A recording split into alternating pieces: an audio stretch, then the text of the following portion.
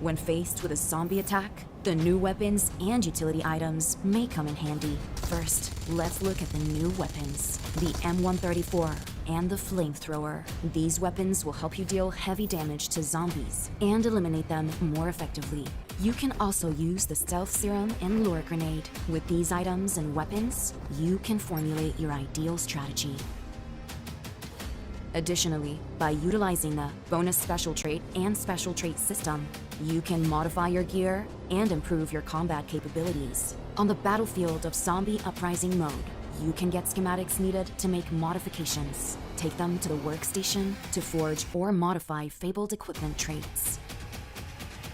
In addition to the new gear and systems for fighting zombies, we made some improvements to the gameplay experience, including a new room feature, a more convenient access tab, loss replays, highlights, as well as firearm adjustments, improvements to teaming up, and more. In terms of weapons, we added faction variants of the DBS and S12K, and existing faction weapons have been buffed.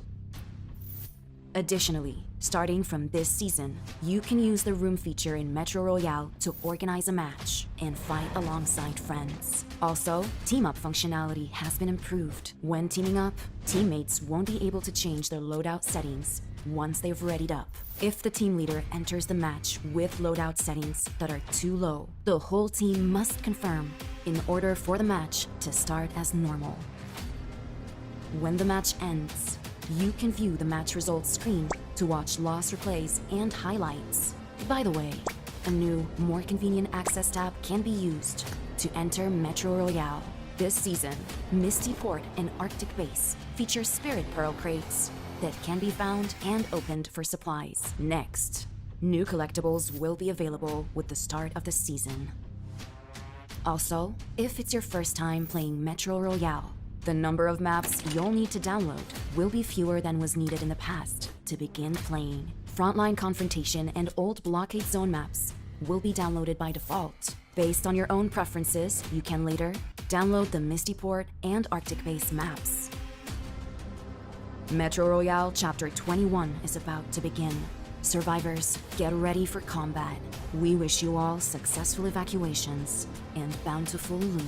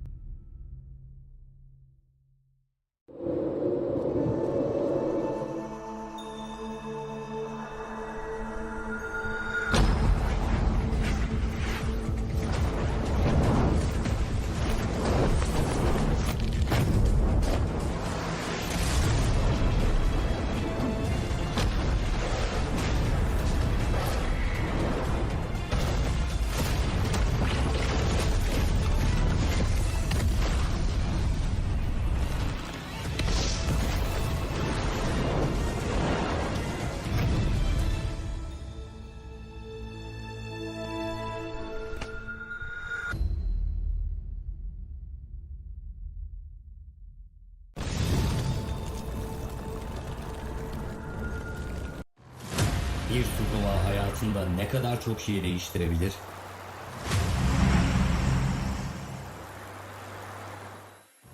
Bir hayali kaç kişi aynı anda paylaşabilir? Peki kaç kişi yükselen yıldızlarda savaşmaya cesaret edebilir? Parlamaya ve e-spor sahnesine adım atmaya hazır ol. Senin sıran geldi. Şimdi sen de takım arkadaşlarını bul. Turnuva adresine git ve kaydını tamamla. Bu heyecana ortak ol.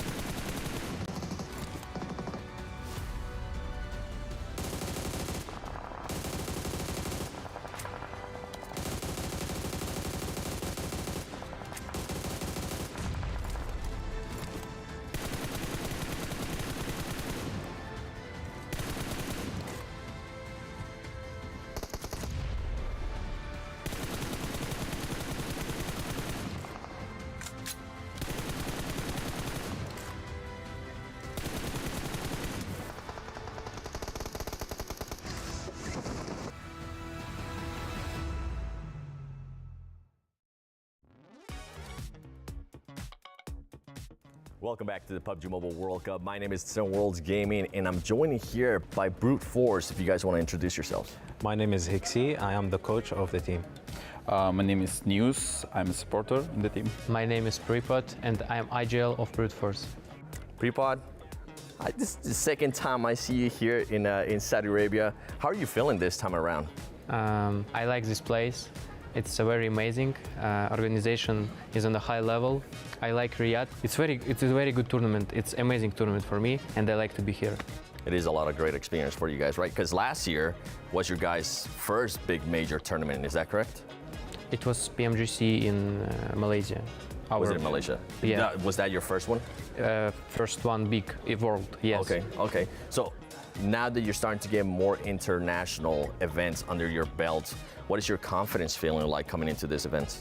On PMGC, we do a lot of mistakes, and after PMGC, we start improving, understand what we need to do about our mistakes, and already on PMSL, we fix a lot of mistakes and make more new one. So now we are preparing better in PMSL. And this time you guys actually have a new player, right? Yeah. And that player is going to be Freezer. That's his first time at a big global event. Last PMSL was his first ever competitive tournament. And he handled that great. Yeah, How do you guys think he's going to be able to handle the PMWC? He will perform good because he is very confident in his moves. Only one problem that he have, it's no experience. But he never nervous. He every time smile, every time want to play. If we lose, he tell guys, go play every time. So it's our power, you know? Yeah. Trust me, he will be young star. Yeah. He will? Yeah. Out of all the teams that are here, which one are you guys the one that are looking forward to fight the most during the match? Alpha 7, yeah. of course Alpha 7. Okay, I mean, they do tend to be more aggressive. Do you feel like that fits your playing style better? A team that's aggressive? It's interesting fight with them because it's very aggressive team. I never meet more aggressive team than them.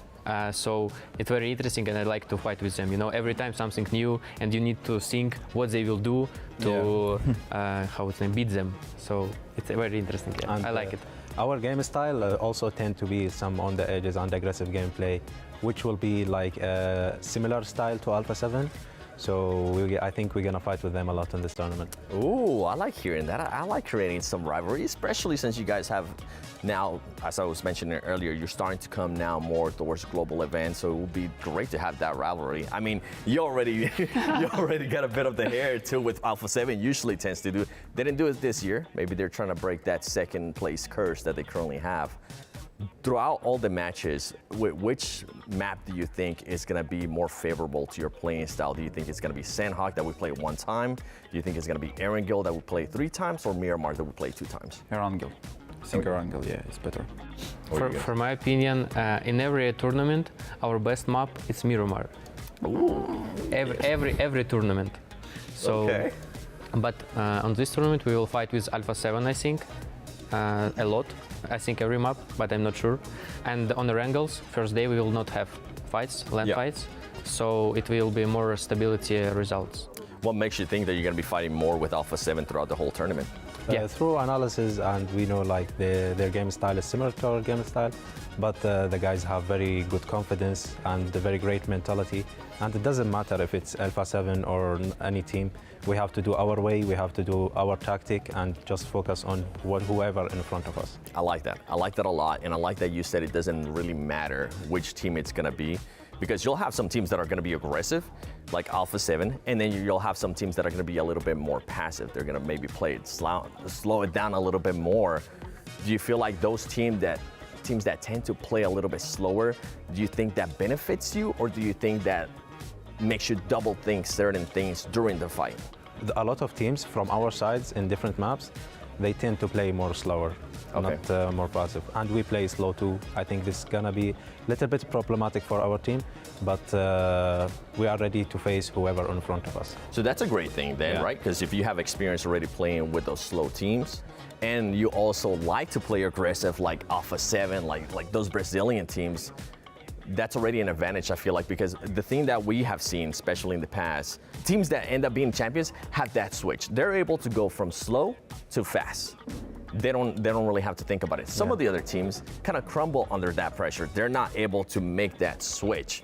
And with you guys, I feel like that's going to be a great Exactly. recipe. We have this mentality. We have good confidence. Each player has a very good gun skill, but in last PMSL, most of the team tend to play faster, and we had this advantage. I think in this tournament, a lot of teams will play slower and play more on the edge, especially from our side, like 4MV in Erangel and in Miramar Alpha 7. I'm not gonna say it's gonna be a problem for us, but we already know that they're gonna be in front of us or somewhere nearby. You already prepare for it, pretty much. Of course. Hey, man, you'll be surprised. Sometimes when people get to a major event, even though they are prepared, they let the nervous get to them. And something that I like about you guys, that we have gotten a chance to talk outside of this interview, is that you guys are always confident. You guys always seem ready. Whatever I might ask you, you guys have an answer for it, and I like that. Let's dial it back a little bit. Let's just have some fun here. What's your favorite gun to use right now in the game? I like M4, but more emotions give me DBS, you know, because when I play instead someone with DBS, I die every time. If I shoot someone, he will not die, you know, every time. So I'm very angry when I play with DBS. I like AKM. Oh, yeah. He's the best with AKM, I swear. Okay, all right. Any like M14 maybe? It's classic. Yeah, of course. All right. It's actually proper used to use UMP and like close-range SMGs, but after he broke some PMSL cables, he switched to DBS. Were you getting some nightmares out of the DBS? No nightmares, but You just close your eyes and all you hear is that. sometimes, yeah. It's not just you, by the way. Of course. It's everybody. Even us at the talent, we're like, all we hear is just that. When you close range, that's literally all you hear. That's all you hear. Will we maybe see any of you guys sniping if the opportunity arrives, especially in Miramar? No. No. We had before the player who play with sometimes with snipers, but now he's not with us. So. Okay, fair enough. And I was asking that question mostly for Hot Jukes because I know he's one of the casters for English. he's been wanting to see somebody start using the sniper like old times. That's just not where the game currently is. And now at an offline event, what is your guys' routine throughout the day? Obviously we have all this media having to do all that, but do you guys still have enough time to maybe practice, review some extra stuff that you need to? We have time for everything, but yesterday we stay in arena 10 hours. It was a little bit hard, you know. After this we was very tired. So we skipped the meeting of yesterday is to double it today and like double prepare for the tomorrow tournament. Right on. Well, hey boys, I appreciate your time. I'm happy to see you guys back as champions of your PMSL, which is quite impressive, and I can't wait to see what you guys do in the future. Thank you. Thank you very much. Thank you.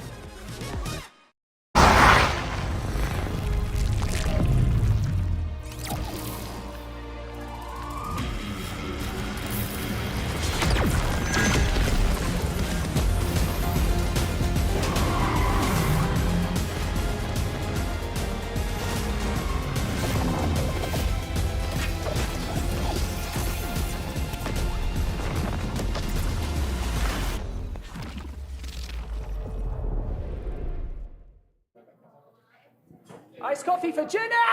That is not a matcha. But thanks, bro. Don't worry about it. Either way, let's talk about yesterday, particularly here at PMWC. Yeah, yesterday was actually quite a surprise. We had teams that had really high expectations going into day two, you know, namely Falcons and Vampire Esports, and they just didn't show up. You know, actually, the teams that did show up, Alliance and Tianba, phenomenal performances. Absolutely amazing. They racked up so many points, and Tianba didn't even get a chicken dinner, and they absolutely destroyed the rest of the rosters. So I'm really excited about that, but you know what happens today? It's the last day of the group stage.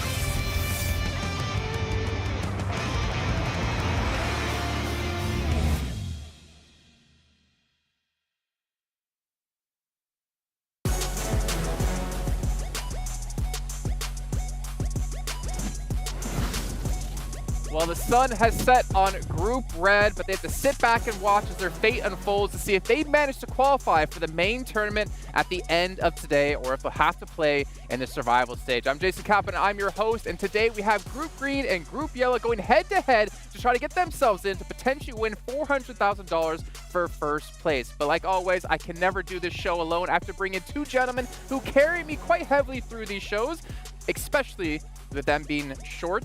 It means they have great lower leg strength. And speaking of short, Seven, how you doing, man? I'm doing great, man. Carry you. I don't think I could carry you even if we tried.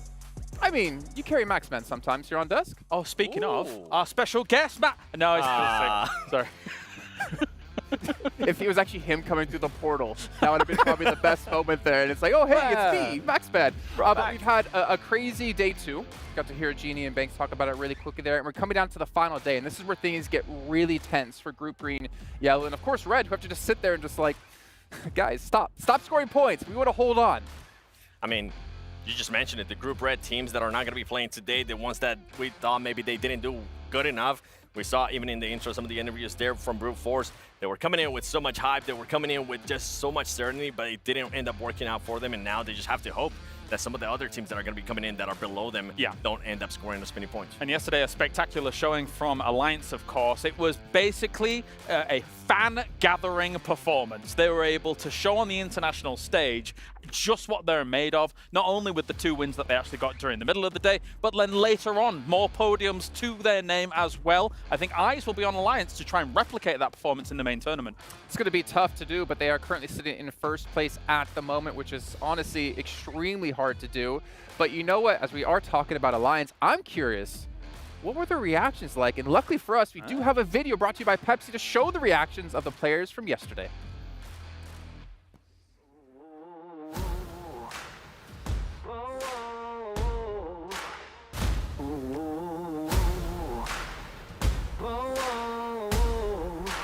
I don't know what you would, but I can't go in.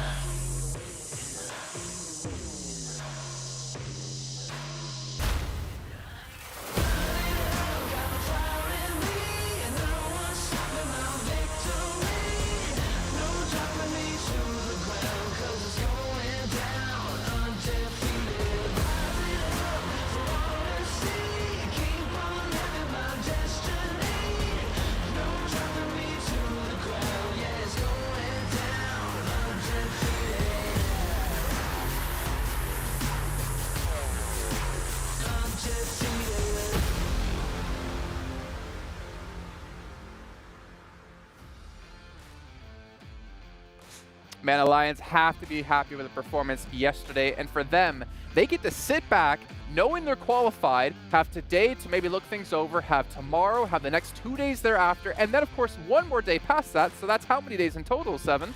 Why are you looking at me? He talks to you, go on. Oh, yeah. Let me ask Max real quick. We know he's not good. That's like 5 days off of them really getting to fine-tune their gameplay and figure things out of what they can do to potentially take home the trophy. Like, this is the perfect situation to be in if you're Alliance. The thing is that I think that they are currently leading the approach to the tournament right now. If you're thinking about all the other teams, they're not utilizing the same kind of splits that Alliance were in those first 2 days. So teams are going to be looking at them and trying to emulate some of that and put that into their play for the main tournament. I think that was the most impressive out of them, right? The splits that they were able to do, but not only the splits that they were doing, how proactive they were being while doing those splits. I mean, we saw some of the players being able to get different angles, keeping that proactiveness going, making sure that whatever happened towards the end of the game, they were able to secure that chicken dinner. Yeah, and Klook taking our MVP spot yesterday too at the end of the day from Alliance. They pretty much went out all green, even though they're from Group Red. Catch what I get said there. But we have Group Yellow coming, as you can see here. We have Alpha 7, Boom, Kagasaka, DRX, Inko, IWNRX, Moneymakers, and Power. Now, a couple of teams out there we're kind of writing off. And there's a certain team in particular. We're not going to talk too much about them. But for your DRXs, made this an opportunity for you to try some things out, to look forward to what's coming up in the survival stage where things just get that much more difficult. Yeah, one of the things we need to focus on about our 1 through 8, of course, is the fact that there are some teams in the danger zone from Group Red, right? If you think about, I would say D plus Kia down. Even though D plus Kia was first place after that first day, it was a bit of a dramatic fall off from them.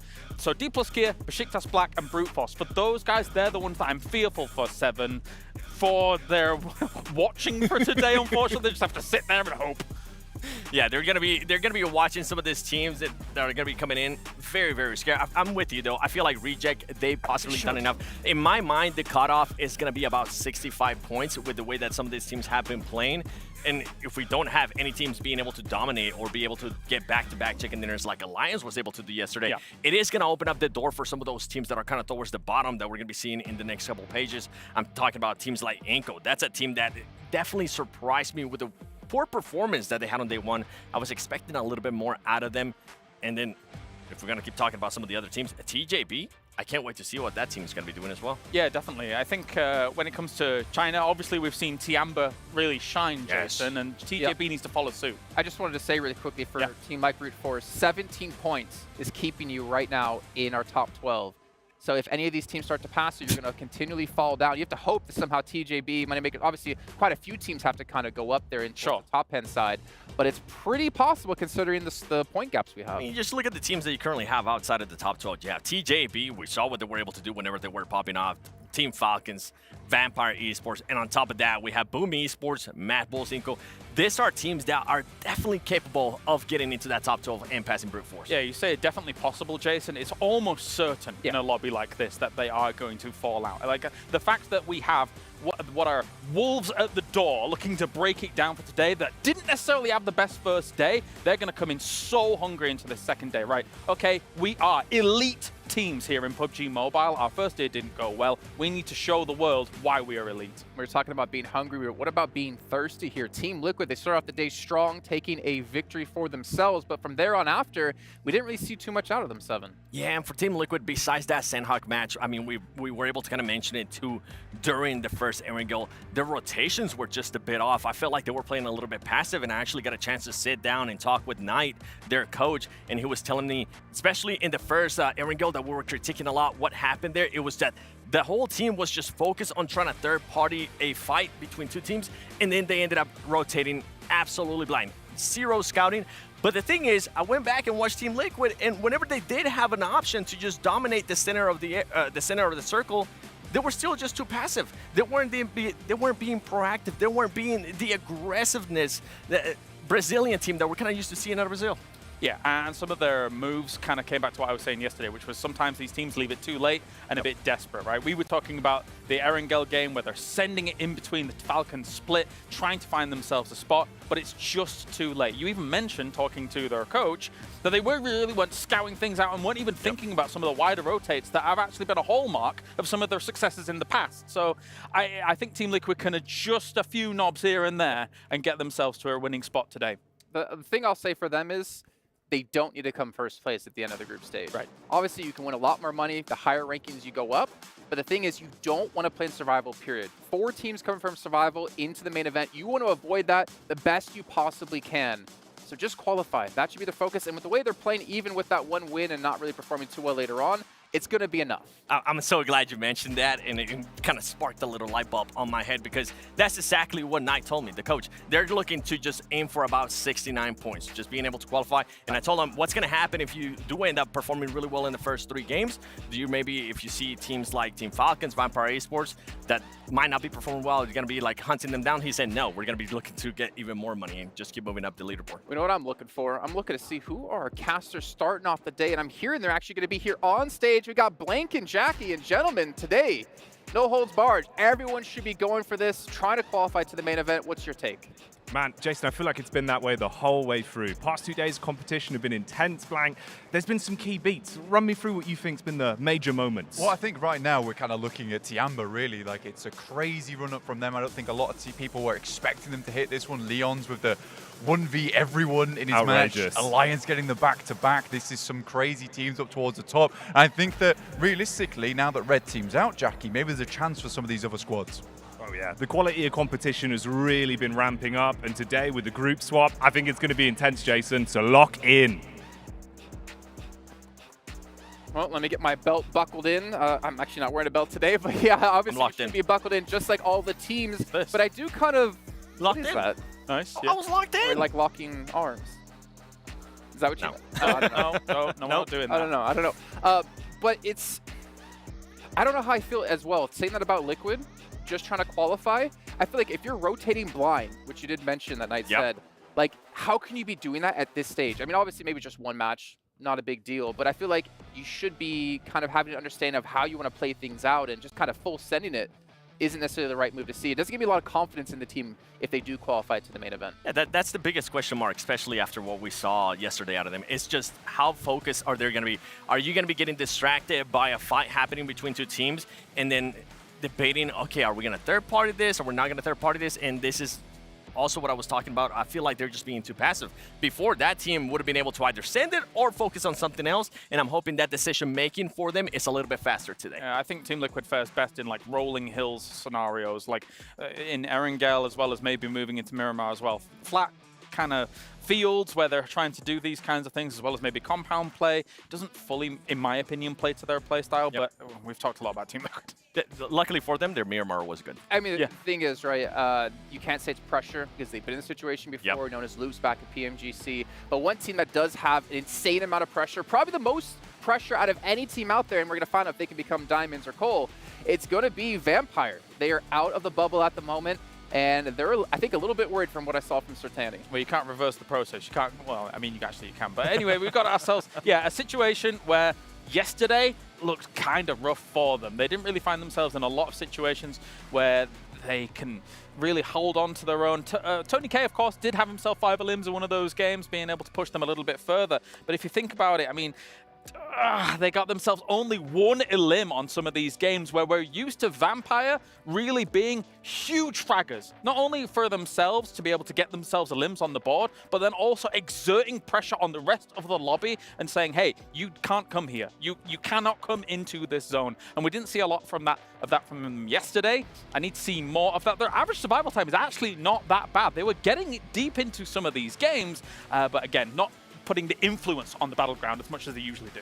And I'm glad you brought up Tony K, because he did end up getting those 5 eliminations in that one match, and for the whole day, he only ended up with 7. So he was pretty much, he ghosted the whole team for the rest of the day, and I feel like we keep saying this over and over again for Vampire Esports. They definitely need to have Tony K being able to perform great, being able to frag out like we're used to seeing him. Just to put a kind of stop on that for everything as well, Jason. Again, here for this for PMWC for the mid-season, this is their toughest challenge yet, and they have to rise to the occasion because, again, in terms of invitationals, in terms of qualifications, this is the hardest task that they're ever going to have on this stage so far. Well, they were the trendsetters back at the previous mid-season events. Let's see if they can be a trendsetter today. For you guys at home or watching, you can hear our predictions, obviously, about who we expect to do well, who to potentially qualify. Want to hear what you guys have to say? You can head over to stcplay.gg and get your predictions in. But as you can see behind me, we got 8 seconds left to go. It's the final day of group stage here at the PUBG Mobile World Cup. So let's send it on the stage so we can kick some things off.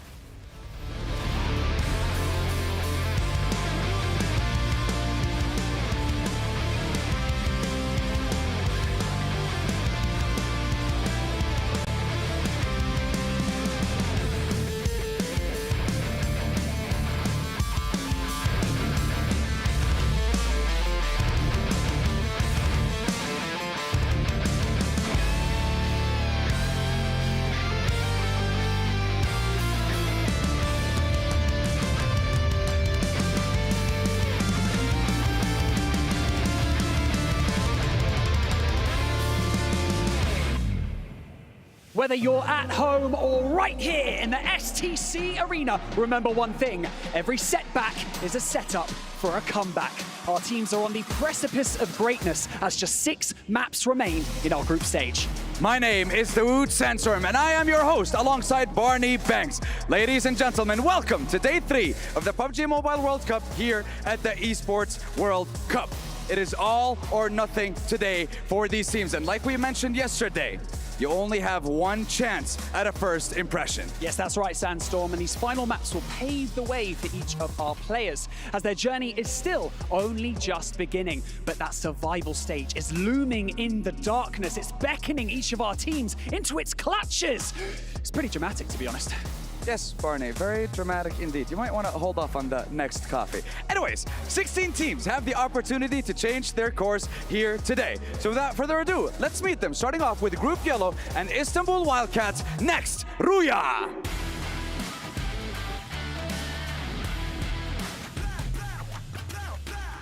Power Esports! Boom Esports! Money Makers! DRX! Alpha 7 Esports! CAG Osaka! And finally, Inco Gaming!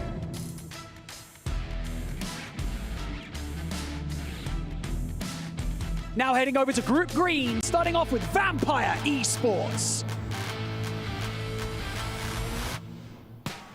Alaula IHC Esports. Team Falcons. TJB Esports. Talon Esports. Team Liquid. Mad Bulls. Harami Bro.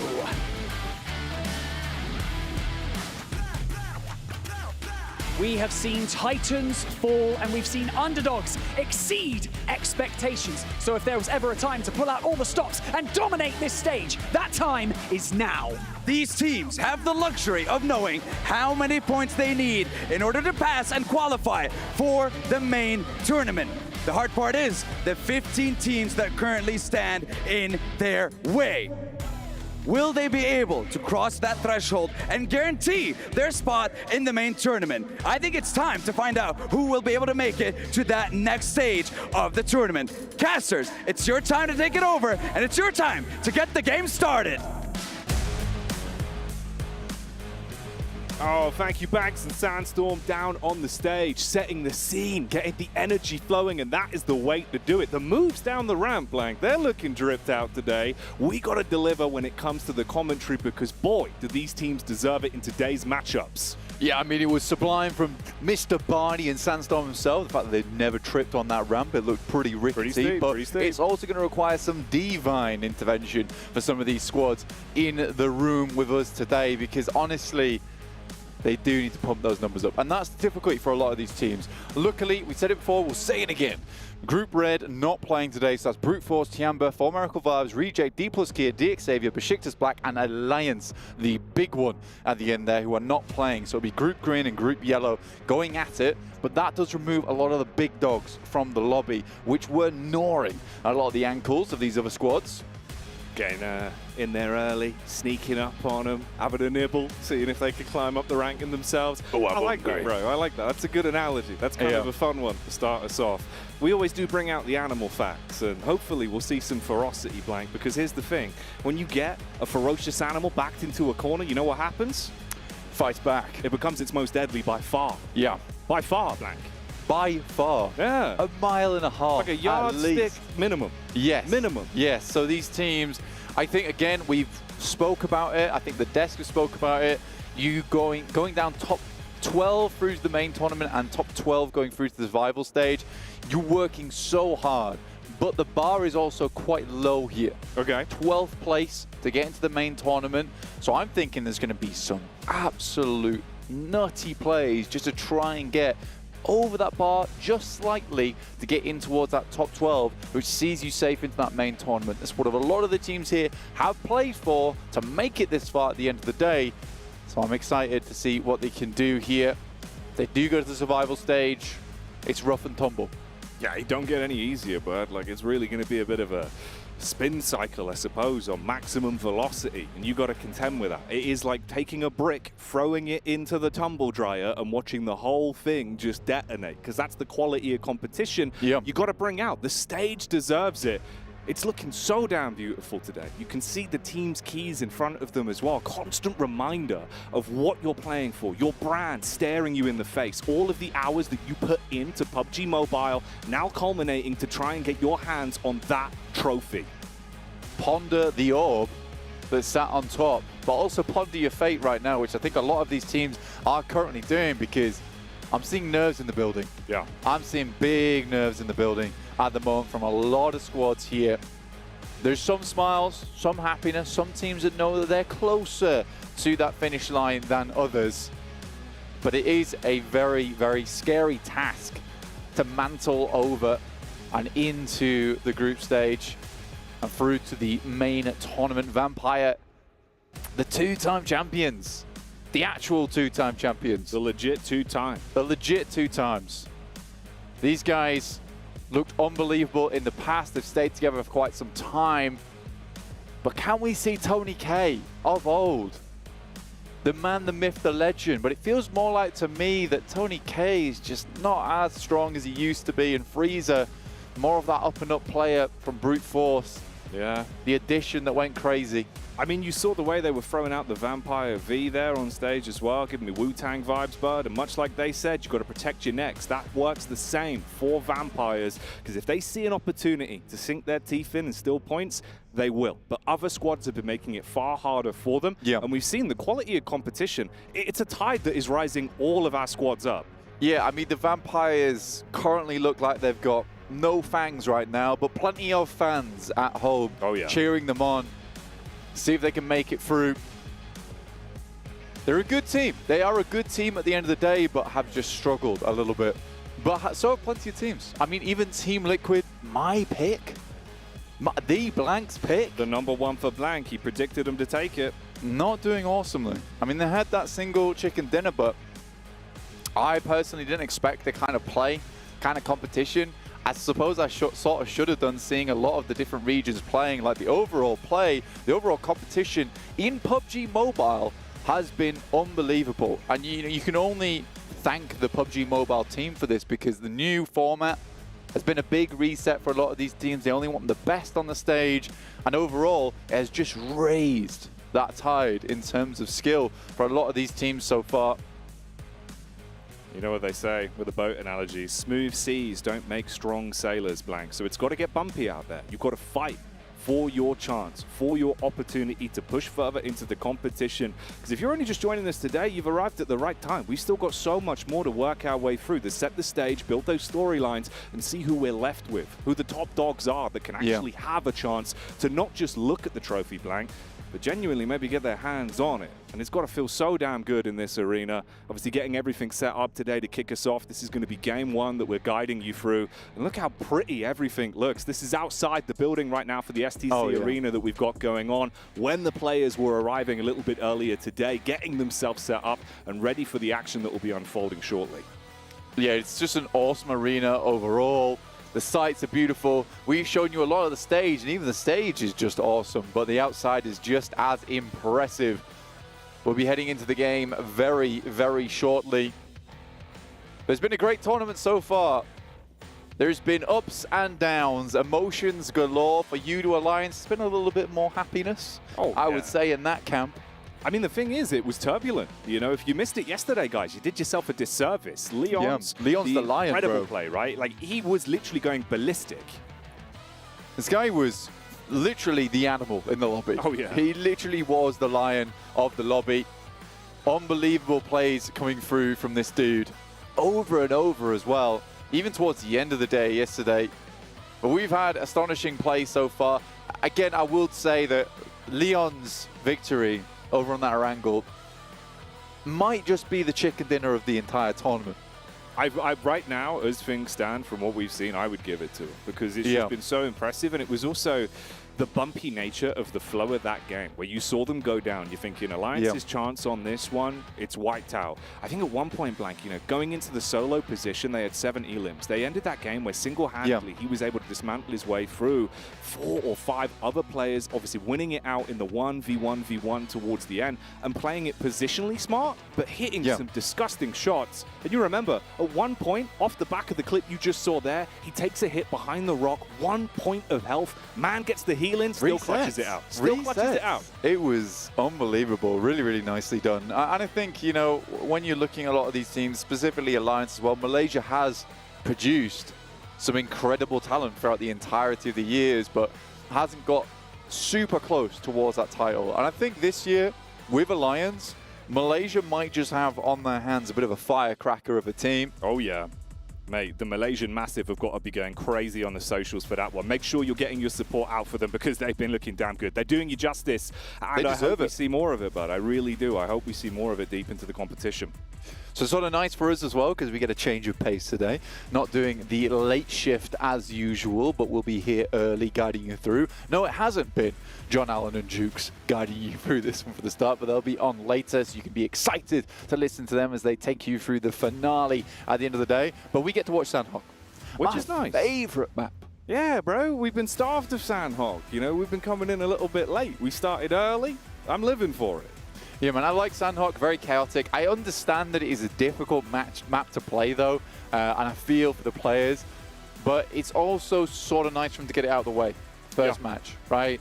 Would have been cool for having it like in the middle of the day, but I think in terms of a tournament setting, it's good to have it at the start. You get rid of your most, let's say, statistically skewed map, right? Because it might be where you get into this one, you get unlucky, you go out, you lose your points. But you don't want that to be happening at the end of the day. You'd rather be that the first match, and then you can just reset off the back of that one. So I think most teams happy with the way this one's playing out. Into double Erangel after that. And then we'll see you flying into Erangel and the dusty dunes of Miramar to finish this one out for the day. But I'm excited. I'm excited for this one, specifically because Group Red's not in. It's going to be a whole different lobby, essentially, to close today. Let's queue them up then, back at home, whilst we've got a few seconds blank. Big changes to look out for, notable squads that are coming in off the back of the group swap once we get into the plane path. So obviously yesterday we had Group Green in, but today we'll have Group Yellow rejoining us. So that's Boom, Kagasaka, DRX, IW, NRX, Alpha 7, which is the big one. That is the big one. It'll be the Brazilian boys versus one another in Team Liquid and Alpha 7, trying to challenge for who's on top on that side. And currently Alpha 7's looking fairly nice in terms of their point scoring off yesterday. Team Liquid not too far behind, but not quite as impressive at 37 points. Moneymakers back in.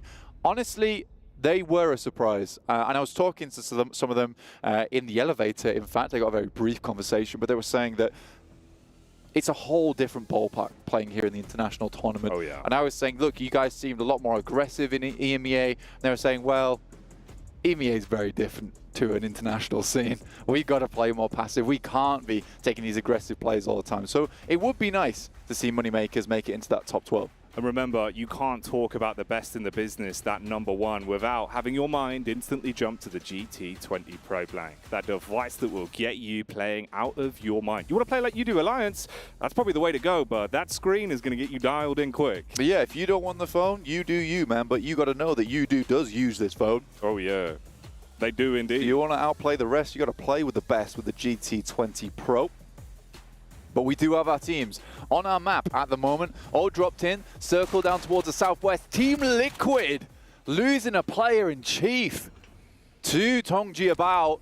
Only we'll take him out there. What an unfortunate start. Again, it feels like Team Liquid's constantly playing with 3 players. Man, it's been happening time and time again. I think you really have cursed them with that #1 spot prediction, but it's unfortunate. You know, Team Liquid liquidated. They've been put into the TJB banded blender and turned to a pulp to start that one off. So down to a 3 immediately. Same side of the coin for either one of them, though. That's 3 players alive for either squad there. And dropping in with 3, potentially. I'm not sure, because I don't see another elimination on the board. Curious start to the day. Alpha 7 over on our eastern side. Kampong Lakawi split. I like this one. It's a very aggressive split, in fact, I would say. Because usually you would have a team in Kampong that might switch up over towards the Kawi. You look over that ridge side, you get an easy pick off of the players. But I do think that if anyone can do it, it would be Alpha 7 for me that would be able to make that hold in that position. Every single one of those players is fairly confident with how each other players can respond to those threats. But we do have Inko on our screen, creeping up over towards the Mad Bulls, hoping to shake the boat for them a little bit with this nade. Oh, that's a perfect 3-pointer. Money ball coming out for Inko instantly. Straight through the window onto Tulika. Looks to confirm that one, and it's done. I mean, there's a nice bounce back with a nade, but it's going to go wide. Fleet Case looking to try pick up the response, but he's got out, Blank. He's already dipped back. I mean, the response time was horrible on that. Fleet didn't even try and help his boy in Tulika. I understand the rest of his team's not there, but it seems like it was just one assailant. Vehicle comes through, though, will flatten him. Okay, the Bonnet getting some splattering-based action in to kick this one off then. We told you it was going to be a bit of a spicy day, and off the back of the drops, it's going that way. Elevated angle going to be utilized. You've got a nice spread here between the 2 sides that are locked into this encounter. Inko looking to play with the elevation. Balls clearing around towards the wayside. Few bullets coming in downrange. Trying to cut him off the angle there on the rock. Zerich, low HP, no meds to be spoken of, and one nade to change things around. But it's English who gets taken on from behind. Vitali, a great angle he's been holding. Swooped right towards the backside of this team. And they lost a player, but it's feeling like Inko should get a full reset on this one.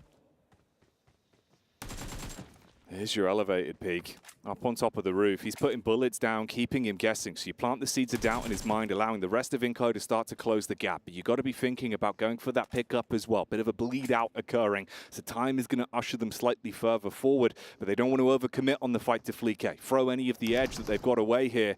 You take a few pot shots. No one over engages yet. But time's getting pretty close on this. Yeah, Nunez desperately wants to get in here. That's a nice nade sent over the top, actually. I really like that. Followed up with the immediate push. Yes, you'll take a frag off the back of it, but getting the Nabete back up on his feet might be quite difficult now, so the teams will have to respond quickly, but Zerich is not making this easy. Oh, Zerich going in. So much damage off the back of the engagement. Clears onto the first. They're quite low as well. There could be a build from it, but no. Back in the line. They shut down the Mad Bulls. Oh, mate. Oh, dude. He was on it. He was on it. It felt like he had him. He's gone. I think he's pulled off the res there because I'm pretty sure he started it. But that wasn't a case where you could fumble. Oh, and then I bet he's got to be furious on that one. Oh, bro, that could have been the full reset. Fix things up just at the last second. Yeah, it was a really good fight from Inco as well to hold that one down. A lot of very smart plays too coming out there. Can see why this is an international lobby too. We got our circle over to that west side we talked about earlier, but not very decided on where this one's going to end up. Very much one of those annoying circles where it could head northwest, southwest, or east, and every single one of those is cut in between by the rivers. That's where those bridges could be far more awkward, the choke points that will really force your hand in some of these engagements. That was a nice little opener, a little tipple to get us started, mate. Some aggression to kick things off, some encounters that potentially have benefits for others, whereas definitely negatives for some. Liquid will be frustrated with losing one man off the back of that opener. And Mad Balls, you just got to sit on the wayside now to kick off the day. So rather than getting the energy out there, warming up a bit, setting your pace of the day in terms of your play, you just got to watch, Blank. Yeah, I mean, Mad Balls coming off yesterday with 24 points was really not ideal. Some very unfortunate exchanges there. We talked about the fact that, you know, Leon's basically ruined the entirety of the day for Mad Balls. They could have had a big game. This could have easily been a game where they had another extra 10 points set on board, but picked them apart there. So going out early in Sandhawk, yes, it's one of our more unreliable maps in terms of picking up points, but still, going out this early without even confirming the flush, that's tough. I think they do get one elimination off Nenebete, but that is it. 25 points is not where you want to be. It's Vampire Esports, though. 16th place currently, 26 points. Now, if you all remember correctly, Vampire Esports are the comeback kings. Yeah. Let's be honest with you. PMGC, very much down and out. Satani goes to me. Yeah, we're not done. Probably at least a top 8 for us, actually. And they were very far down the tables. They finished that final day, 8th place. Whew. I think that was a good result.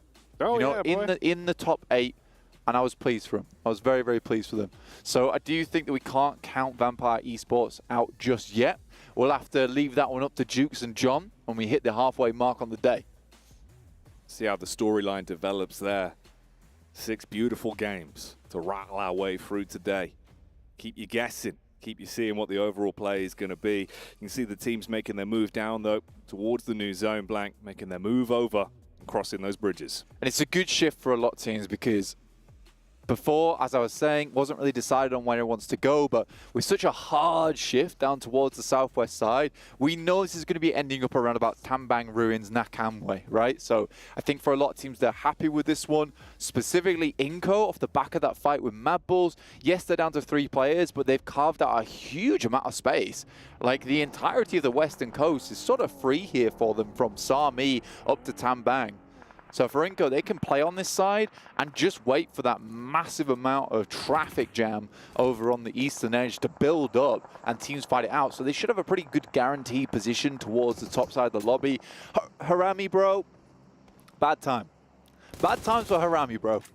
Yeah, the bros are right now looking at each other and saying, bro, what is happening? Very, very much so. Yeah. It's not great. Currently down in 18 points after their initial innings yesterday. I think they had some good moments, but in my mind, it's just they're not where they need to be right now. I think the issue we saw yesterday is that the misplays outweigh the benefit of when they did have those highlight moments, right? There was a few instances where they definitely could have set themselves up for late game, play off the circle, and they kind of got overzealous with their rotates, and it just came back to haunt them through and through. So yeah, you got to resolve those issues before you worry too much about anything else. But have a look at this, up on the hillside, Vampire Esports. They got that gold emblem, and they're looking to go bold when they push out on the engagement. Chip damage going across, you're getting the knocks in. Nades are soaring over the sky. It's a ridge angle to fight up as well. Trying to close the gap now, but you're just eating shrapnel as that one's going to land on Koa and start to thin the herd. Seems like it was foretold that these guys would be taking a bit of a comeback here, but Bishke's not been spotted. This is awkward. There it is. He goes. We'll be leaving behind the bark of the tree. I'm feeling the bark of the bullets there coming through from Newsy. Nice to see this guy in and performing. Always been a big fan of this dude. Vampire Esports should be picking themselves up 2 solid eliminations. And the Moneymakers, who are a big fan of this map as well, will be heading on with just 2 here. This is very far on the eastern side of the map, not quite out the blue just yet. No, you got a whole drive ahead of you to get back into that safety net. An unfortunate way to start things off for them. We got to look back onto what occurred with Bro as well when TJB played it perfect with the cover. The old pop-up surprise, hit him with the Jackbox play. Yeah, it really was, but they weren't looking like clowns when they jumped out that box. They were looking like absolute eliminators, so very nice to see from Tong Jiabao. Not a bad team by any stretch of the word. I mean, 39 points right now. They're doing well. They are doing very, very well. So our PEL representatives came to this one, heard a lot of the banter about China not being as strong anymore, and have just annihilated this lobby. Tiamba definitely up towards that top side. QZ with his nose in his phone. I don't know how he sees anything, but he seems to see everything when he's playing the game. Hey man, you can't deny he's been getting results from it, so fair enough. Works out well. Oh. Cheeky rotate on a move there, Moneymakers, as they were forced to just bail out. They know their main focus is just getting somewhere safe to try and take care of themselves and reset.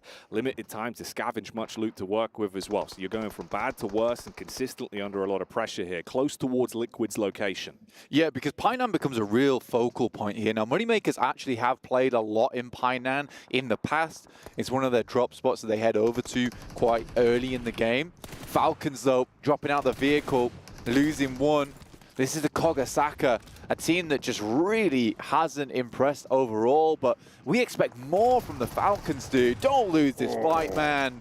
Oh dear. I mean, there is room for the trade and maybe a bit of a bigger play off the back of it as well, as Top turns the tides when they come running back in. It looked like they had set themselves up for that. That was the Osaka gut punch. Now you're just taking hits from all over the shop. Other teams getting involved in, well, keeping the issues going. How do you even build back from this? Man's got a DBS. Whole squad's gone down. You felt like you had control of the compound. Falcons have reset from it, and they've got the nades to play off. I don't know about this one, bro. That should be a nice nade. Doesn't go far enough. Kogasaka looking for the DBS through the window. Oh, gets top on the jump shot, but will be shut down pretty instantaneously. So Falcons live on with the 3. Top takes 2 of those eliminations. Icy on the lookout, though. Playing overlook for the rest of the team, ensuring there's no rotations coming through. But yeah, this is quite a pleasant part of the map. If you're a team like DRX currently holding some of these compounds on the outside, Inco as well, these are the type of positions that can win you games. If you can live in Painan, though, if you can hold out in Painan, you know, there's a lot to be said about that spot. It just gives you so much protection. The issue is that it can field a lot of teams. So he has a little bit of a squeeze in that spot of the map. If you're okay with that, if you like to go on the underground in London, you'll be fine. Mind the gap, because there isn't many of them. You got to squeeze yourself in like sardines. And I suppose here's the benefit, right? You know, I feel like Falcons might have gone down in that engagement if Max Man was in the building, but there's no Max in the building. So there's no curses floating around. There's no curse. There's That's no what curse. I mean, bro. Maybe this is how they do find a bit of a way back into it. You can slow it down. He's on his way, though. Is he? Yeah. Well, I hope they better win this game quick then. I do interact. Now, there was a curious thing just in the terms of the body language. Talk about the circle in a sec. Hey, nice shot from nice Top shot. there. Yeah, I mean, Top was one of the sickest players in the game for a long, long time. Looked like he could take on the whole lobby on his lonesome, but since PMGC, I think it's really hurt them in terms of not winning twice in a row where it felt like it should have been theirs. We predicted them every single time as well. Like, look, man, this should be your fight to win. But that's just what happens if you lose enough, where there's so much pressure on you that people are saying, I don't know how you lost, you should have won. It's getting a 2nd place and 4th place, which is not bad. Yeah. In a tournament with prestige like PMGC, it's just rough. It is very, very rough. But hopefully the hunger is still there. Anyway, as I was saying, over on the eastern side, we do get a Painan finish. So this does become a huge point of contention. IWNRX, Swain hits one, doesn't win the second trade though.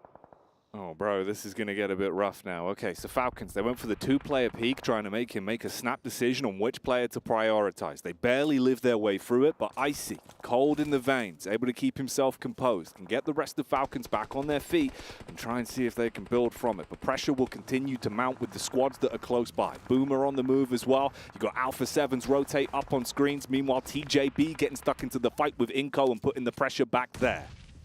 Yeah, Alpha 7 were very close to Inco for quite some time, and they sort of just let each other be at bay, essentially. And Alpha 7 rotates bound towards that south side, picks himself up a compound. I don't mind it. Boom, though, up close and personal of IWNRX. There's still a player down, knocked. This is a tough fight. Zedwolf close, though. Oh, Boom. They want to bring the punch straight to him. The DBS is pulled back out, the clap on response though, and issues are being found. The bonnet action in response, clean crew action with the shotty as they make that one look relatively easy. They can still fix the issues of the damage done. Moving forward back into the zone now. Oh dear me, Alpha 7. This is classic behavior from this team. You rock up, the team's gone before you see it, flashes before your eyes. The Alphas back in action. Started on day one, but they're here to clean things out in day 3. Team Liquid, though, still holding on, and they have the outside track here. They're on the south side of Painan. They hold the crossing. They just need to hold strong. But again, so much more difficult without the sightlines. And you need those sightlines in Painan. Losing a player early might just be the thing that hurts them the most here. And this is a rough one for Talon. They saw Boom coming down the hill. They take the fight towards them. They try and dip back in for the hill, but Al Haji from Power had an angle to confirm onto that one. So Talon are now gone in their defensive maneuver. In the back line, it's IHC starting to move on up as well. They've spotted a way to peek around this rock. You've got a throw of nades coming back to try and blow away their pathway. Meanwhile, Alpha 7 still getting stuck into the fight as well from the side and keeping the pressure applied from all angles. There's no easy way out for them. Hey, this is becoming hellish. I mean, DRX getting rinsed like dirty dishes here from IHC. Quick switch back to the side. They spot Boom out in the distance. Tough rotation for a lot of teams on the northwest edge. I think Frenzy's just about done here. Yeah, Razy does go down. And IHC will remove Boom from the equation. Power, Falcons did make their rotate in towards this location. A 2-3-man team defending off against the world right now. Falcons, can they soar in this engagement? They're taking the initial shots. They're trying to keep that pressure on. Don't allow Power to peak and feel like they're comfortable. But look at this man, Al Haji, moving through the building, trying to lay low, see if he can crouch in and make the right play when he goes for the pounce. You got the shots around the corner from Nurzed. Icy with a follow-up nade as well. Top comes in on the DBS and starts to cause issues up close and personal. Power, they've been switched off. Cut the cable on that one. Falcons up to a staggering 8 eliminations on the match. Fielding Nurzed as well, which I like to see. Bringing the boy back in. He's an incredible player. And he's proving it right now with the rest of the squad. Saw them in some pretty heated discussions backstage, talking out their strategy. Looks like that's paid off now for the Falcons. Survival of the fittest, and they're looking strong at the minute, racking up some points and still keeping themselves in good standing with the overall split in the battle of attrition. But it's not about numbers, it's about the circle blank. Look at the shift we've got. That is a nasty shift for a lot of squads to play around with. Moving away from Painan, where that was basically the safety net for so many teams. They'll have to push out into fairly open ground. Now, most squads will want to try and pick up as many points from Painan before they leave because they know that crossing is going to be tough. Yes, they'll be moving out into forested zone, which might give them some cover.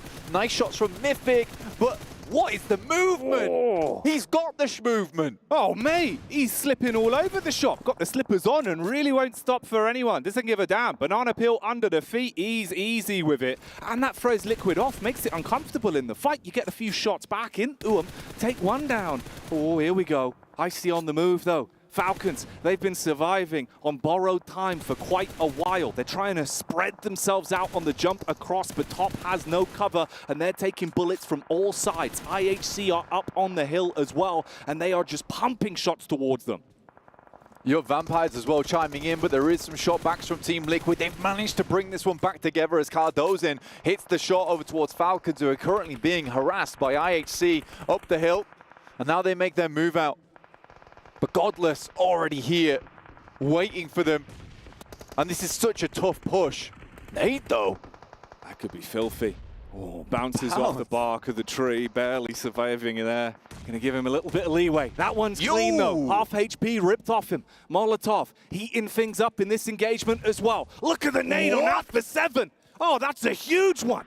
Blows him out of commission, and the pressure is now being applied. Liquid look to close the gap. Out for 7, up close with the shot. He clapped back instantly, but you've got a barrage of nades being thrown in. You've got to try and play medic, make the right decision on this one. See if the nades will buy enough time for it, but they're pushing up. They've got the side angle. That's a nice connection on the first as well. Drops him to half HP. He knows he can get in and go aggressive on it, Blank. Ayala's got to go crazy in this moment, playing around the smoke, being ethereal here. Cannot hit the S12K shots, runs out of ammo. Brazilian on Brazilian action here. And now for 7 goes down, quickly mopped up by the IHC crew. And now the battle between the rocks and the compound, which is sturdier. Man, these nades, teaching everyone a lesson right now. Godless with the holy hand grenades, blowing everyone away and causing issues inside the battleground. And now it goes down to this, IHC versus TGB. You got the angle set up, playing off those different positions. IHC have been looking kind of mean in some of these fights, Blank, but both squads looking relatively evenly matched inside of this opening game of the day. Alula, IHC open things up with an 11 elimination game. But it's TJB that's got to come to them as the circle moves up towards the north side. Can they handle a push like this? The geometry here, fantastic. But already, Flower down from TJB, a bad nade and a bad miss. Oh, it's going to make it more awkward. Pressure potentially getting to them, and the zone nipping at their heels. Look at the position you've got to play with. It's so uncomfortable. There's basically nothing they can do from this spot, and IHC damn well know it. As they go running on in, and IHC kick off the day with a chicken dinner. 15 elims there. To finish things off, Alula IHC, what a game from them. Topping the charts right now, 66 points after that match. That is unbelievably well done. A really, really solid change of pace for them as well. Just pushed over towards that side. Yes, they got the circle in the end, but I really like the decision making. Head over towards that rocky face because they knew there'd be so many teams coming out from Painan. They wanted unpredictable angles to play off the back of. They even push out over towards the hillside, so they're proactive in their gameplay. Very, very nice play from them, and Godless has been on point throughout this entire tournament. Man, his decision-making on that one, pushing ahead of the squad, getting stuck in with the utility usage, but also his gun skill as well. Yeah. Proving so lucrative for them and setting themselves up for success. They were just dialed in when it came to decision-making of who they needed to prioritize in those fights there. That's clean to watch. It's frustrating for Team Liquid, I would say, too, because being dropped down to 3 players so early there is very rough. Considering we saw how they were managing 2 fights at the same time when they were in a horrible position to play in.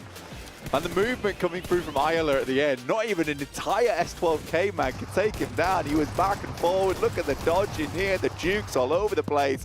Swaps the mag, and we'll find the elim. But TJB just looks scared. Yeah, and no really wonder. did. IHC looked very scary. And they were Lanimals. They were Lanimals, unleashed, just taking confidence inside of that one. So yeah, I mean, how do you clap back against that, bro? You could see where they were like, I don't know, the nades have gone wrong. I'm scared. Absolutely. The fact that it bounced back off the side, I think that just throws you into disarray there because you can't even move around the side. In the meantime, we're going to move right to a break, and we'll be back soon-ish.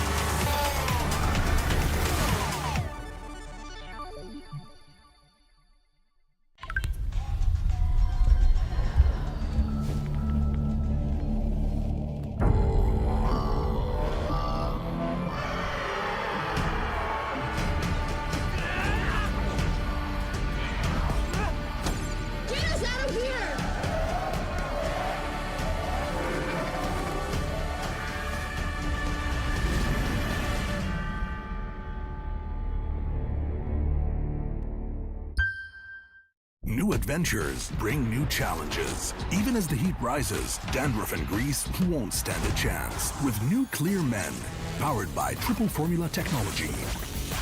To eliminate dandruff, itch, and grease, gives you 8 hours of freshness and 100% dandruff-free hair.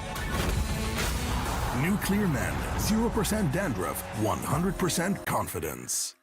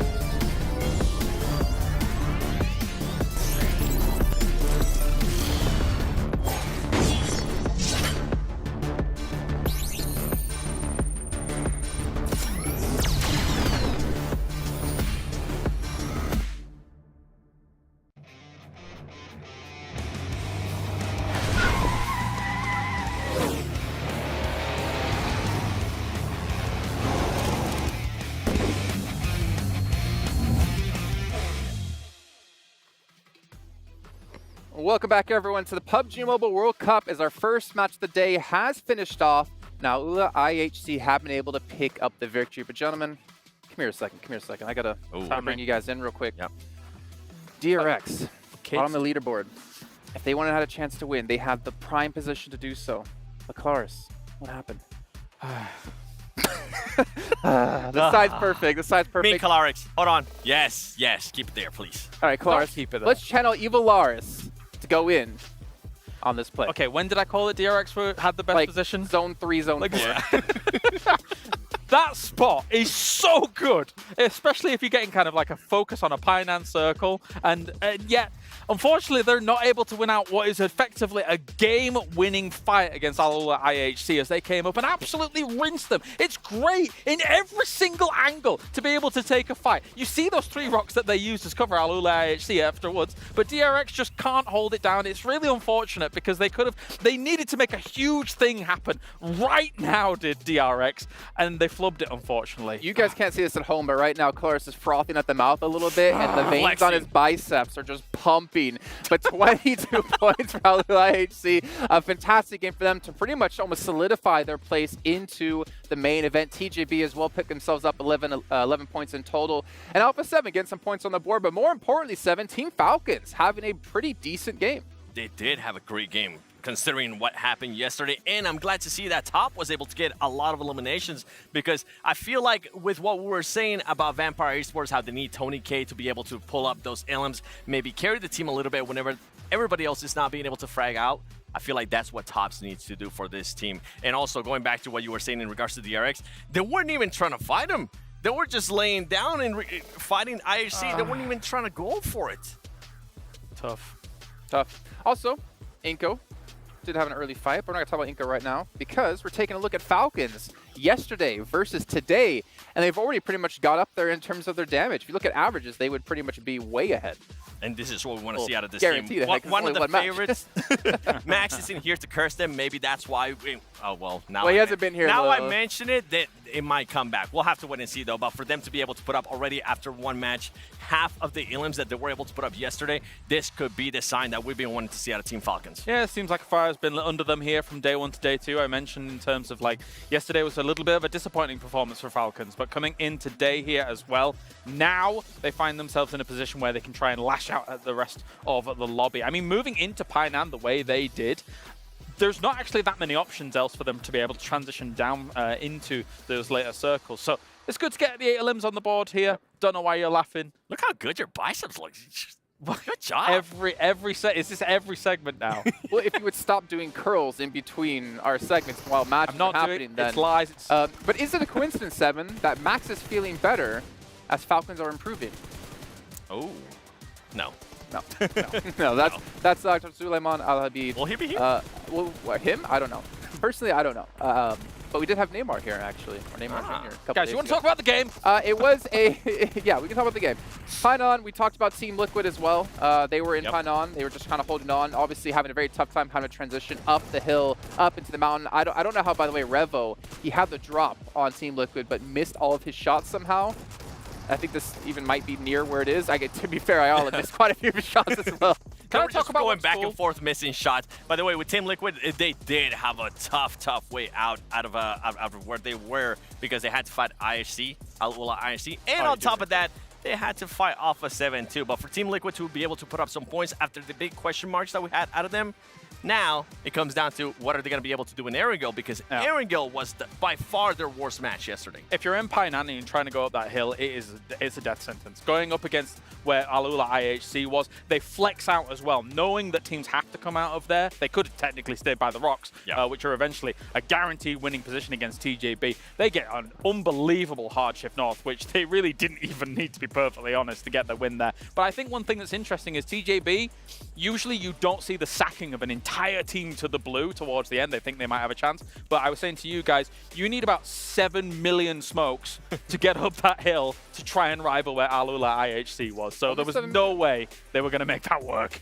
Nice. Take a closer look here at the stats in this last match here for Al-Ula IHC. 2,100 damage done, 12 eliminations. And something I wanted to point out with this one, as we kind of brought up yesterday, Seven, is that one thing we heavily criticized this team on was just going for eliminations in PMGC. But the turnaround we've seen out of this team from yesterday and today is that they're definitely focusing more on placements now and letting the limbs come in through that way. Yep, it does feel like that. It does feel like they are focusing a little bit more in placement, which is good out of this team because we know that they can definitely frag out. And for some of the other teams, I mean, we're looking at the performances that we saw yesterday at Tiamba. If for some reason today we start seeing a performance like this from Al-Ula IHC throughout the whole day, could we possibly end up with the new first place? I'm actually looking forward to it. Them damage numbers are not Sandhawk numbers. That's beyond Sandhawk numbers here, Jason. That's you know what I just realized, by the way, is that you guys are positioned directly in a line right in front of me, but I can see over Seven's head to see Kalaris' face. It's great. Take a look at our overalls. So you can see Alliance obviously not playing any more matches, but Al-Ula IHC have been able to move themselves up into 6th place, which means Brute Force has dropped down onto the 2nd page here. So they're going to be qualified through here for Al-Ula IHC, and now D+, Besiktas, getting a little bit worried for them. I mean, with the games to play for Al-Ula IHC, they're basically guaranteed to make the main tournament here. And this is a team that actually, I mean, I had actually some question marks coming into the... I said that they weren't going to make the main tournament, which was my hot take, but they, sure as anything, shut me up. And that's great to see, because you want the world champion to be able to represent. You want the world champion to continue on kind of looking strong at these big tournaments. And that's what they've done, especially in this last game. It looked really, really good about when they were taking fights, how they were taking fights, and their knowledge of the terrain. And I think you were completely fair in being harsh on them and saying that as well, considering how they played at PMSL, how they barely qualified into this event. But take a look here at the 2nd page. You can see Brute Force has dropped actually into 10th place because Alpha 7 has surpassed them here. Team Liquid right on the bubble as well, with TJB right ahead of them. And it's just a matter of time, unfortunately, I think, Seven, for Brute Force to fall out of this top 12. Yeah, Brute Force is definitely not going to end up making it with the way some of the other teams are performing. And on top of that, you mentioned it too, Besiktas Black, on top of that, D+, after having such an amazing day one, it's going to be such a shame when they end up getting past, because, boy, they had a horrible day yesterday. And right here, a team that I mentioned earlier that I kind of wanted to see what was going to happen in the first Sandhawk, Inco Gaming, continuing on the performance that we saw out of day one. And they ended up losing the fight to Alpha 7. But they did destroy Mad Bulls, to be fair. Yeah. That looked pretty good. Yeah, I thought you were going to get a little bit more out of that one. Nah, I wouldn't. I mean, where they currently are, if they would have been a little bit higher in the leaderboard, yeah, I'll be probably a little bit happier. But where they currently are, they need to win fights with Alpha 7, against Alpha 7 as well. Yeah, one thing that was a bit wishy-washy about that fight at the beginning is everybody's coming in intravenously, one after another from Mad Bulls because of the separation. Right. Everyone's trying to kind of split loot. Oh no, we're suddenly in a fight. Okay, let's try and somehow recover this position. So it was a bit scrappy. Vitaly with the off angle, though, to finish things up was very nice. He just barely didn't get to one of the reses. So they could have been in an even better spot had they finished things up just a few moments quicker. What I will say is it is Sandhawk, so not too worried about that as we do get into our triple Aaron Gills. But before we get to that, I got to remind you guys at home, our Violet Thunder set, our PMWC set is out for you guys to pick up here, which incorporates aspects from the PMWC trophy. You can see the sweet little W's on the back of the jackets. Honestly, the set looks amazing, and you guys need to make sure to pick this one up because you are going to eventually run out of time. Eventually, it's going to be gone, and you won't have the opportunity to use it. But for us, for now, it's time to head back to our casters to kick off our second match of the day with our triple Aaron Gills with Blink and Jackie.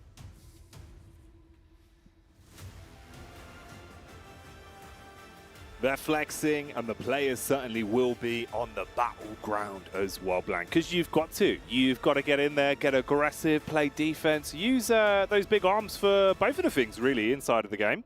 Yeah, just don't grip the phone too hard. No, don't break it. Don't break it. That would be silly. We know you're all super strong at the end of the day. The whole scene is. The whole scene is. Just everyone yoked out of their minds. But you will have to be definitely yoked out of your minds in these final matches of the day.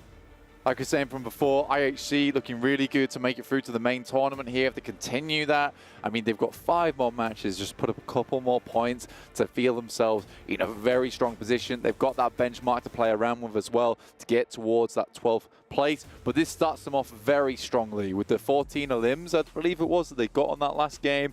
You know, that's more than enough to work this one through. You can see there's some more nerves than others on some teams as we make it through to our second match of the day with our GT20 pros taking us into this very nice and easily.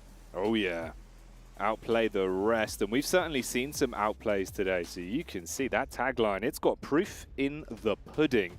And mate, you're right though, there is such a stark contrast of differences, and you know, I love to look at the body language, the human element of competitive PUBG Mobile. Like, it is really interesting to see how teams contend with it, like if they stay in the flow state, if they're looking just straight into the phone, if they're looking at each other, that last minute bit of communication.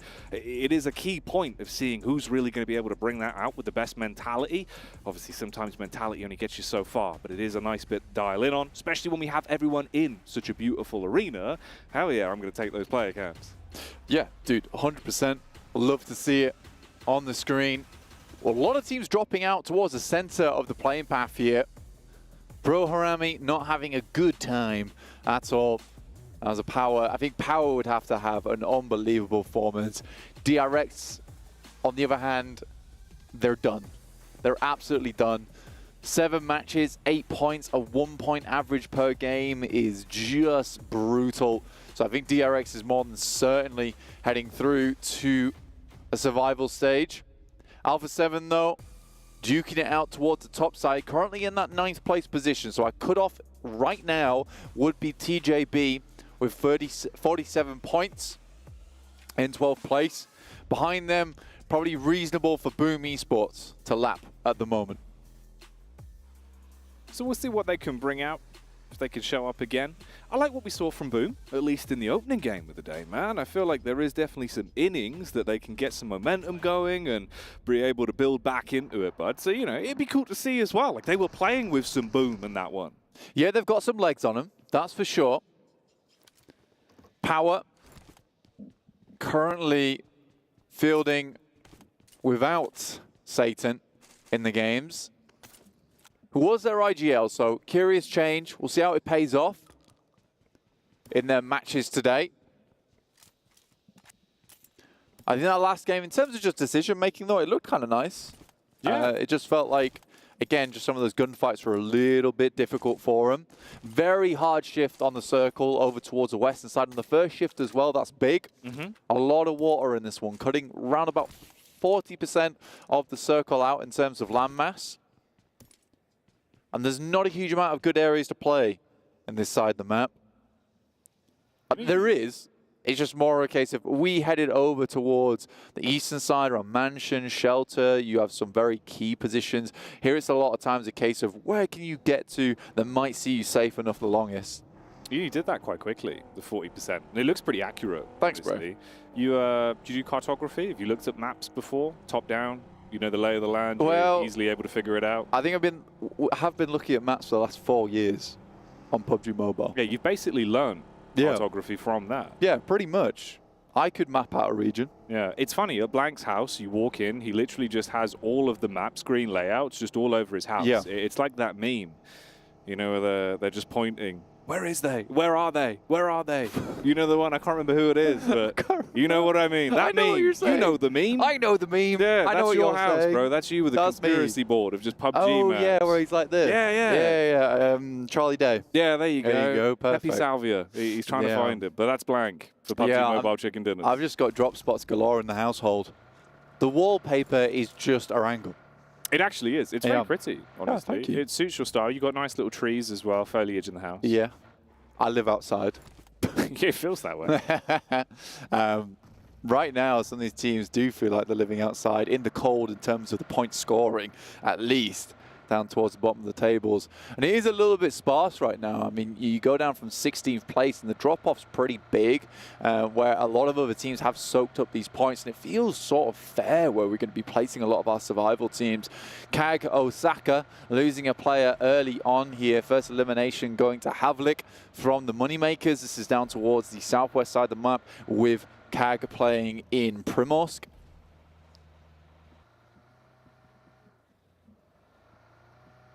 We'll be curious to see how this one pans out then as well, because we've had quite a different sort of tempo over the few days. Obviously, we've been on the later games, so everyone's sort of warming up a bit, and also you're a bit more antsy, because you know those opportunity to accumulate points are fewer and further between. So we've seen some snap-second decision-making, and for a few of these squads today, especially with the changes, it'll be interesting to see if that's something that could affect them a little bit. If that rationale where you're trying to prioritize how you play it is a little bit maybe more jittery, I suppose, in terms of how you figure those moves out.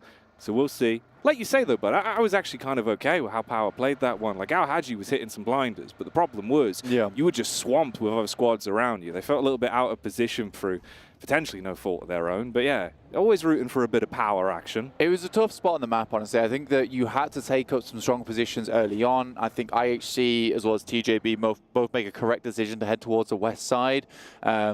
And just pick up those spots rather trying to fight for Painan, because it did look like it was going to be a Painan finish, and we got that hard shift over to the west side, and it was just a case of where does that shift go on the circle, and who's going to win off the back of it. I think IHC sets themselves up for a win really well, but it necessarily wasn't a game where they would have won without that shift. So I do respect a lot of the teams that tried to make it through. Their Team Liquid especially, I think they played out their retrieval of what could have been a bad situation quite easily.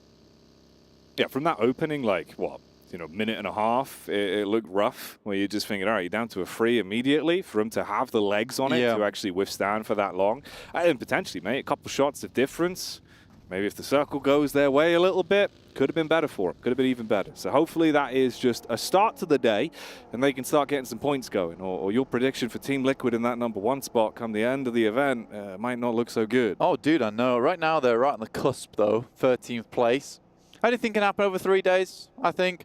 But right now they're certainly not displaying as the best team in the lobby. I think that's pretty clear right now. And I'm not afraid to say that.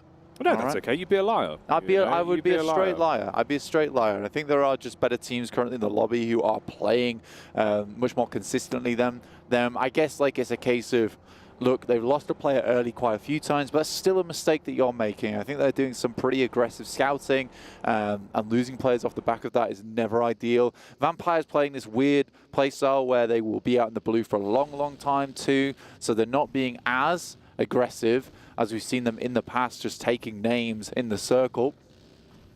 Talon have been a bit of a surpriser, 53 points currently. Still 5 more matches to play for them too, so again, another team that could do fairly well here. Yeah, they've looked pretty good, actually. And I've noticed the camaraderie amongst them, like the way they're operating even outside of the games when we get towards the end of the day. The vibe in the team looks good. It feels like they bounce off each other really well, so there's clearly some good energy there. And it always helps, man. You know, keeping yourself dialed in, picking each other up, give it some gas when someone's playing well. That mentality can be so huge for us. Yeah, Talon, if they can maintain that, it would be sick. You'd like to see it. They've been picking their fights well. Next circle. Zone 2, after our initial encircling, let's say. Alpha 7 currently up towards North George, but very central circle, I would say, on this one. heads towards. A lot of teams have already made their way in. I think this is fairly forgiving for quite a few squads. There's still some water in this one, but not enough that it would make players complain. I do like when Moneymakers are playing, setting themselves up on that ridge on the west side. It's a decent spot to play. I think what we're looking at the moment is DRX trying to set up in that compound that is towards that south side that we saw 4MV playing just yesterday, I believe it was. You got Liquid on the move on screen as well. I've been touching on hoping for a bit of a better one here today. Going into game 2. Still feels kind of crazy we're on game 2, but early shift for this. And it's been delivering with the early momentum. It's cool to see everyone getting sort of dialed in immediately as they came into the STC arena as well and got themselves sat down. And that's Talon that we were talking about that are coming down all the way top side. Slowly making their way in towards the zone now. You've got Alpha 7 ahead of you. Alula IHC as well down there. And man, every time I look over to that map screen, I just see Tulika staring out at me. It's like a beacon that draws my eyes in. And he did deliver yesterday. But again, bro, like it's just one of those where you want Tulika to have that extra support from the rest of the squad. And sometimes it feels like it isn't there as much as you'd expect it to be. I think it's a team that gets in their own head very easily as well, just with some of the mentalities on that team, the personalities themselves. And I think for Mad Bulls, that game really crushed their confidence because I think it was a well-played game, a good innings in terms of making a bad situation into a good one, only to get backstabbed twice and leave both players on the high ground to just one dude. Pretty painful, pretty unreasonable, and I think that that has really cut their gameplay quite a bit. 25 points is a struggle position to be in. This is where you'd need a big chicken dinner towards the beginning of the day. And I would say that's one of these 2 angles that we'll be doing. You'd need to see them pop off in those for them to have that like good chance where you don't feel too nervous going into that 6th game. And Inco, they hopped out and were looking to edgeguard somewhat on the rotate. They caught whiff of Vampire, but they go wide and look like they have been able to bypass them at least, make their move round. Meanwhile, Alula IHC do take a first connection off the back of Talon. Ooh, that's isolated as well. You can crash straight into the building. Make sure you confirm that one. Grab the elim off the back of it. Hell, even the Overwatch was making that one look easy. Yeah, bro, 100%. For Talon, that was an easy pickup. Alpha 7 off in the distance. This is a good position to be playing out the rest of the game. IHC, though, losing a player, not ideal. They can try and gatekeep. They have this warehouse to play around with, but they still are on the northern side. And our next circle's coming in, too. Which, again, very reasonable. Not a lot has changed in terms of the space that teams are playing. It's just, again, pushing everyone slowly but surely closer to one another. But we are moving away from that compound that sits on that south side. Just more of these compounds, I would say, that's on this road that snakes through the map in the center, which is going to be pretty big to move around with. And Mad Bull's already got a pretty strong one to play around with here. I like this position. Yes, they have the overlook coming through from DRX above them, but still, strong spot to play. A lot of good sight lines that look out towards this north and south side. They've got the read on it. They know where the fight could be coming from. And Tulika, I said his name before, he saw the opportunity to get stuck in against TJB. And even DRX can take pot shots downhill from the elevated angle as well and apply more pressure onto them. And you see it with a map screen, how closely grouped everyone is, fighting over actually having viable cover to play off of. TJB in a slightly rougher situation, I would say. I mean, this compound's nice. It will keep them safe for a while, but it's not the most defensible of positions. Again, some other teams are just going to be out in the open, so can only say so much about that. I mean, they have a roof over their heads. It could be worse. It could be worse. It could be worse. But a lot of teams try and play around this ridge side on the western edge. Difficult, though, because you know at some point with the way this circle's going, you're likely going to have to pass through the fields that sit on that west side, where you have DRX, Mad Bulls, TJB all looking that way. Kago Saka, who lost a player earlier on and making their way up from that southern edge. And you know that Moneymakers know about this. They already took a shot towards them, removed one of their players from the team, so they should have the read on a play like this one. And Mattoon is getting dangerously close to their location. Yeah, he really is pushing up. Ahead of the pack. He's got a little bit of backup at least. But Moneymakers, off the back of the prior game, probably want to try and give themselves some extra stock in this one. See if they can get some more points accumulated. Already finding 1 elim point into this outing so far. Needing to climb those rankings. Down in 15 at the minute. Overall spread looking good. Bro team as well, keeping it a bit further back. The Bros have had some ups and downs, dude, and it feels like a few of these situations, it's been a very slippery slope for them. The talent's been there in some of the individual fights, but it's the positioning for me that keeps me guessing. Yeah, again, for Bro Harami, it feels like they make some good decisions and then suddenly make a bad one for no apparent reason. And I think that is the difficulty, because I think they get nervous about some of the positions that they take. They're worried that it's not the best one in the circle. I think a lot of times you just have to commit to that decision. I think some of the teams in this lobby are very good at that. Tiamba, for instance, D plus Kia in a similar way. Yeah, okay. You know, they'll just pick a position and be like, look, this might be not ideal for the rest of the game, but we can certainly find some value off this one.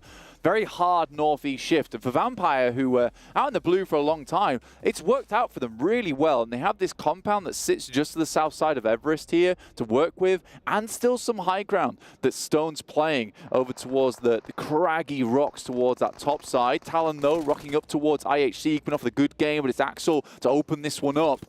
Getting the pressure on. Nades being cast out as well. They know about the potential of the elevated angles. Players could be up tops. You got to contend with it. Drop down. Here we go. Haula IHC starting to clap back. See if they can build off this. Talon in the rear though, and the nades rattle on over. That's going to be a bit of a shutdown, and not in the direction you would have thought it was going. Haula IHC removed from the equation. You get the first chicken dinner, but you damn right ain't taking another one. Taking them out. Top side removed already. Lovely to see from them, honestly, which is good. But there's a lot of action all breaking out as Moneymakers, in fact, make their way over towards this position now. You've got the boys coming through. IC will find one here, Jackie. Here we go then, Moneymakers. They want to try and accumulate some wealth on this one. Running through the top spot, and Talon down and out. Moneymakers taking hits back though. Oh, and there's nades coming on over. This is Boom that are getting stuck in, bringing out not only the nades, but the shotgun to support it as well, as they're going to be able to fight their way through this. Missed shots up close, and boom. We were saying that they can bring a bit more punch to the game, Blank, and that's how they're going to show it. All right, we're not going to have that much downtime either. You got the nice establishing shot here, giving you the lay of the land. Team Liquid have already doubled further back. We get Falcons hopping in the vehicles and looking to advance. Yeah, Bro Harami, just make that move. And I think they could have made it a lot more slowly. Again, it's a case where they should have known that realistically there's going to be teams in this location taking up that compound. And I think they just think they have to go for that crash. But scouting it a little bit later, a little bit earlier, sorry, and getting the nades over, maybe some smokes to make that a bit of an easier transition. Just odd gameplay right now for this team. Falcons, though, from the back of not a terrible game for themselves over on Sandhawk, where they're dangerously close to IWNRX, who are sandwiching them between them and Team Liquid. Seeing if they can keep them penned in. Ooh. Bullets into the back line. Falcons saw that opportunity to take shots towards the vehicle, though. IWNRX, they have to hop straight back in, try and clear that line of sight and get into a good spot. Falcons will not give them that opportunity. That's the last second knock, as that one will be grabbed in the end. Kago Saka also on the move. And this is what you're going to be running into. You might get away from one squad, but there's another team on the other side. DRX tucked in behind the vehicles. That's only going to provide you cover for so long, as the bullets blow it straight up and remove that man down. Alpha 7 also take hits. Good explosion on the vehicle there, Jackie. We'll take down one. Chief goes down once again. Cardozen gets a good spray off. The team is almost alive, but a shot from the side will take down the rest of Falcons here. But Team Liquid looking brazen, fighting two teams at the same time. Mythic is able to make it happen. What a fight just occurred. Again, fighting on two fronts seems to be Team Liquid's mentality, but in comes Boom from the side. It just never stops for this team. Oh man, they're not giving them any opportunity to get the heals in. The constant pressure that's being applied, squad after squad. Although Liquid fight as hard as they can, they might have fallen at the final hurdle here. You're in a rough spot. Two players pushing up.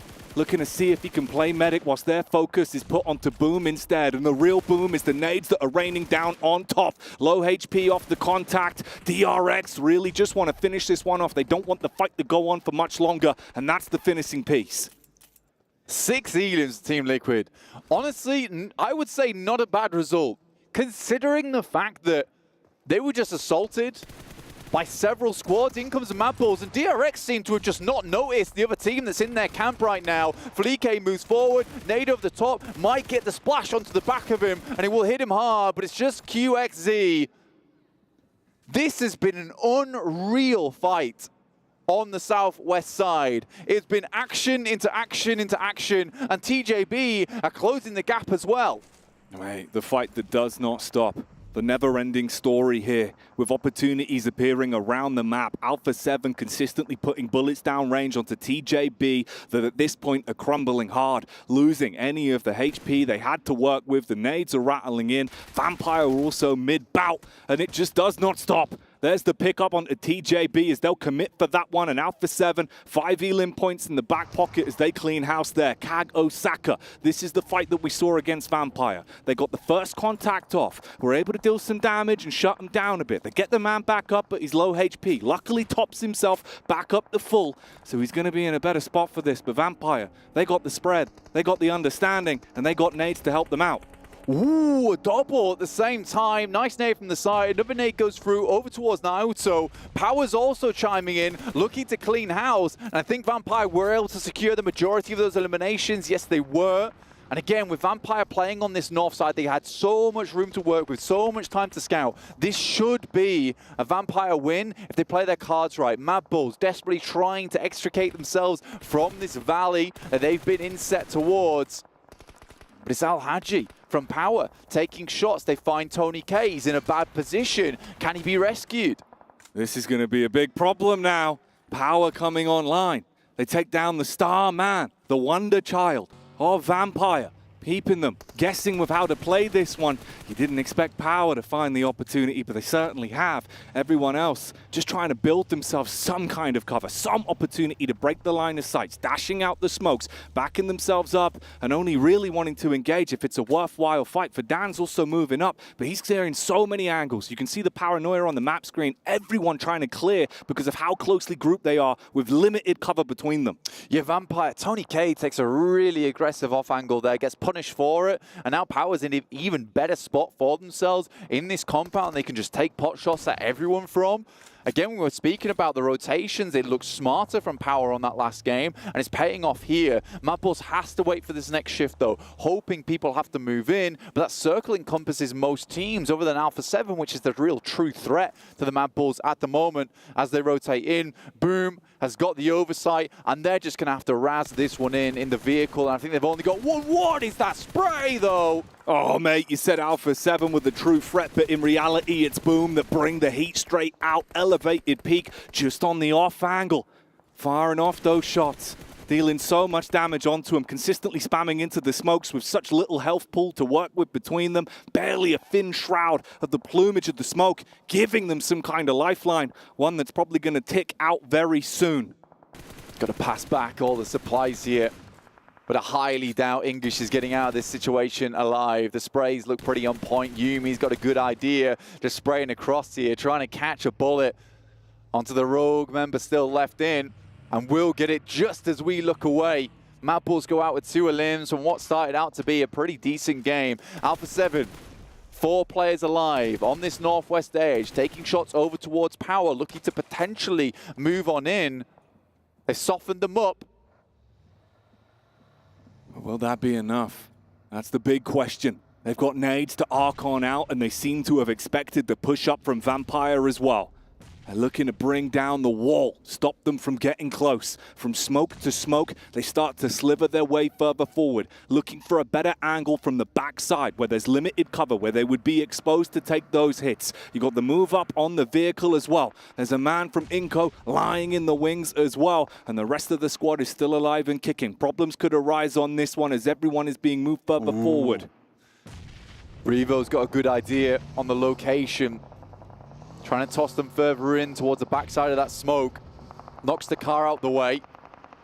But McGrellin taken down on the rotate. That's from Boom once again. You're having an absolute powerhouse of a game here.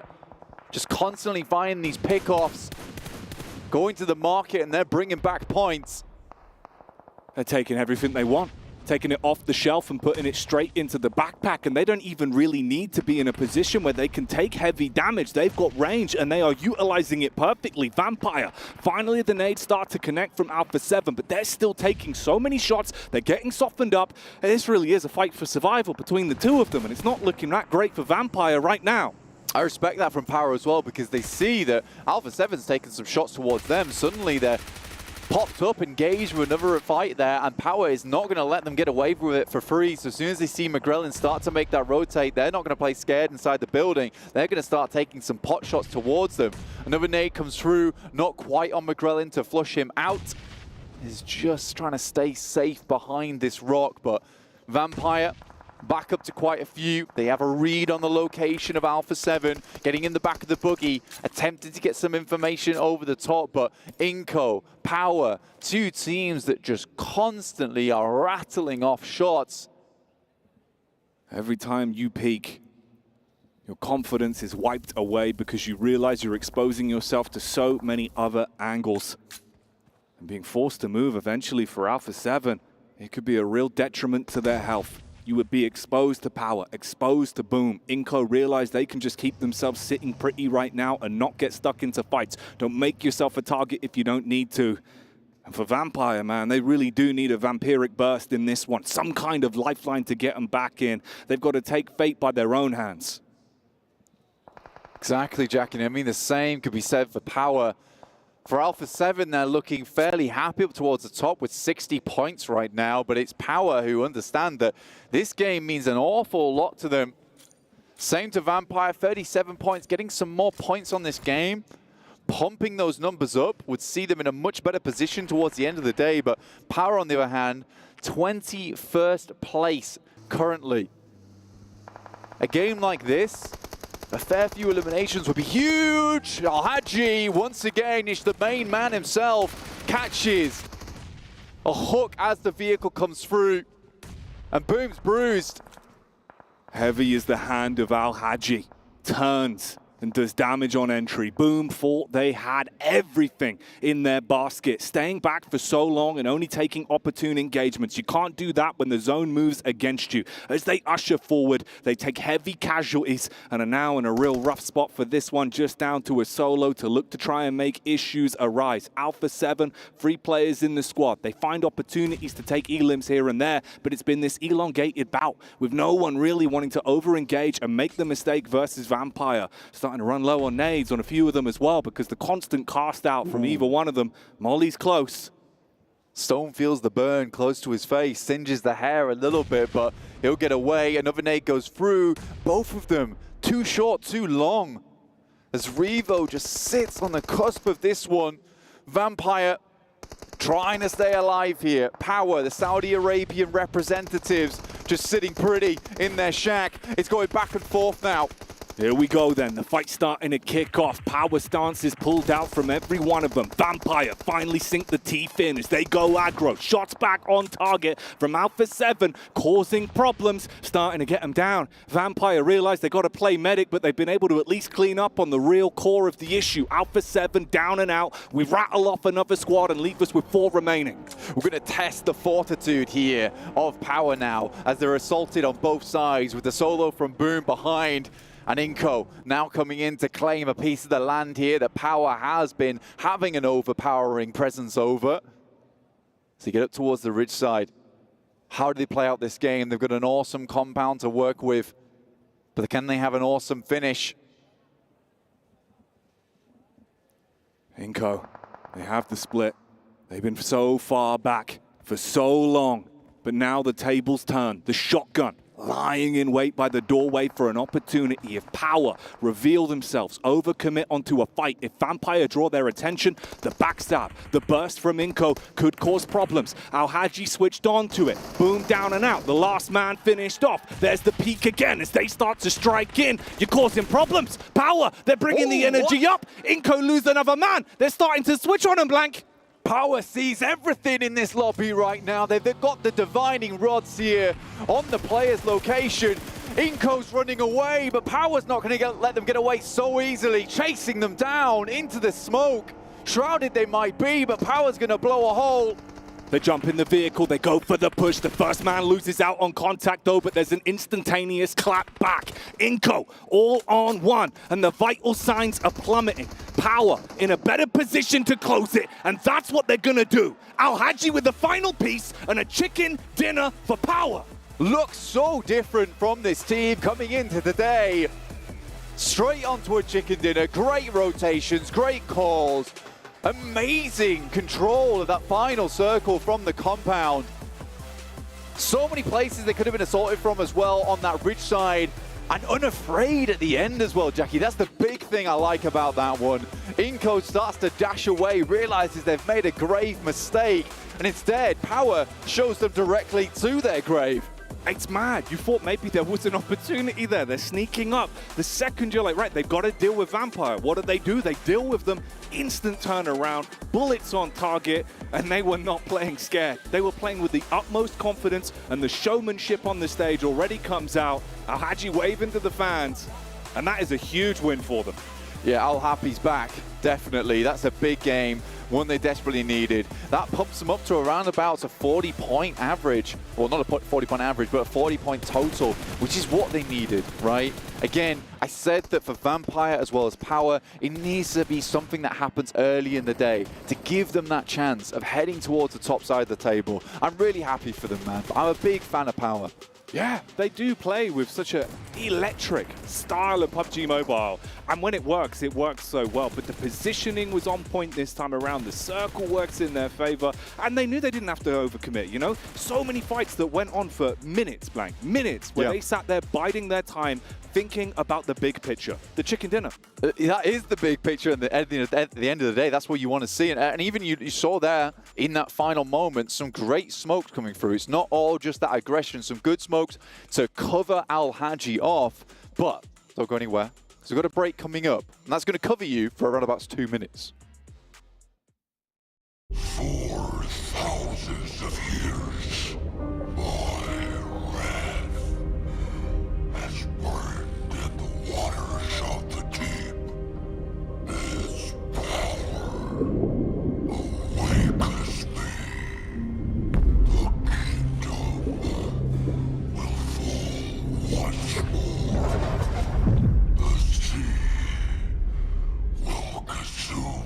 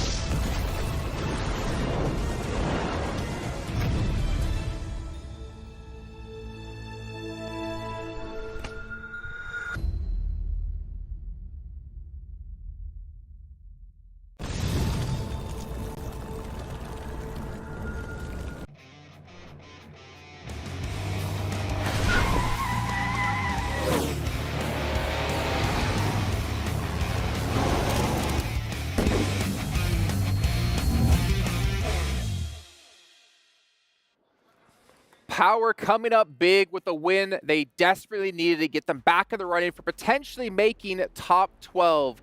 And in a way that was quite surprising. Honestly, we were kind of praising them. I know you in particular, Kalaris, talking about the dip that they took with Hidan, who was kind of the one to sit in alone, was very smart play. Yeah, very early on they took this trench line north of that road, and it is one of the power positions of a circle like that for quite a long time. See what he did there? That was actually not even intentional, but it just is. That's just the fact of it. And the fact that it was 3-1 is very important. The reason being is if you take that trench line as a full team, you are going to get naded. So having 3 in the compound across the way as well, very smart by them. A good split and good reactions to all the teams moving in around them. You don't have to be super aggressive on it. I feel like Inco a little bit threw that away towards the end. I mean, we can get to that later though. And we see here 20 points for Power Esports. Boom as well, a team that desperately needed points, getting themselves 14. Vampire get themselves 12, Alpha 7, 9. Like a lot of teams who need points, getting them. And teams like Brute Force hating it. I'm happy to see Boom there in second place in regards to total points, because they were able to third party a lot of fights. You saw Yummy being on top of a roof, taking shots, whether it was towards Team Falcons, whether it was towards Alpha 7 fight going on. It's good to see that proactiveness out of that team that definitely needs the points. And talking about Team Falcons, we saw them starting to push towards Team Liquid, and he ended up backfiring. Team Liquid was able to take on them. And on top of that, with that third party from Boom Esports as well. Also, with Inco, I'm surprised they got 0 elims, because yeah, you were talking about it too. They had such a compound for such a long time that they were not shooting at anything. They were just collecting information, and when it came down to actually making the final push towards Power, it seems like they just fell short. Yeah, I really like the push-up that eventually that they did on towards the compound that was there. But yeah, as you see, they're in Gatka for a long time. They're holding that down. They know that they have the circle, so that's fine. They don't have to move out too early. But I love that they did push up onto Power's compound to take the line towards the center of the circle. What I did not like was Inco moving up as close to the compound as they did of Powers and trying to go for nades, but really delaying when they were using the nades to then allow Power enough time to react to them pushing up so close. If you push up that close, you need to do it fast and swift and make sure you know exactly where Power is and take them out, and at least put in a bit of a knock or two whilst doing that.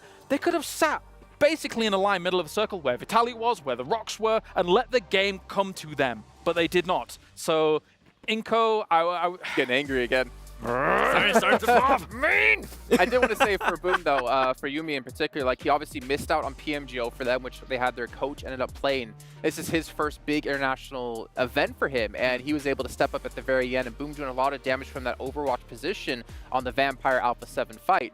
But also Power at the very end there, we saw Alhaje get 2 knocks. Yep. And then we saw Inco respond by trying to go back and potentially go for the res. And then we were watching Power immediately get in that car, chase it down, and prevent them from getting the other player up. It's the perfect way to do it, right? If Inco allows them that opportunity to be able to just to exert themselves on it, things like that, then why on earth not? But a stalemate that kind of occurs up in the North 7, Alpha 7 and Vampire, that was a lot of util. It was. And at one point, we were even wondering how was Vampire getting all of that utility. It was because they were able to take on Kagosaka early on. They were able to clear that team. So I think that's why they just had so much utility to work with. Going back to what you were saying out of Power, it's good to see that they are at least able to make that switch happen. They were just so slow in that compound, not doing anything, but for them to make the switch. Okay, we see the opening with Inco, let's go for it. It's good to see that out of them. It's actually one of my favorite circles of the tournament so far, kind of finishes, because it really shows kind of a lot of interesting dynamics about how things can go down. The Alpha 7 Vampire, I'm going to call it a stalemate because it was mutually assured destruction. There's different ways you can approach that, but they approached it in that we're going to get as many elims as possible. We're probably not winning this game. Let's just see what we can do from here on out. But I can't believe how much util they went in, firstly. But if you're doing this kind of fight, you're not going to have the util that you need to get on towards Power's compound. It is almost impossible to make that push down there. So it was fascinating to watch. Well, on top of that, you had the Vampire Esports whenever they were making that push across the street. I don't think they were expecting another player, which was the last player standing from Boom, to be there and stopping that kind of push out of them. I think it caught them by a surprise, as you could see them kind of freak out a little bit more. And with that utility, they didn't have any smokes. They just there's no way they were going to be making that push successfully. So what if we put our imagination caps on here for a second? Because as we were watching the match, of course, you did point out the position Hidan had. for Power, that dip, that trench was very strong. And you were saying if you're one of these teams like Vampire, like Alpha 7, you crash that, take that position away because it's so strong. What if we imagine that Vampire Alpha 7 did do that? Do you think Power still would have won in the end with having 3 people in that compound, or do you think it was very realistic for the whole match to change completely? Oh, it's tough, right? Because if you are Vampire or Alpha 7, you take that trench and you're all there, you're getting naded down. Like, it's way too predictable for the other team, be it Vampire or Alpha 7, to just nade that down and then be able to roll on from there. Maybe then you have enough utility to actually make the push across eventually, but you know that you're going to lose if you take that too quick. I think if Alpha 7 or Vampire Esports, if they would have won the fight towards where Power was, I feel like they would have been a lot more proactive. They would have been proactive in just shooting at people, trying to engage on that fight. Like, Power wasn't even trying to engage on the fight happening between Alpha 7 and Vampire. Yeah, you could see one of the players kind of scout it a little bit, but I don't even think they had an angle for it. In a perfect world scenario where everybody's playing the very highest level PUBG Mobile, if you're Alpha 7 and Vampire, you realize, okay, the only way we can possibly win this game is if both of us crash that compound at the same time.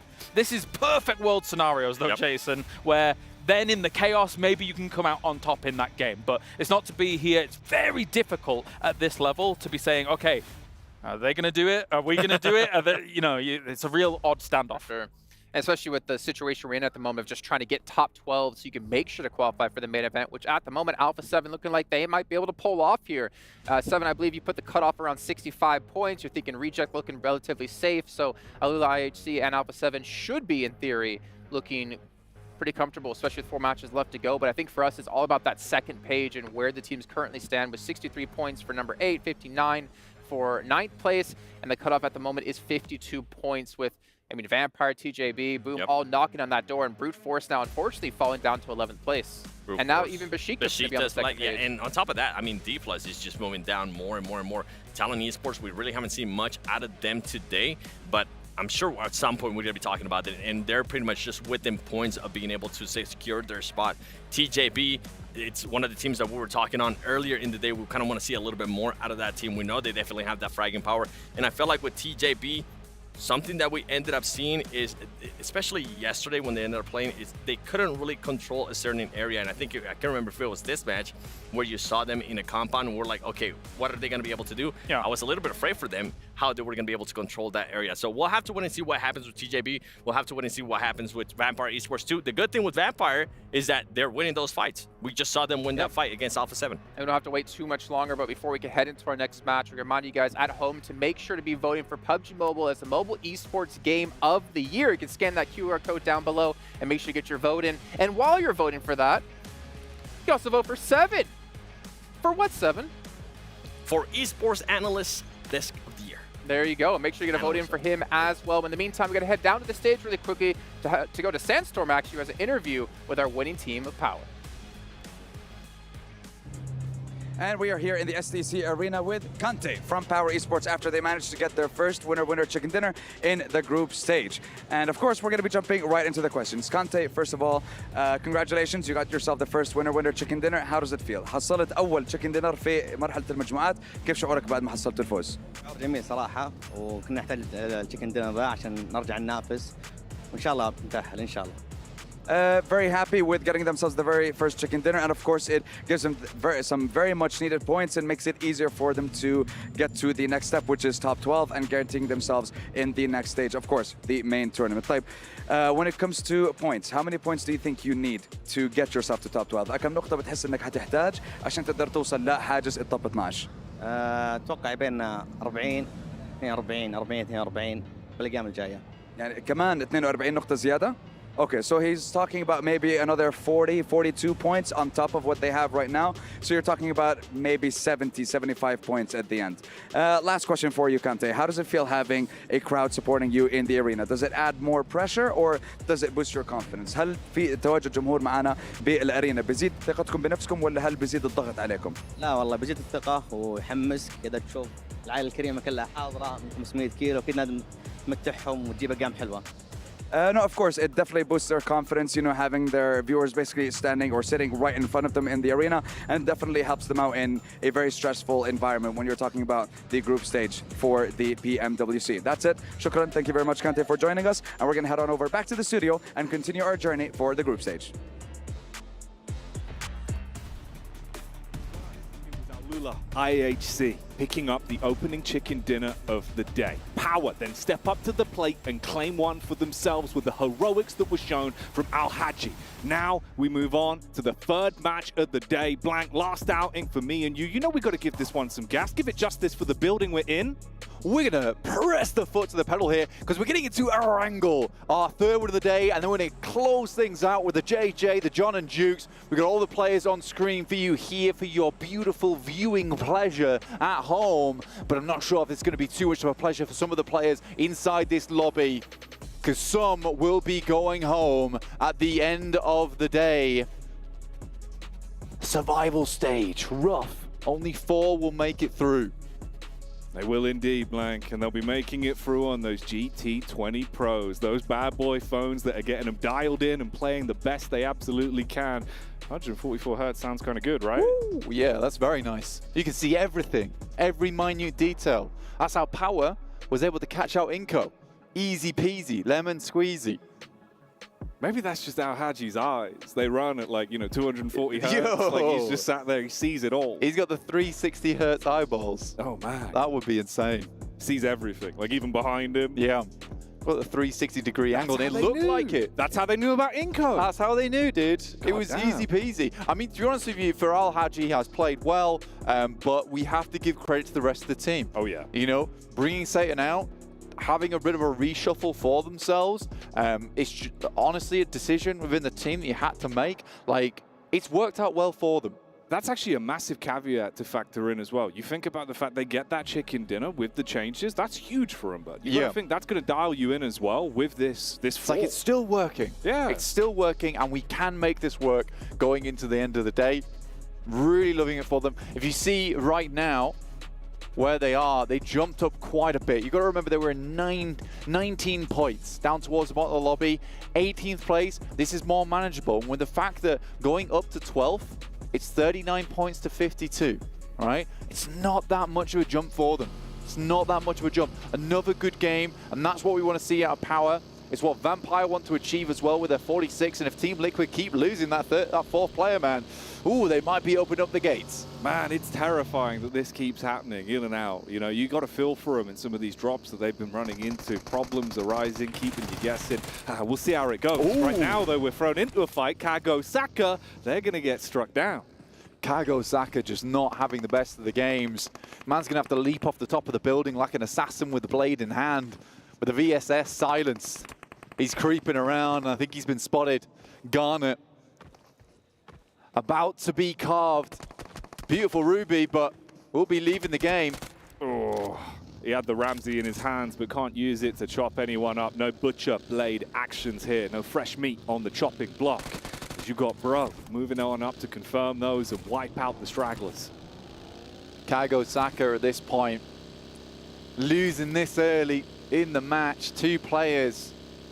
More than likely, without a miracle, we'll be seeing Kago Saka heading into the survival stage. We can start to clean out some of our teams. I think Inko is right on the edge with 31 points. Tough to get back in, doable, but you got to factor in that your boys up on top. Talent, Team Liquid, still pumping those points. Obviously, there is teams in between them that we haven't talked about. There's going to be teams in between them there that will be holding on after they finish their day of play. Ooh. That's flying. Oh, man. And he gets him. Yo. Hey, he's pulled it back around, Blank. You're thinking Nurzed's got the angle, he's got the timing. But no, the bunny hopping bounces out of the vehicle and claps straight back, and it's all gone south. Falcons, they had a pretty good hold against Tiamba. Baboom coming through with the modified vehicle, ejector seat action in the air. Will take out action. But the rest of his squad just top and action remaining now. The dynamic duo, see what they can get done. They're keeping the hopes alive for Falcons right now. 42 points on Sosnovka. Definitely a possibility here. to just try and live this one out. Looking at the map, south shift on the circle, potentially could go north though, so teams got to be cautious about this, and I'm a little bit worried. Moneymakers being hedged in by Alpha 7. This was this amazing shot from behind the tree, behind the leaves. Oh man, that's the spirit of Maxman right there, the PP Bizon. Yeah, dude. Making it look big. Through the trees, dear me. That's kind of nutty, dude. Yeah. Wow. Nurzed, he must have been counting everything in that one, you know, sort of thinking that his eyes were a bit bigger than his belly. That looked like it would have been freebies for him. He's in a good off angle as well. How do you track that? I don't know, bro. How do you trace that? Misery, though, not going to be looking great for him. Feeling a lot of uncomfortable emotions here as TJB spotted an isolated man and they swoop on him. The problem with Talon right now is that, yeah, they're safe in 9th place, but they keep consistently not doing so hot towards the beginning of these games. I think they had some strong matches over on Miramar yesterday. Potentially that's where they'll bring their points back up again, but uncomfortable. An uncomfortable scenario. Trying to make it work in those last 2 matches. TJB hunting down Ayala. Does the curse continue, Jackie? Oh, they're on him, hot on his tail, putting pedal to the metal, telling them to trail him so the bullets can be fired out from the back line. They're trying to get the shots on target. Not little again. bit of damage here and there, and that's the one that connects to knock him out. Not like this, Team Liquid. Come on, boys. This can't keep happening every single game. Team Liquid playing handicapped into these matches. Before playing with a trio was bad enough. Now it's just a duo that remains alive. And they know all they can do is think about what's yet to come. TJB, the direct competitors to them as well. Currently in 13th place. Just 2 points behind now of knocking them back down is that bottom 12. Tough scenario. IWNRX as well, another team that just has not had that same power. And I think that, you know, you look at that last match, the player cams from Zed Wolf, who is probably one of the most confident players in this tournament, just in terms of being able to, in terms of carrying his team, didn't look good, didn't look happy. I think IWNRX will have to battle it out with the boys on Team Spirit in the survival stage from EMEA. Alpha 7, they've nicked a boat. Hopped in the boat. But it's not a nice day of sailing out on the sea. It's a mission to try and get yourself into a better angle later on and funnel the whole way around. But look at the problem they could run into. Moneymakers waiting in the wings. If they get a clear line of sight on there, you're sitting ducks. Yeah, it's the issue. They kind of have like semi-win, semi-loss here in the sense that Moneymakers could take shots out towards them as they make this crossing, but they have stolen a vehicle that Moneymakers potentially might really need in the coming moments of the game.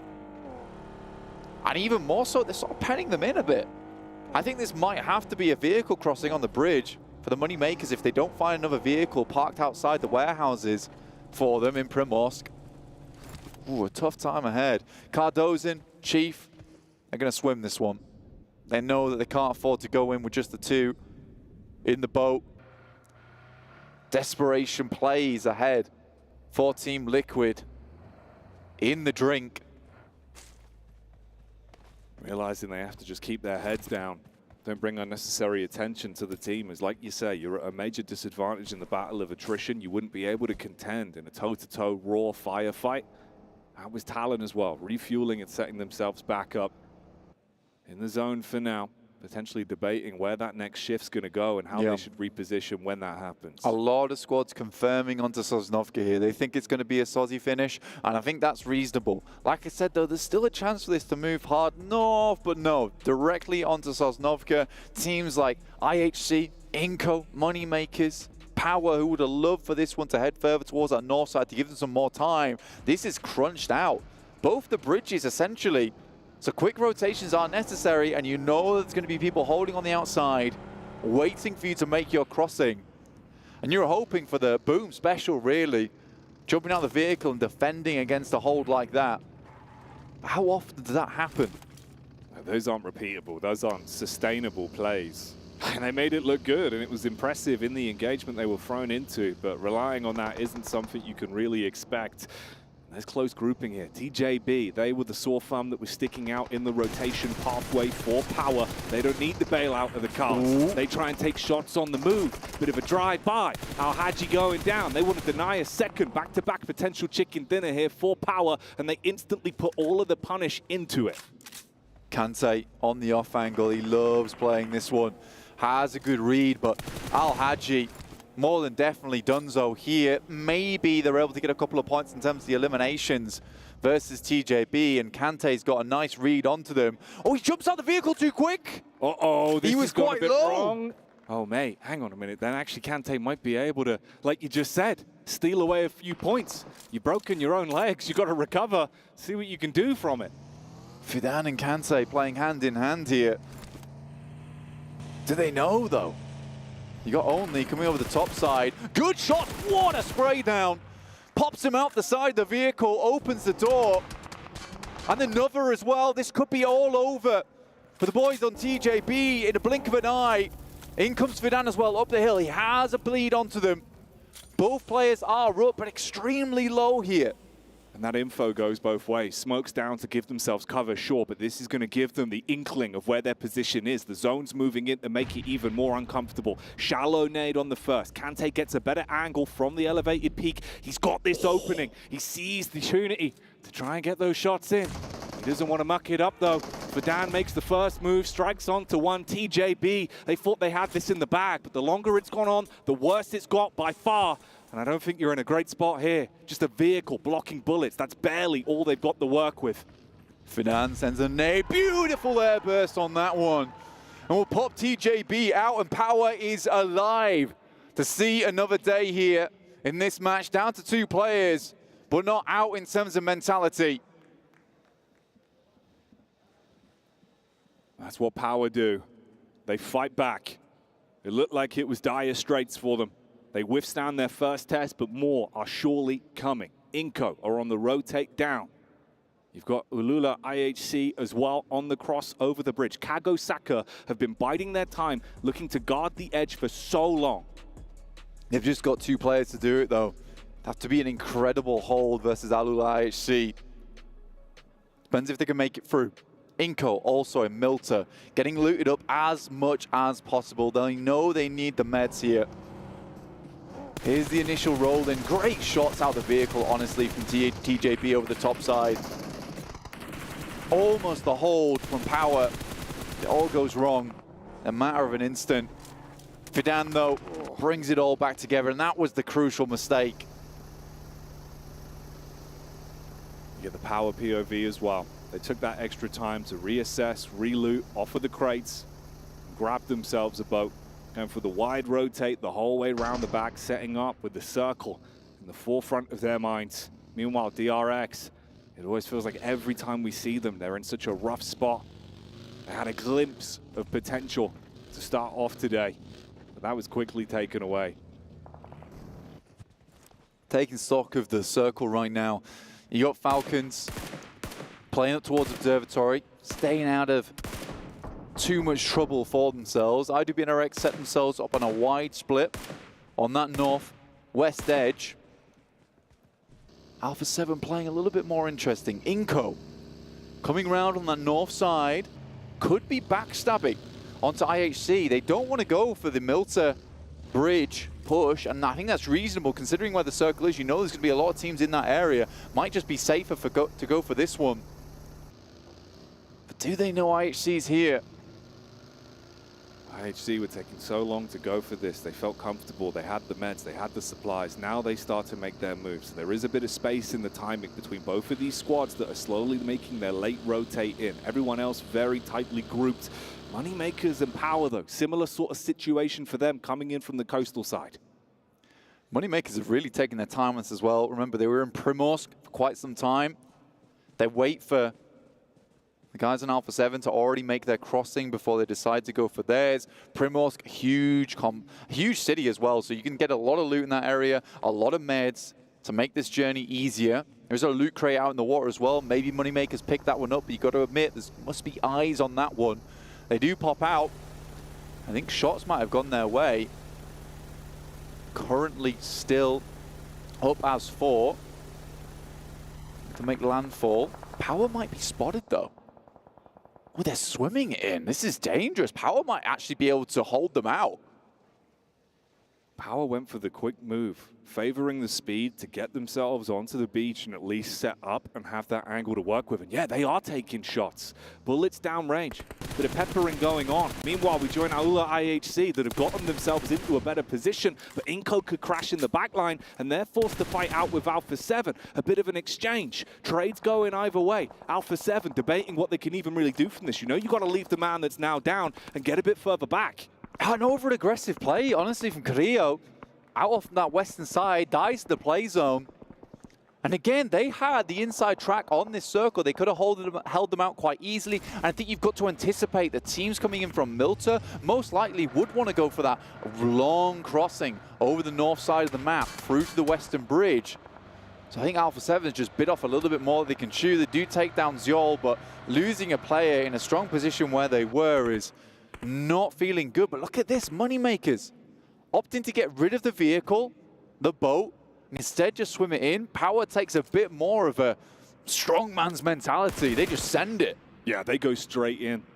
Don't want to give the opportunity for another team to take snipe shots down at them and pepper them with bullets. But Tulika, he loves these long-range firefights, and it plays into his book. Hits the first as he's able to take out one on the cross, and now he's a bit suspicious. He's clearing towards the coast, so Power might have given the game away a little bit here. We got the move up from Vampire as well with a very fragmented Team Liquid. They went down early in terms of the numbers, and you're basically trapped, penned in whilst the push comes up. The saving grace, at least, is the boom engage from the sideline and get a bit of damage back on the Vampire. Tony K, though, this man can be lethal. How good is he in terms of getting the nade in through the window? Goes far, wide, in fact. Chief opting to hold on to the pin. Doesn't want to waste grenades. And Tony K from the side is Bro Harami, who've come up on top and have taken too long on this engagement. Out comes Chief with the nade. Could be huge, in fact. Finds the second knock on them. Will look to clean up as well, and that's 2 eliminations that, honestly, Team Liquid desperately needed. Remember, this is the 2-man squad. Confirms one, looks for another. It would be Bro Harami to steal that one away, but fantastic job from Team Liquid to lift this one out, and I think the Vampire just thought they had way more space. There's no space between these two now. They finally push up, realizing they have to cut their losses and at least grab that one elim point off the back of the fight they started with Chief in Team Liquid. Falcons were up on the top side. They were locked in. Horn smashing against each other with Boom, and they commit to the bout on that one, leaving it down to just a solo. Nice nade to kick off the engagement at least, but it's the backstab that's causing problems for him. He's taking shots towards the rear. Got to push further forward. There's 2 Falcons members ahead of him, and they're going to be able to get that one on target. Falcons, bit of revenge onto Boom from earlier. House of leaves there for Yumi, but like a house of cards, it comes crumbling down in the face of the dynamic duo themselves, Action and Top, playing together for so long. Kante over the top here, does find Havlik, in fact, and Fidan's onto Bro Harami. What is happening here for this duo? If the question is, can Kante? Well, he certainly can in that fight. Hits the first, Aulula IHC going down for good as well as they're taken out of the overall equation. And look at the map screen, bud. Everyone's so closely grouped in terms of these overall fights. This game's going to start reaching a fever pitch soon. We're starting to bring it up, Blank. We're getting that energy going for the third game. I mean, IWNRX just passing over the top side of the airstrip, getting the propeller going, and are about to take off, in fact, as they start to clear down on this south side. DRX, for the first time in a long time, have themselves a central position in the zone. But is it too little too late for this team? Only 4 matches remain for the boys in a 0 elimination game so far, despite the amount of presence and space that they have been given in this match.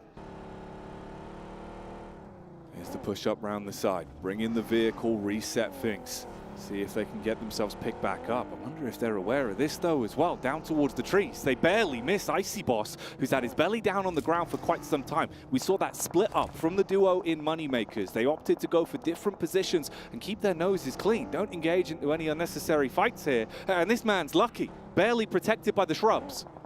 Surely he sees them, and they're in the vehicle, man. They have very good sight lines down to the floor here, and they've passed by him twice. Icy's going to have to hit at some point. The blue's pushing him in, and he has the perfect backstab. 5 grenades in the pocket as well. They're out of line of sight as well. This could be huge for Icy.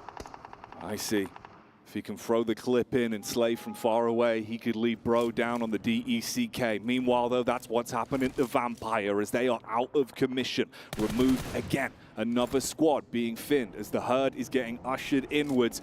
This time, this backstab, we've seen how important and how powerful solos have been throughout this event so far. Blank, can he be another one in the list of them?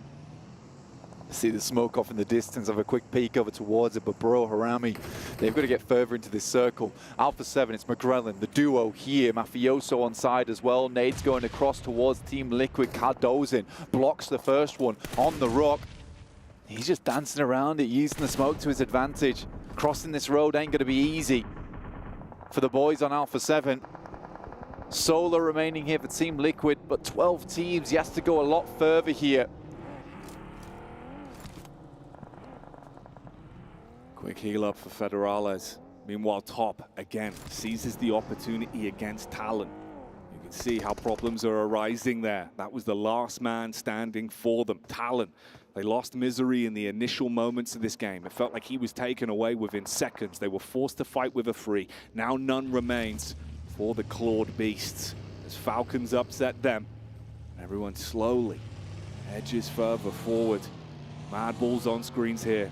Tulika, he got his first elimination, taking the shots down onto Moneymakers, but he didn't clean house. He left 2 of them alive. And Bishke just hiding behind Fidan from Power. Next circle will lock a lot of these players into a cage match on the side of this hill. Madball's pushing through. Soez down from DRX. DRX is just crumbling as players get close. It's just almost like they get a debuff. They're afflicted by the presence of other players. Icy stepping up versus Bro Harami. This is what we wanted to see. He's got this one for free as well. Had the smart play with the smoke, but they dive straight back in. They've isolated him and spotted out the one man. Now scratching their heads, wondering where the partner is. Where's the duo at a point like this? That's not so good, though. Explodes the vehicle, and Jappy just falls because of it. I get the mentality, you want to explode the vehicle because it is close to exploding in the first place, but at least let your teammates leave. Nade of the top from IWNRX, telling about how this northern angle could be good for them, but they're scaling up the hill. Top here on this lonesome. The Falcons' wings have been clipped, but he's still going. Seeing if he can cause some issues. IWNRX on the clear round the corner. They wanted to try and keep themselves alive in this one, but Power, they're on the exact opposite end of things. Down and out. Inco as well, taking heavy casualties. Mad Balls, unfortunately, taking Flique out of action for a sec there, detonating the vehicle. A lot of scrappy gameplay going on right now, but Top, he keeps it large. Living his movie from the elevated peak, trying to get the tracing off as well. Damage into the back line, looks to confirm the first knock that he got off the back of this one, racking up the numbers as he brings himself up to 7 elims. Massive game for Top here, and a game they desperately needed as well. Feels almost like a Leon scenario. Inco coming through, looks to steal here. The DBS goes crazy, does so much damage to Nenebete, but he steps a bit too far forward. But what a game regardless from Top there. I think he just starts to feel it in those last moments. It's a bit too big for himself, but 9 limbs to finish off the game. What a good one from him, an action to save what started out as a very, very rough match. 7 teams remain. DRX slowly but surely being culled on the eastern side. Mad Bulls with a big old split along the southern coast. You've got English holding, watching for these teams. Alpha 7, Team Liquid, Inco, all from the same region on that side towards the north, duking it out. See who's the best of the best. There we go then. Let's see if this is going to be the best engagement they can possibly take here. Zerich lucky to be alive off the back of the damage established there. Cardozin finally down as Alpha 7 spot the last man for Liquid and lop the head off the horse. No chance for that to carry on as Liquid are out. Harami Bro though, pushing up. They got the meds to work with. The paranoia's kicking in. Mad Balls, they need to get grouped up here. They got the shots from the far back angle. There's the detonation on the vehicle that will shut down the first. Sideline swipe again. Trades back onto Zerich. Awesome angle here from English. He has full sight lines all the way across. They planned this perfectly. And Bro Harami, down to just one player. DRX able to steal away a lot of them there, but now they have the angle. They know there's a team above them, and they're asking for English. Do you see them? Do you know where they are? Give some information back so Tulika and Fleeke can potentially get something done off the back of this. Alpha 7 is out. Inco will lay them bare. This is over towards that northern side. They've cleared out both Alpha 7, Liquid now. It is all their terrain to play with. QXZ going down to Tulika, let off the leash once again. The Bulls are seeing red, and Tulika is the one that's looking to come out with that aggression, put his best foot forward, and take the fight towards them. Two squads with 3 players alive. DRX down to just the duo. Inco, they've been biding their time throughout the flow of this game. Can they step up towards the dire straits? Bullets being put down range as well. DRX panicking, sweating bullets in the engagements they're thrown into, with shots coming in from either squad still in. Yeah, they're sat a little lost towards the center of the circle. Not sure where to look at this point in time. That's the difficulty with this circle itself, is that where DRX was playing, although it looked good, you're sort of setting yourself up for failure between the 2 angles on the north and the south side. You don't want to be sandwiched between those 2 positions. You've got to pick one or the other here. And now Inco with this ridge, looking to put on a little bit more of the pain towards DRX. Mad Bulls trying to regroup a little bit. They are outside the circle. They'll have to push further in. Can they get a side swap potentially onto Inco? Go far west, rotate round the side. English has already opened up that position, but a nice shot there from Hugin. Take away the edge that they had. Remove the manpower. Focus fire back. Tulika dialed in as always, even suspecting the peek from the second man in the back and keeping his crosshair honed on target. Ooh. Nice tap. Slows them down. Removes the HP from them so they can't peek in, but the zone is going to force them to make a move, or you're out to the play zone anyway, and we rattle it down to just 2. Mad Bulls with the reset, 3 players alive versus Inco. Got a lot to do now. This chicken dinner in tough contention. Either one of these teams could take it. Crucial re-peak there coming through from Tulika to keep Fleeke alive. They desperately need the 3-man, and it's both ways on side of this valley. Who's going to take the top side? Who's going to be the lumberjack? Chop down these trees and chop down the opposition. It's Inco, Mad Bulls, toe-to-toe right now.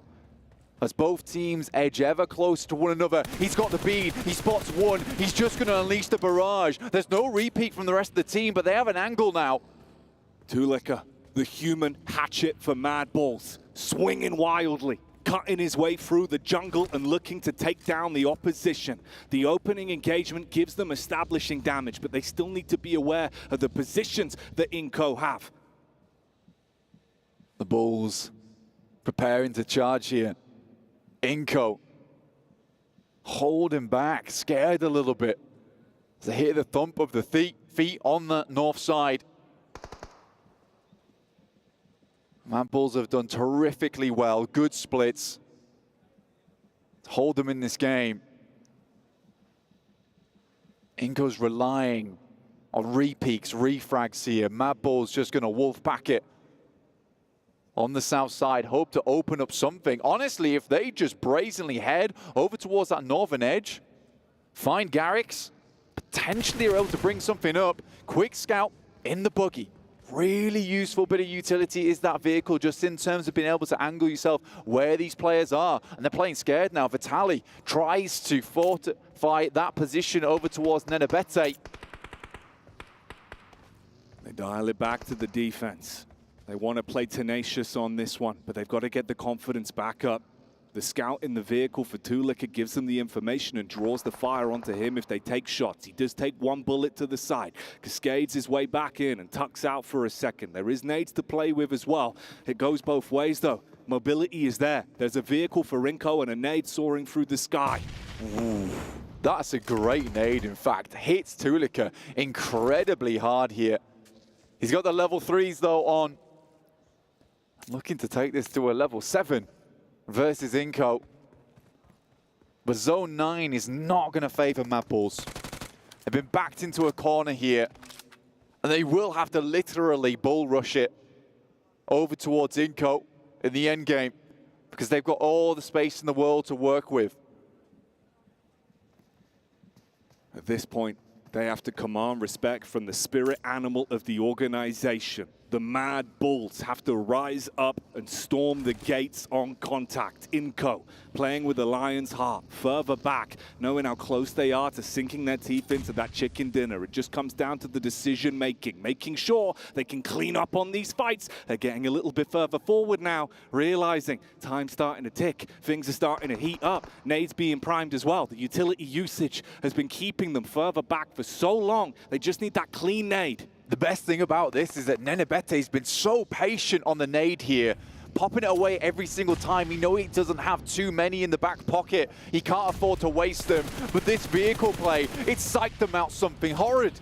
It's baited out the face, low HP back, causing the rotate in, trying to double up, seeing if they can group together and focus fire. The nades could still be important, and that's the big one. Strikes first, Mad Bulls, the Lanimals, here on the stage. Are they about to crumble? Be silenced by Inco. You've got the edge now. Seize the initiative and push down. Ooh. There's the clap back. Tulica, we've said he can light them up something fierce, and that's what he does again. Vitali over the top side, might spot him. Tulica steps up, gets the frag onto him. Just one player left alive. Here we go then. It's all down to the hell in the cell. See if they can clean up from this point. Inco, you played a good game, but it might crumble away in the dire straits they're left in. Trapped behind the tree. Low HP on the two Mad Bulls. Just got to hit those clean shots. Paranoid to peek. Takes the first. Claps down as well. And Inco, the survival of the fittest as the Lions on the stage, take the chicken dinner. Crazy game there from Inco, from control of all Brazil on that northern side versus Alpha 7 and Team Liquid. The Mad Bulls cannot get ahead. They're taken by the horns, thrown to the wayside, and Inco will pick themselves up a much needed win there in the end game. Respect to the Mad Bulls though, they're both so low HP. They pull out the bandies and they realize they're just going to have to go for the duo push here. Swing wide on both sides, but it did not psych out the Lions at all. Your only win condition there, hope the crosshair is drawn off target. One of you can get the refrag and you close it down, but it doesn't happen. Inco playing passive, playing smart, and picking up a gigantic chicken dinner at the end of our third matchup of the day there, Blank. We told you there'd be some gas in this one. Dude, the thing is that you can start to see now a lot of these teams down towards the bottom side of the lobby, they're looking to try and bring themselves back up to speed. A lot of our teams towards the top side are crumbling because they think they're safe. But these teams, they've still got a lot left in them. They really do. Huge game overall. Man, that was a tasty one to kick us off. The Mad Bulls, again, so many times it feels like they get close. They're right at the finish line, and it's always ripped away. I know, dude, but I think that if you are Mad Bulls, you've got to be proud of that match, man. You've got to be absolutely proud of yourself on that match because they played so unbelievably well. I love the splits they took, and honestly, it's kind of uncharacteristic for those players. I think that they're a little bit not level-headed at times, but that game was pretty perfectly coordinated, and the difficulty is they just ran out of bandies. We're not going to run out of games for today, though. We're going to head back to a break, and we'll be back real soon to conclude the group stage.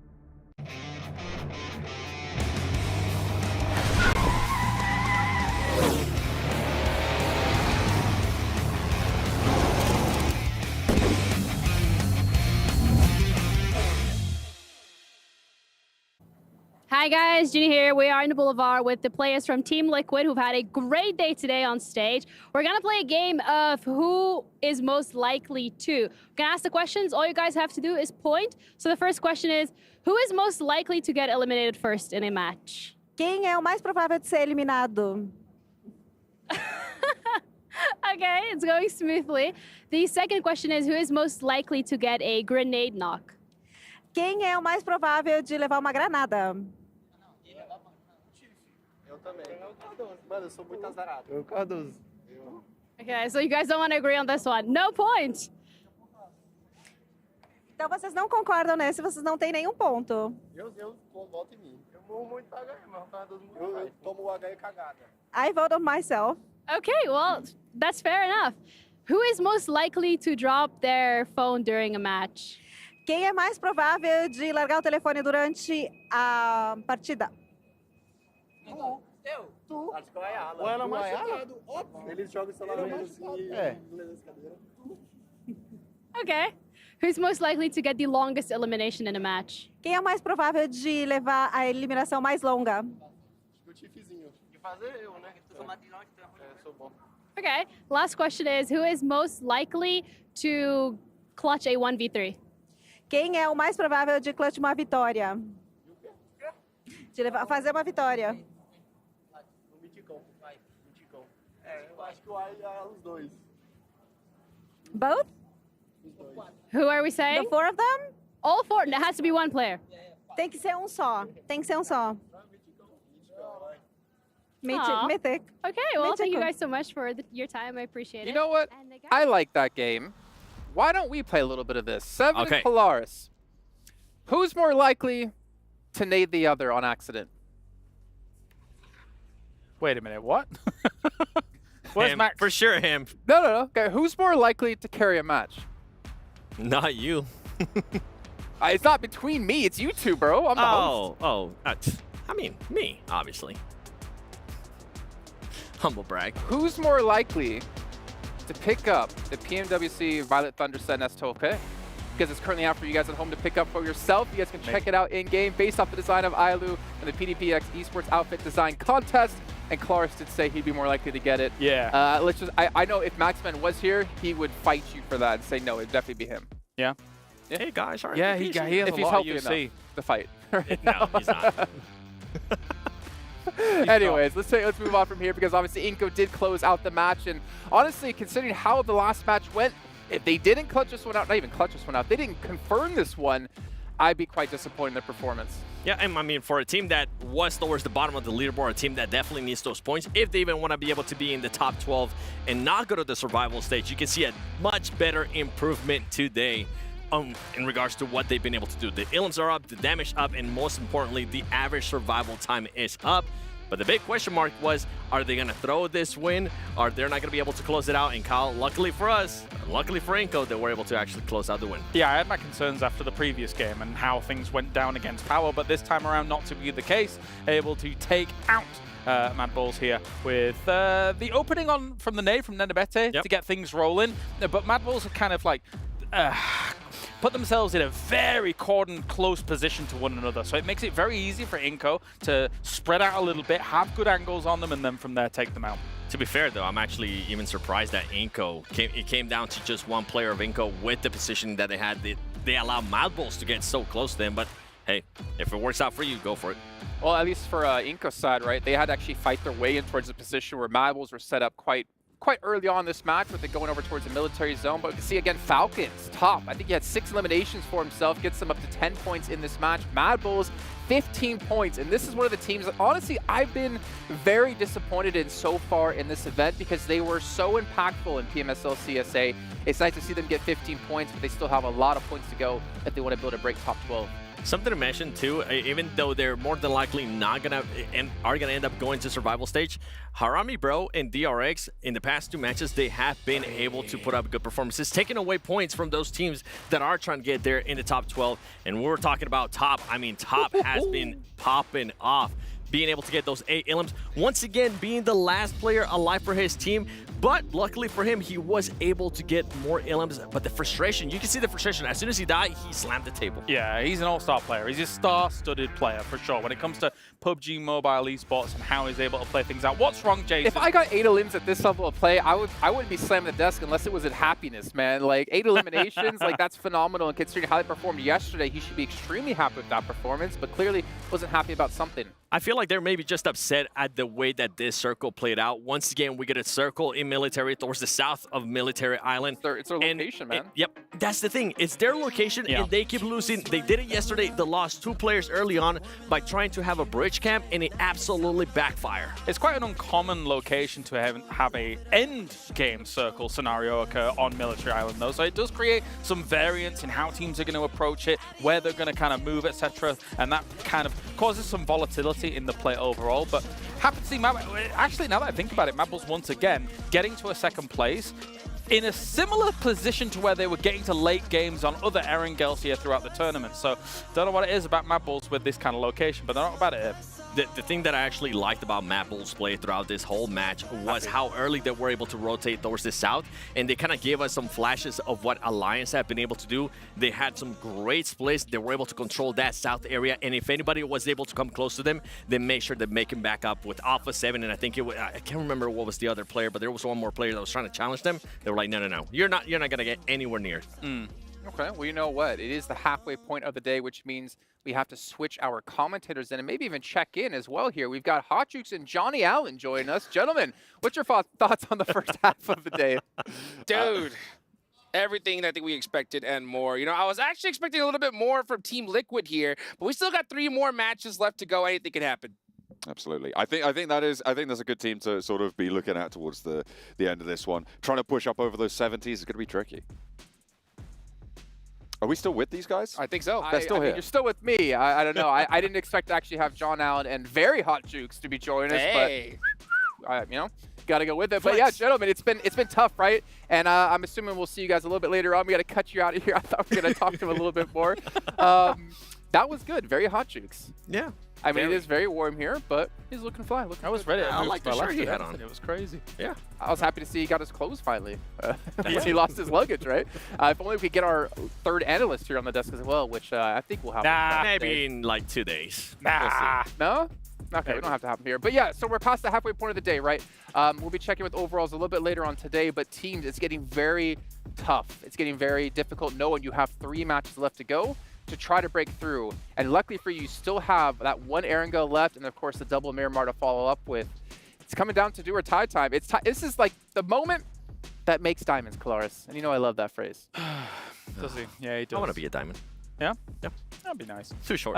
Well, I mean, the thing is that I need to hark on the idea that, once again, DRX actually had a position where it's a winning location. I'm not going to, well, yeah, I am going to say exactly what I say. It feels like they're able to find the winning locations, but it feels like they're never able to shoot any bullets from the winning locations every single time. Soez goes down early, and then it's problematic for them. They were always going to have a hard time anyway today. They're so passive. They don't even shoot. It's like free elims.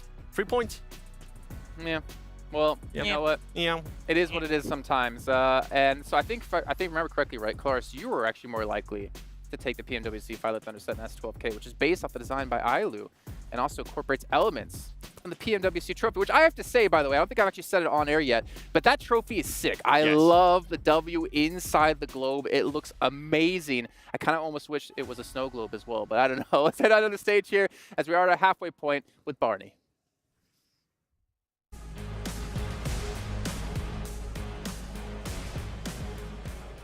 Welcome, ladies and gentlemen, to the halftime show with Sandstorm and Barney. We are halfway through our 3rd and final day of the group stage for the PUBG Mobile World Cup here at the ESPORTS World Cup.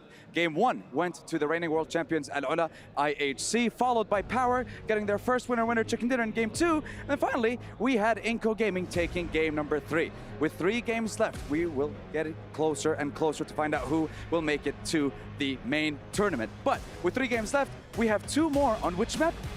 You guessed it, it's going to be Miramar. Yeah, right, it's going to be Miramar, but at this point in time, all eyes on that 12th position, that cutoff point. So I'm going to give you a stat. Between 10th and 20th place right now is a mere 11 points. That's one good chicken dinner covered in gravy, because I'm British and we like to ruin food. But let's remember that this is a vital moment at this point, because only 12 teams will go through to the main tournament directly, and then the other 12 will go down into that survival stage where they will battle once again. It's going to get spicy, and one map can do it. So, who's it going to be? Casters, let's find out. Thank you very much, Barney. And I don't know what he's talking about with British ruining food. You know, beans on toast is a delicacy. Yeah, straight out of a can, right? What's not to like? I don't understand. You've got beans, you got toast. That's just a good time. Sounds delicious. I'll pass, but you know what? I'm not passing up on these next 3 matches, baby, because that is it. 3 more matches left to go, and $1 million are going to go into some of these players' bank accounts here. You know, the lion's share of that, I can't wait to see who is going to get it. We saw a great performance yesterday, and honestly, it's going to be really tough to catch Alliance, I think, which is just how well they did.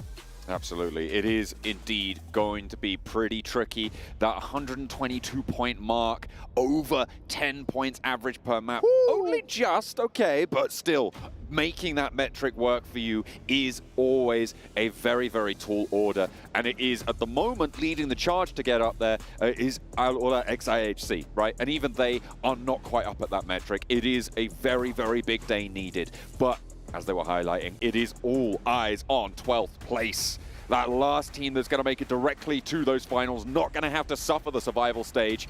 Which teams are going to make it? Let's get into our final Erangel of the group stages. Novo over towards South George as we head on in for our final pass over the grassy pastures with dual gaming chipsets and 144Hz AMOLED screen. The GT20 Pro will equip teams with up to 120 FPS, which is also the first batch of supported devices, offering esports level performance and visually stunning experiences in the 2024 PMWC. Let's kick it off. Let's kick it off. Let's get it going, folks, because right now it is do or die for so many of these squads. You got to remember, it is top 12 that are moving on to the finals. Bottom 12 are going to go to that survival stage, and that is a place you do not want to be. You got hungry squads that have been waiting for that moment. They're studying you time and time again, so you want to make sure you can do everything you possibly can. You got to put it all on the line right now, and there's a lot of squads that really need to do that starting right here, right now. Absolutely. They have got a lot of work to do. Out early over Milta Power. Vampire not going to be heading over to Primorsk this time. Playing over on the east side, close to Boom in Milta. Team Liquid down to C Block, down towards that military base on the south side. And we're not going to have any spicy military circles this time around, Hot Juice. We're keeping it chilled out now as things get a little bit more intense for our players. It's a circle that centers on Pachinki, which doesn't really give too much away. You could still go north of the river, you could still go to the military island, as unlikely as it is, but we're going to be allowing a lot of time for these teams to get things done. Yeah, I mean, they definitely need every single second they can get, but oh, it looks like we got a runner here. Power Esports on the run. Talon possibly looking to hunt him down here. Let's see if he's going to be able to get those shots. He has an AK. If you're going to use any weapon, that's the one to do it with. Damn. And they are definitely committing to this. Pop the spray, witness me, chrome on the teeth right now for Talon. They're trying to claw some points back to their tally. On the chase, they're already sitting at the top end of the teams playing today. You can see they're on 60 points right now. They want to keep that one going.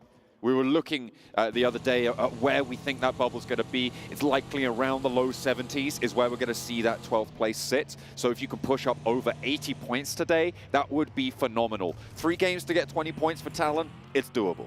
Yeah, totally doable for sure. And right now that cutoff is going to be where Brute Force is, 53 points. They're going to get passed up for sure. So hopefully we can see them do something in the survival stage. But there's a lot of big names here that still need to cross that gap. I'm looking at you, Vampire Esports. I mean, even, you know, Inco Gaming, they had a great game, that last one. That definitely helped them out here. Oh, look at that. A little pistol action there. I don't think he's shooting at anyone.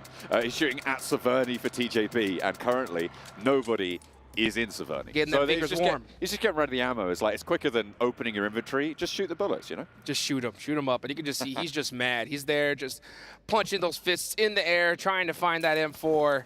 Let's see if he could do it. So now he's starting to get looted up, which is great for him. But at the same time, man, they got some work ahead of them. They have 52 points right now. So TJB, we should see them in that top 12 as long as they have a good, consistent few games.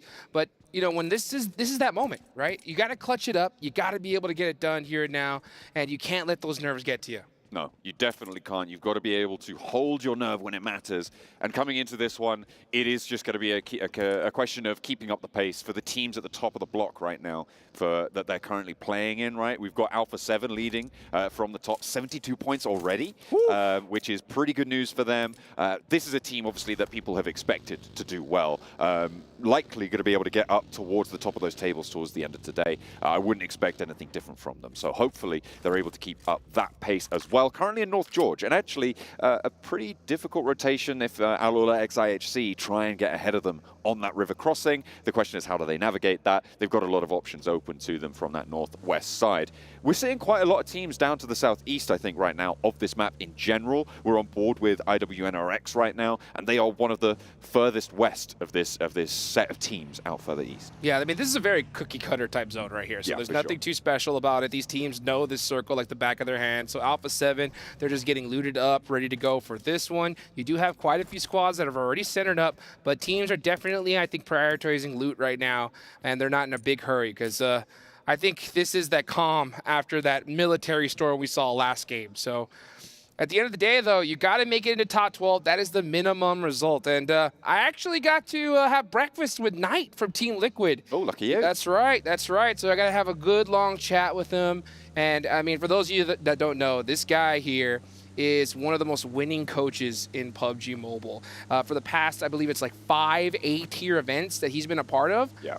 First place, every single one in different regions, you know? So to be a part of a huge org of Team Liquid is incredible. And I got to get a glimpse of just how well these guys train beforehand. You know, before a big event like this, they all meet up, they all stay in a place for about a month, scrim every single day against the top teams, and even fly out to different regions as well to prepare for a tournament like this. And, you know, Team Liquid, they did talk about just going back to the basics today, you know, just trying not to make mistakes, because that's one thing he stressed on. I was asking, you know, like, hey, you know, as a coach, you've coached so many different teams, had success. What do you feel is like the biggest problem a lot of these players have?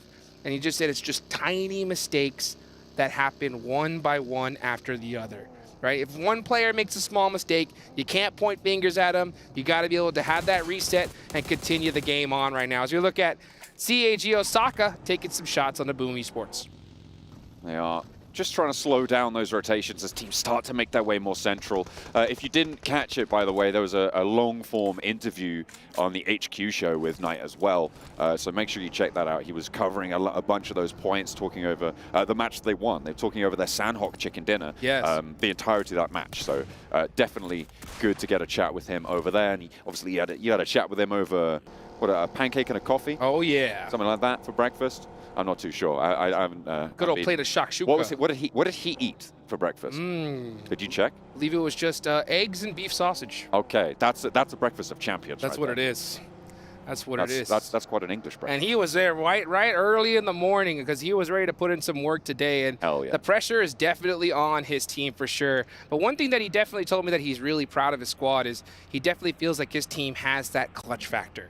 That when the going gets tough, they can still perform. And they proved it in PMSL Americas where, you know, Alpha 7, maybe those hands started to shake once again, and then they were able to, you know, finish second place. Team Liquid just surpassing them there. So we'll see what happens. Right now, there is a good, solid gap between Alpha 7 and Team Liquid points-wise. But you know what? Anything can happen here. That's true. Anything can and most often does happen here in PUBG Mobile.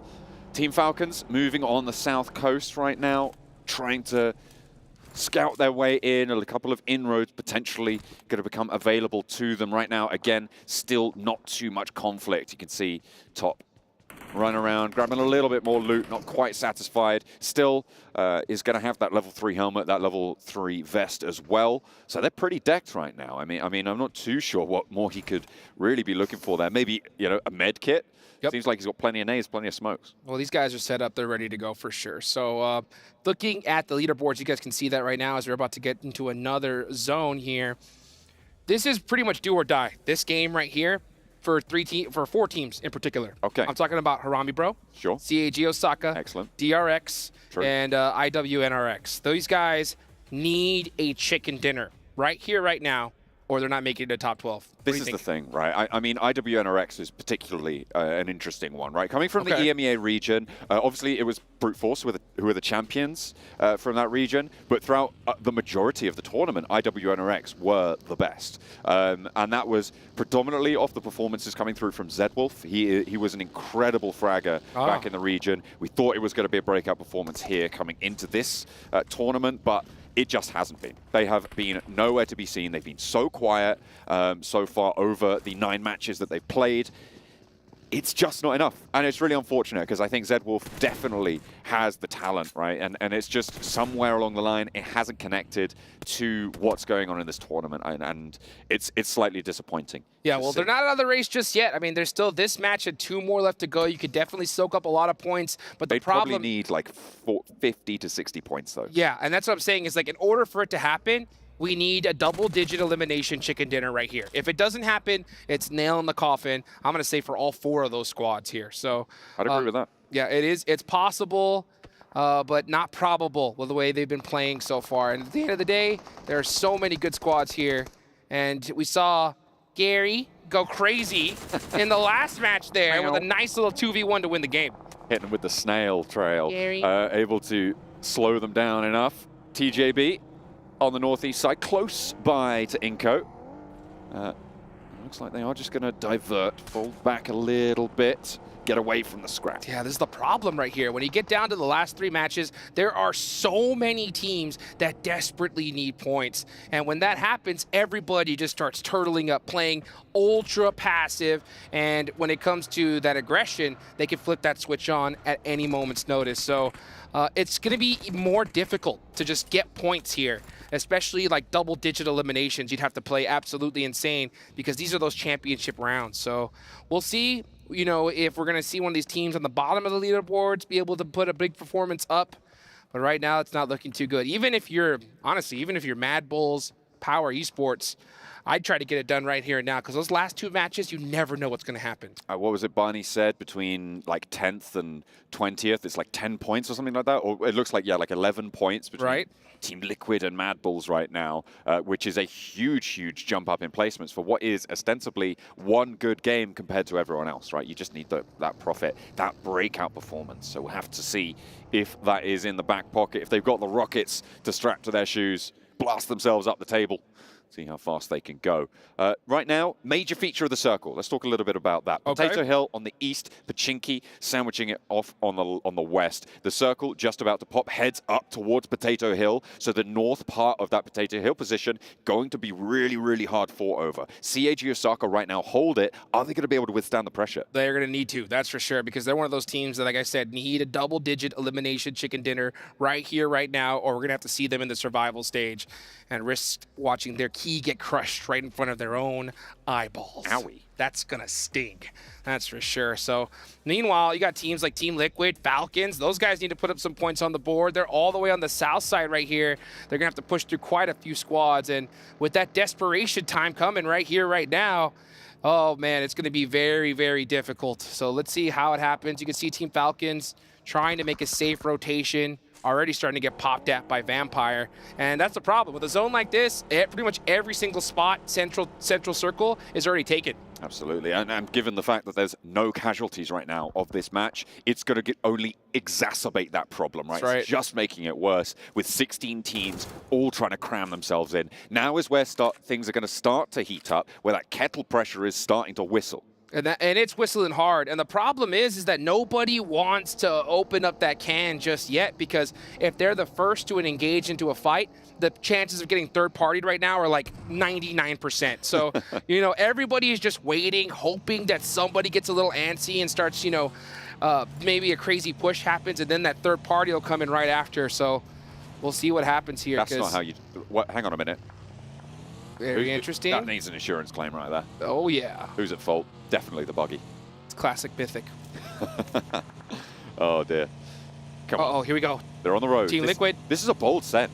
I mean, they must know someone's up here. But CAG Osaka is too split right now. They are so severely split that they can't support each other. And he's going to get taken out right here, 3v1. I think a big misplay from CAG Osaka. You cannot try to take that much real estate in a zone like this. No, absolutely not. And that's what I was saying. It's going to be hard fought over. Can they withstand the pressure? The answer, no, right now. A point of their hold has been taken down, but they still have 3 players alive. And once they regroup those 3, Team Liquid can kind of act as that 4th player on their south edge, but it's just going to be so much more dangerous for them. Oh, man. Alola x IHC now clashing with IWNRX, who have been trying to push in for a little bit. Swain goes down, and we are finally starting to see these casualties coming through. A lot of them going to be happening over towards the west side near Pachinki. Going to see absolute chaos ring out here in the next few seconds. You can see a IHA on the move. NRX going to have to sacrifice a player. Oh, and they're already down to 2 players. That's going to be quite difficult. Is he going to be able to get that knock? He doesn't. Goes for the confirm, so at least get 1 point. And they need every single one that they could get because they are really struggling right now. NRX going to try to get this shot and gets taken out. It's not going to be there for Kine, unfortunately. Demo now trying to go on the swivel against Frozen with the AUG. Low HP for Demo, low ammo as well, and IWNRX win out that trade and take down Alola x IHC, but Alpha 7 have managed to leapfrog them. In the meantime, Talon have pushed in on the north side of that position, and it's going to be so hard to extricate themselves from it with the remnants of this IWNRX roster. Let's see what happens. IWNRX need these points much more than IHC did, and they are down to the final couple players as Boom Esports getting taken apart. Everybody's on fire, and this is exactly what I was talking about. The second that fight rings out, you know there's going to be some more players coming. Boom Esports going to try to go for a reset here. 2 players down for Moneymakers. They're going to start throwing out some smokes, and I think, yeah, both these teams should be able to get a full reset. A lot of challenge on this south side, as well as a scrap going on. Harame Bro and Falcons clashing with one another. Falcons, they've taken a knock, but they can get the res. However, the zone is going to push them. It's going to push them hard. They're on the long side and need to flow on in past the positions from Boom and Moneymakers. Given that this fight is going on, that is the reason that Falcons can make this maneuver now. They're going to be able to have a route in towards the top of Potato Hill on the west side. The question is, how long are DRX and Madball's going to let them go for it? Let's see. And if you're Boom, you need to get this fight done as soon as possible because you don't want Falcons to be knocking at your door here. The nades are starting to ring out. They're throwing every single piece of utility here. Yummy's the first one to go down. So Moneymakers could turn this around right here with another knock. Trying to put the nades out through the window. The flush onto Yummy is there. Close range engagement, potential danger here as they push out, but it's dealt with handily. Koa leads the charge around the edge, and not a Moneymaker goes down. Easily taking control of those 2 players on the outside, but look, Falcons have made that move. They have surrounded this engagement, and the Moneymakers have bigger fish to fry. The Falcons are swooping on in, and here they are. Just a little bit late to the party, actually. They weren't able to catch that third party right on time, so now it is going to be a fair 4v4, and Moneymakers actually have that edge with that knock onto action. Uh-oh. Koa down to, he's really low. Yeah, runs immediately away, gets into the shack, and he should be able to get fully healed up. But now Vampire is coming in here as well. Thought that nade went in through the window. That one might do a lot more damage sent in. No, that one just bumps short. You're right, Vampire are here. Schwepp is going to be an outpost for them. They're not fully in. There's a nade. There's an opener towards Havlik as Schwepp continuing to keep that pressure on the back there. I'm not too sure about this Falcons push down the hill, but if they're sweeping out their sidelines trying to keep control, then they're going to have a better chance of pushing up towards CAG Osaka after this fight. But they need to conclude it first. 2 knocks now over towards the Moneymakers as the res comes in for Havlik, keeping 3 alive in the building, and the Falcons disengage. They said, forget this. We cannot handle this right now. Well, hang on a minute. Never mind. You know, we're turning around. We're getting into the fight. We're going to go ahead and just take them head on. And Schweppes is right there around the corner as well. So let's see if Vampire swoops in, but Moneymakers desperately trying to take these players out to keep their tournament hopes alive. Top with the S12K.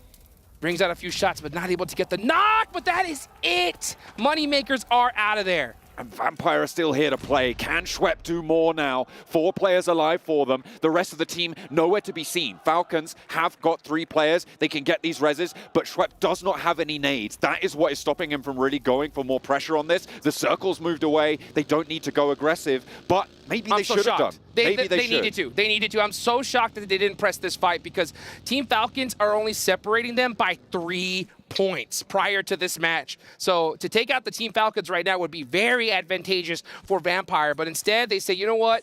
Let's prioritize circle and see what happens. And it's a bold call. It's a bold call. Let's see if it ends up working out for them. Schwepp a little bit out of tune right now with the rest of Vampire. Stoned tries to put a leash on him, pull him back in. Or maybe he should have been the one being pulled over towards that. It's going to be interesting to see how the 3 players from Falcons now can impact Vampire's position. The difficulty right now for the position for Falcons, they can't really put too much pressure over towards Vampire because of the way that the terrain sits on the south side of that potato hill. Spray from Mythic, 1, 2, 3, and the rest go up in flames. That is a huge pickup for Team Liquid on the west side, and the Mad Bulls, they are sent down. See ya, Mythic shutting them down right there. 5 eliminations to his name. You can see that helmet right there. He found them real quick. That's how you get it done. So Team Liquid busting out some big eliminations right when they need them. And now they're starting to put some pressure onto the Brazilian brothers of Alpha 7. They're trying to close that gap. Another knock, another flush. That goes to Talon, but that still depletes the resources of Alpha 7. And the rest are up on the menu. Ayala He's dancing. wants the shots. He's adding the pepper. He's making it spicy. McGrellin goes down. And Team Liquid, 6 eliminations now. Looking so good right now. Very, very strong. Holding the edge of Potato Hill, and CAG Osaka are just playing this completely passive, so they're not applying any pressure from up the mountain. It's really up to Team Liquid to get it done here. Talon are trying to find a flank on in, and it looks like they are going to take that fight. Misery with a beautiful shot onto Ayala sparks this engagement. Ayala, where are you? Need to be a little bit more consistent with those sprays, but let's take a look at this third-party potential coming in from Alpha 7 if they go for this full-out scrap. Talon really can't, I think, fully engage onto this. They just need to keep the suppression on because Alpha 7 will move up whilst Team Liquid are busy holding their knocks back.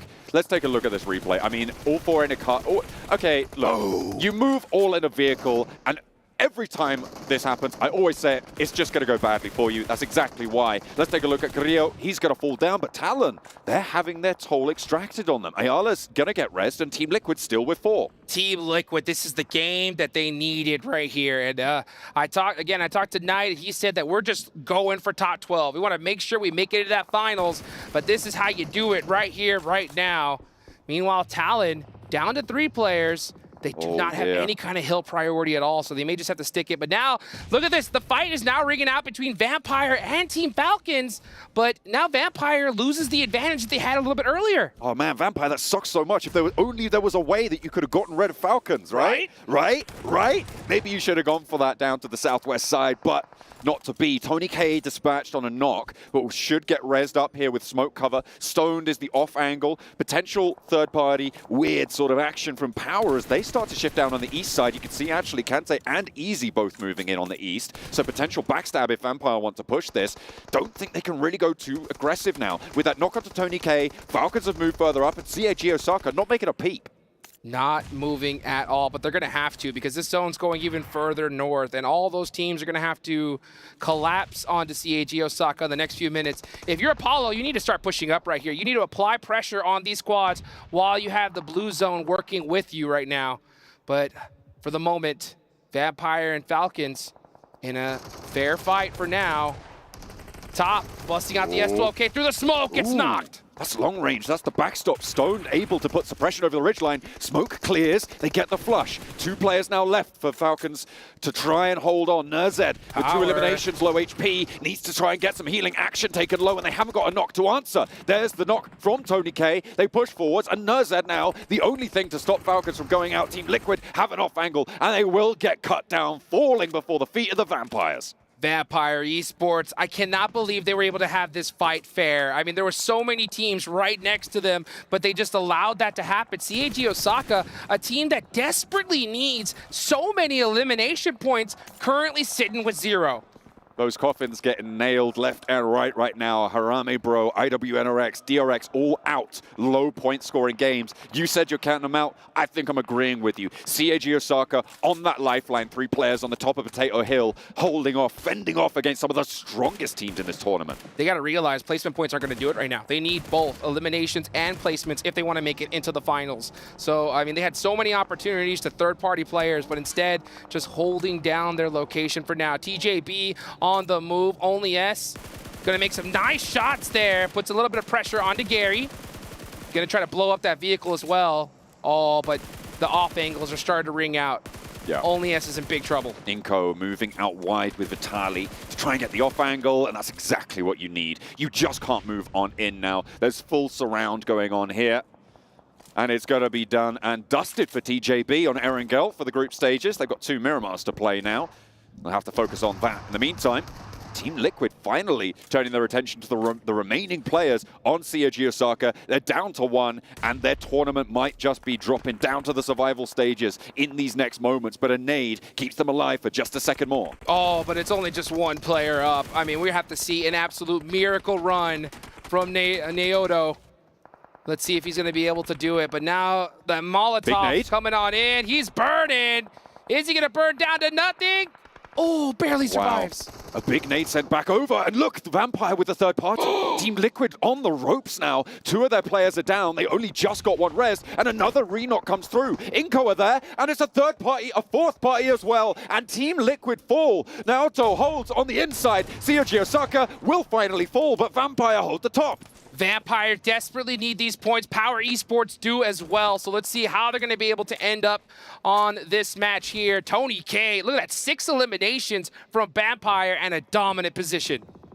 That is a great result for them. Team Liquid getting pulled apart. That beautiful opening knock, and a lot of that was on Naoto from CAG Osaka, right? Getting that nade in, stopping Team Liquid dead in their tracks. They couldn't push up more to that building and finish the fight that they wanted to take. If they had that building, Vampire can't move in, Inko can't get third parties. But as it stands, Vampire now on the high ground. With Talon starting to falter, Power might want to sweep on through.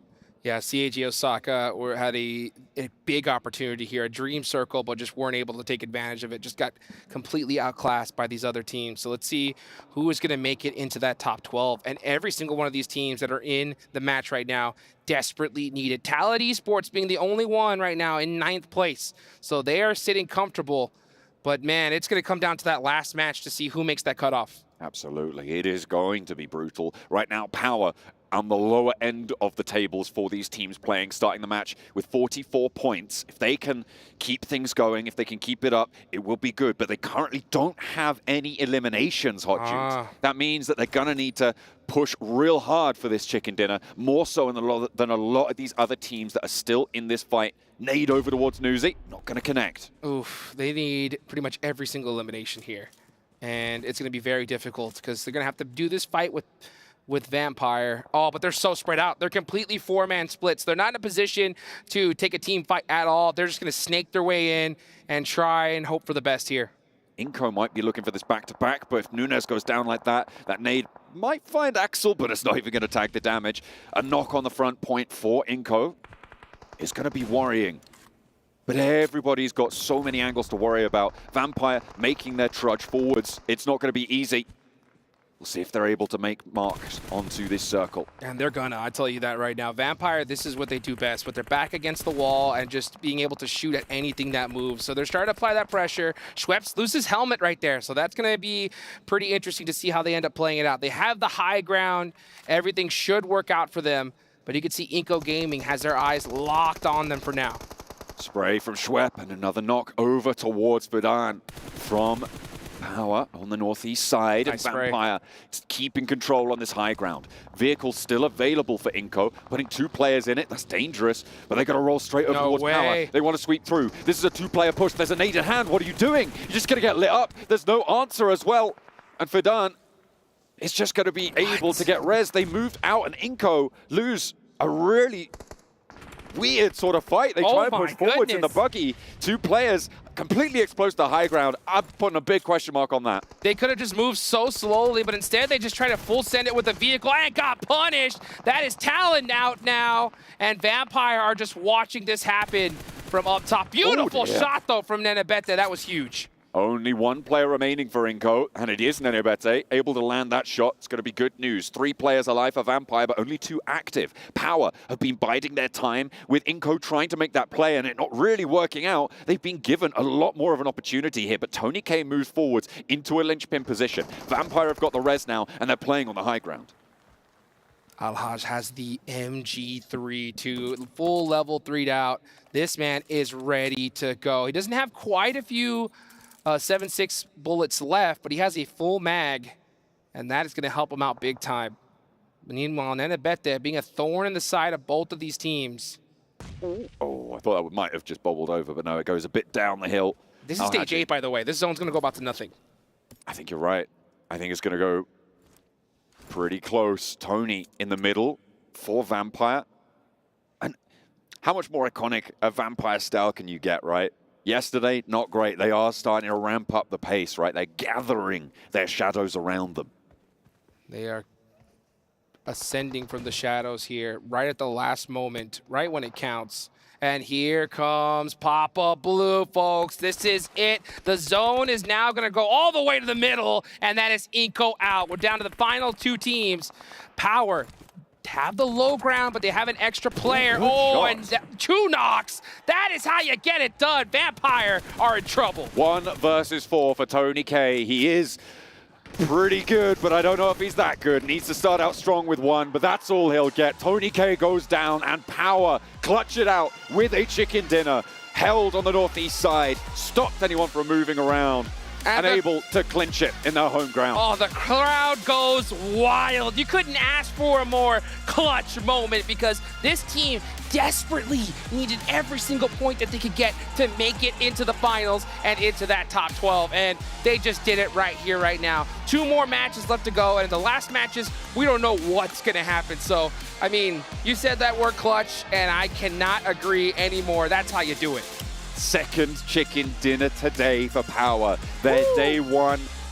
We're not even going to think about that anymore. We're looking at today's games, and they are burning bright right now. This is a team that has surprised us before. It looks like they're trying to do it again. Absolutely, man. What a performance right there. Beating Vampire on the low ground, not an easy task at all. They hit those shots and got it done right here. So, I mean, a performance like that, we should hopefully see them in the finals. There's still 2 more matches left to go, and like I said earlier, it's going to come down to the last one. I think it might just do that with the proximity on these tables, with the 12-match set that each of these teams are going to be only playing 12 matches. It increases that volatility so much, and everything can change on 1 play. Well, speaking of volatility, right? Now I'm gonna claim it, right? Nail in the coffin for the bottom 4 squads right now. We're gonna see them in the survival stage. I know it, and I think they know it as well. Here comes the problem, though. You know you're making it to the survival stage. You know you're not gonna make it to the finals. Maybe you decide to say, hey, this team annoyed us. They're the reason why we're here. Let's go hunt them down. On the flip side, maybe you want to allow the teams that you think are better to qualify, right? So that in the survival stage, you're not facing off against stronger opponents. That's right? a good point. So therefore, you go against weaker teams that are around that bubble, and you try and elect which teams you want to go for, right? So there is that sort of dichotomy depending on how you want to play it, right? And even then, you don't even have to make that call. You could just play for your points, just play for as much as you can. There are still ladder up bonuses, right, for getting higher placements on the group stages. A couple of grand can be the difference between that bottom spot and a couple of points higher. So there's still a lot to play for. We're going to be heading to Miramar after the break.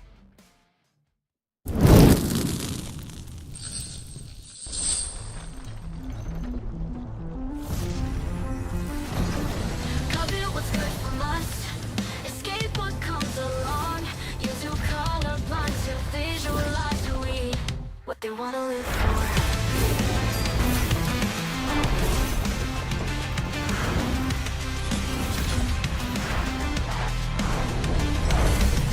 Can I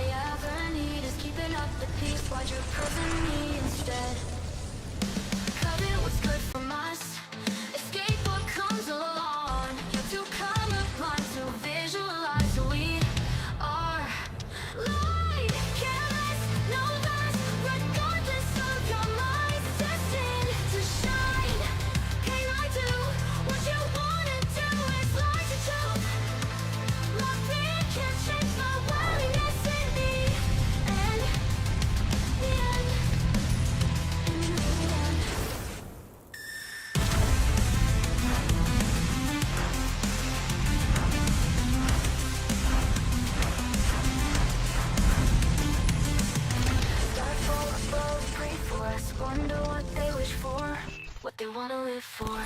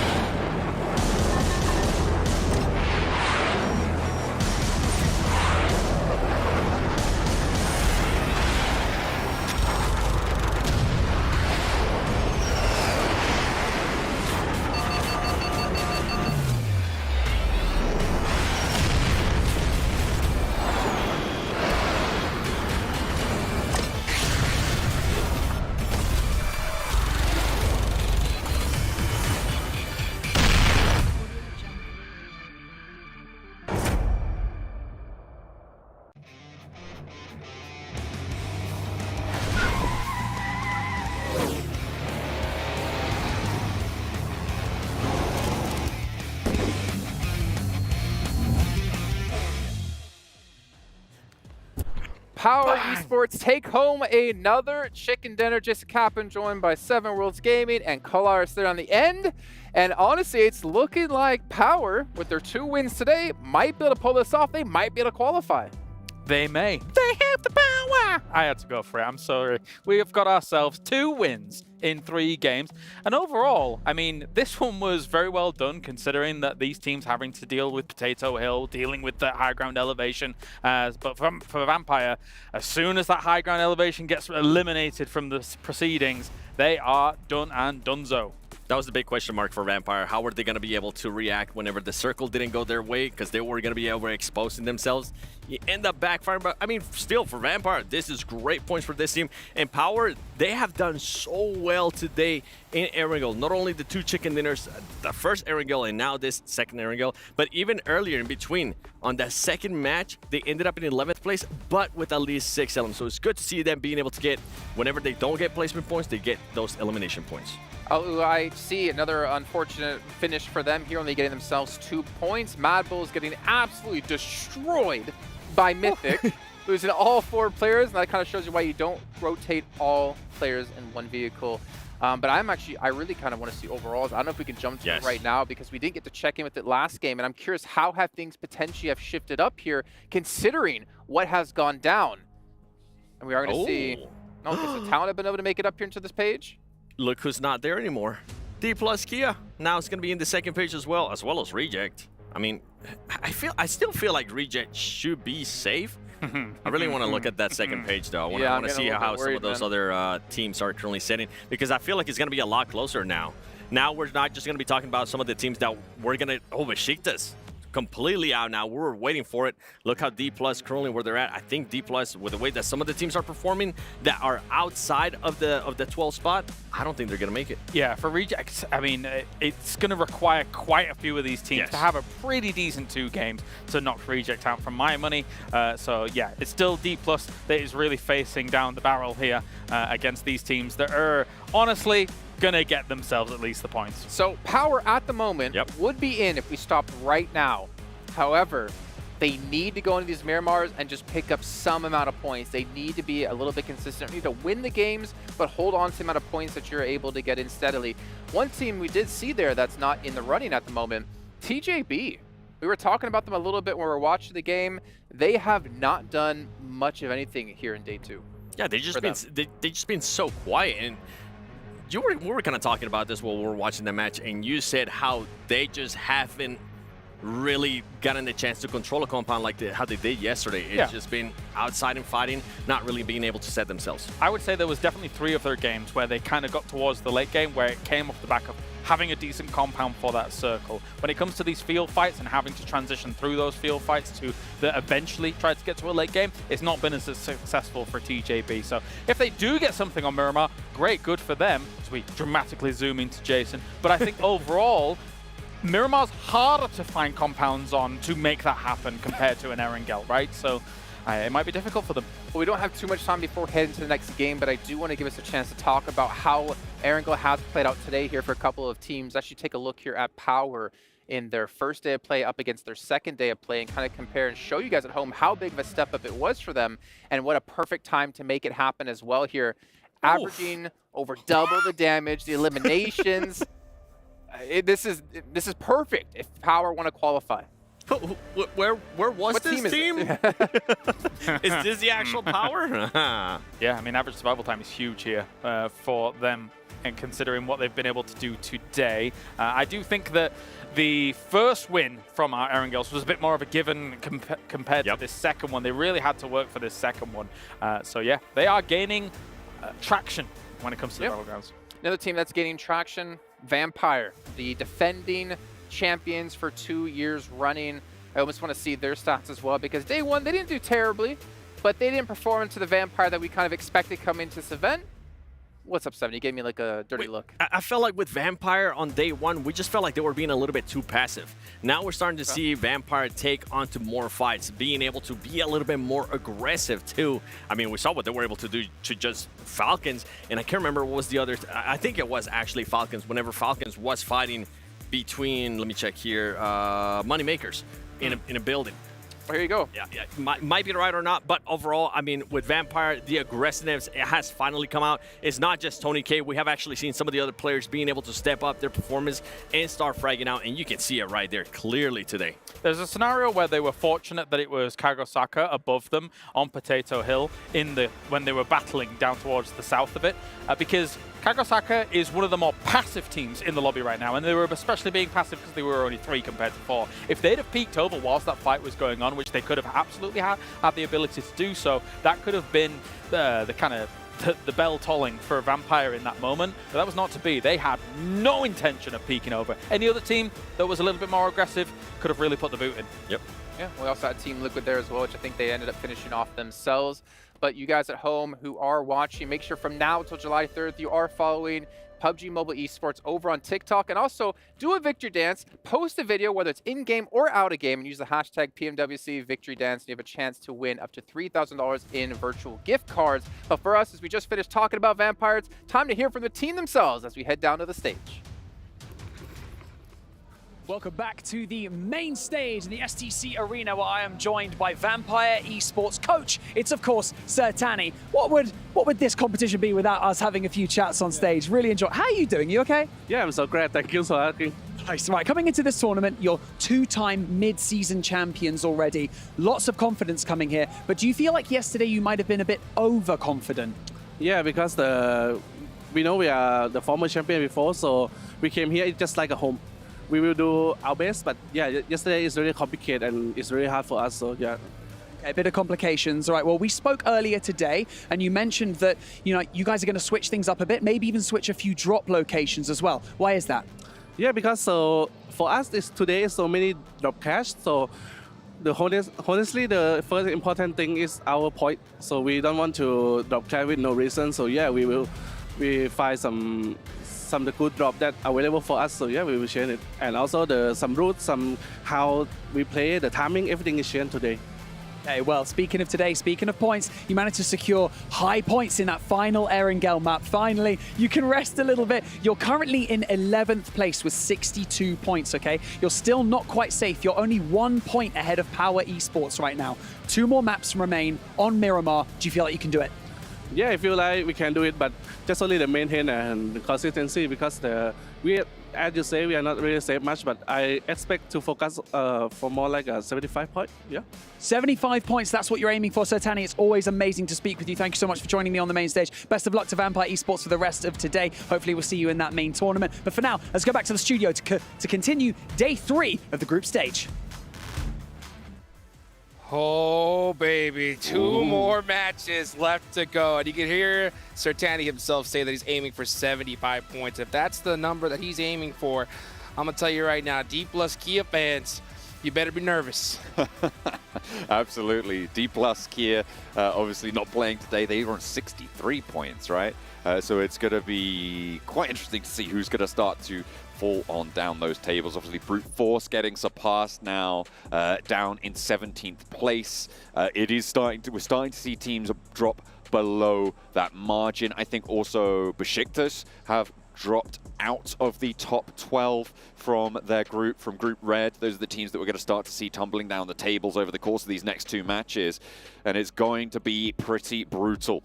But you know what you need when it's getting brutal? What's that? The best equipment. With dual gaming chipsets and 144 Hz AMOLED screens, the GT20 Pro will equip teams with up to 120 FPS, which is also the first batch of supported devices, offering esports level performances and visually stunning experiences in the 2024 PMWC. Stunning. Stunning it is. And man, we're going to see some teams stunt on the rest of these guys here as we get into the last 2 matches of the day and of the group stage right here. $1 million gonna be split amongst these squads at the end of these 2 matches here. So let's just see who's gonna get that big money. Honestly, at this point, trying to catch Alliance, I think is gonna be just a little bit too hard for this lobby. They did so well their first 2 days, but you know what? You could definitely see some squads surpassing some of the others. You got like Alpha 7, who could possibly try to hunt down D Xavier, maybe even 4MV. And if they do really well in these next 2 matches, they do have El Bolso. They did get a plane drop, at least towards their area, so they're going to be looted up to the teeth. But they're going to have to get moving here very quickly, as it looks like we have a nice little southern zone here. Down to the southeast side, just sort of centering over towards Los Leones. Are we going to have an urban finish? I feel like that would be so cruel for a lot of these teams, right? Generally, when you go to those urban environments, it just gets so chaotic, and predicting it, even in like stage 7, becomes pretty close to impossible, right? Unless there's like just some wild, completely dominant position, but very unlikely to happen. I'd be interested to see how that would unfold, but I don't really want to see it, because I feel like I really want these teams to have a fair shout in towards the last of their matches, right? This match, next match, the only 2 times they're going to have to put on the board to jump up towards those 12th places. Oh, yes, they do. And I'll tell you what, Power Esports now have jumped right there to that 12th place position. So they've just reached that cutoff, but they got a lot of teams that are going to be hunting them down. You got Team Falcons, 1 point separation. Inco Gaming, 2 point separation. And then TJB just only a few more points down from that. So the job is not done yet. But Power, with that last game, they have definitely put themselves in the running. Yeah, absolutely. Alpha 7 right now, the only team that's jumped over where I sort of think that bubble's going to be. And even then, they are not out of the woods, right? The fact that we've only got 2 more matches to play and all of these teams are still chasing that position makes me think that the bubble might be just that little bit lower, right? Because you're not going to see all of these teams have a super strong performance. If you can see the bulk of them getting towards 6 points in this match, that's when it's going to start to jump up towards that low 70s mark. And it's going to be really interesting to see where it all falls, right? Because as all of these teams start to get the same amount of points as each other, that bubble drops just that little bit, and it is still so dangerous. But let's loop back to something that you said in the previous match, right? Seiji Osaka, Harame Bro, IWNRX, DRX, very unlikely it's over. They make it. It's over for their group stages. They will get through to the survival stage. That's correct. If they don't make it up into 12th place, which for all intents and purposes, they already haven't. We are going to have to see what they can pull out the bag in those next stages, right? We're going to be starting to cut teams down for Boom, for Mad Bulls, for Moneymakers as well. This is, again, that same situation that you were talking about last time, where this match could cut them out of the running. Yeah, definitely could. And you know what? For those 4 bottom teams, you know, you never know what they're going to do right here now. And sometimes when they're at this stage, a lot of squads start going crazy because there's no more nerves, right? They know that, hey, there's no chance we have of making it. They finally start playing their game and start disrupting all the teams above them. So, you know, it's always good to keep an eye on those squads for sure. But I do agree. You know, Boom Esports, Mad Bulls, even Moneymakers, it's do or die this game for them if they want to make it into that top 12. So let's do a little theory crafting since we have some time here and teams are playing so carefully at this point. Boom Esports, 46 points. Right now, Power Esports is at that cutoff line with 61. What do you feel Boom Esports needs to do right here and now, or what do you feel needs to happen if they want to have a chance of making it into the finals? I mean, you just need at least double digits on the match, right? And I think that bubble in general, I'm still thinking it's going to be low 70s. So for Boom, they have a real big task ahead of them. I'm looking at them needing potentially 15 points a match to be secure into this one. That would give them 30 more points, put them on 76, right? That's around where Sotani said he wanted Vampire to end, and they're on 62 points already. So that sort of puts into perspective just how much of a chase Boom have, how much Mad Bulls have, and Moneymakers as well. They are really on their last chance, and they need 2 consecutive absolute bangers or 1 gigabanger. That's right, yeah, a gigabanger, and we haven't seen it happen so far from them, so it's going to be absolutely crazy to watch. And you can see Power Esports, they had a banger of a match in the last one, right when they needed it, so they're going to have a little bit more room to breathe, but job's definitely not done yet. They just need 2 consistent games, put something on the board. Just can't go out early if you're Power.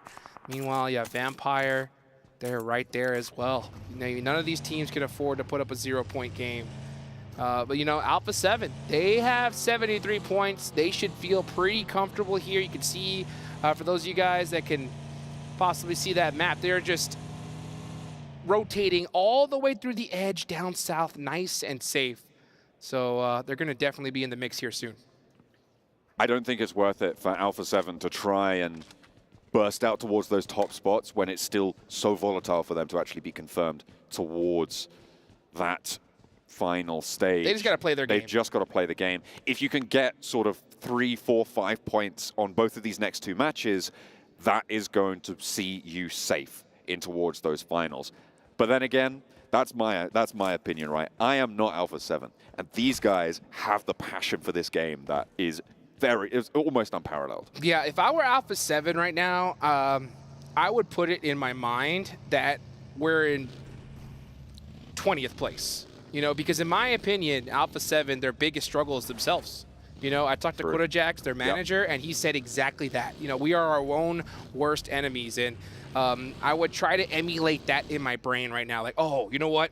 This is do or die moment. We have to go crazy, otherwise we're not going to make it to the finals. So that way they can try to work through those nerves, because that's their only problem here.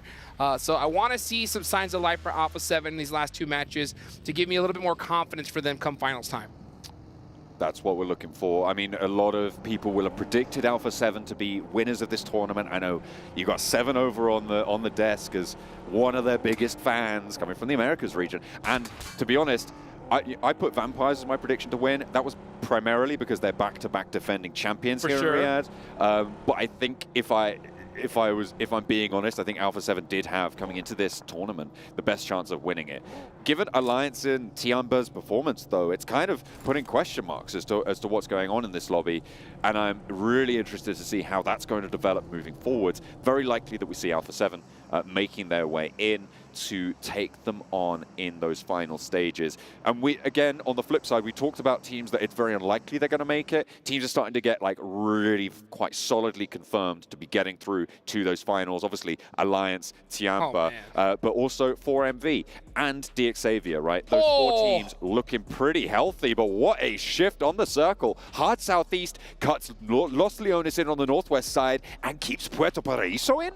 Oh my goodness, this is a perfect zone shift for a team like Alpha 7, and we're starting to see some shots ringing out just due to this crazy one. Moneymakers currently sitting at 18th place. They're one of the teams that desperately need points here. They got to be able to hold it against TJB. Both these teams need it bad, and both of them go down. And actually, that is Moneymakers out of there. When I said this was potentially their last chance and they're going to get cut, now it is up to the Gigabanger final map, isn't it? And you do not want to be there. They still have the chance, though. We'll see if we'll be able to tune back in with them next time around. Talon close to the remnants of TJB, and so that could be the end of their match as well. Meanwhile, down in the rest of the thick of it, it is Power starting to flip those switches again. DRX falling prey to it. I could already hear the crowd starting to go nuts as soon as they saw that knock from their hometown heroes. And this is DRX. DRX know that they're down and out. They have zero chance of making it into the finals. So if you're going to push a team, that's one that you should really want to go ahead and press the issue on. TJB still being suppressed out in the blue up the north side, northwest of Hacienda. A nice answer, though, from Longs with a long shot over to Linus. Able to hit that headshot as well.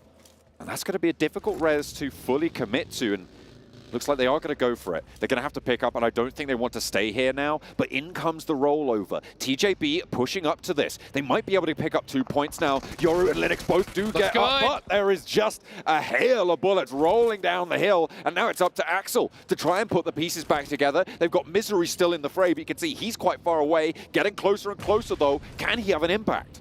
Flower's going to see those nades coming from a mile away, so he's going to have to land it perfectly. Nice. You guess you didn't see that one coming. Axel with the beautiful nade.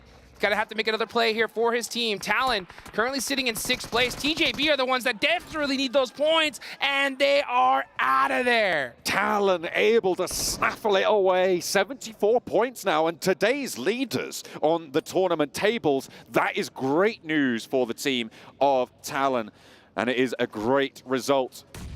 Another team pushing up and over, looking better to get towards those finals. The team from Indonesia.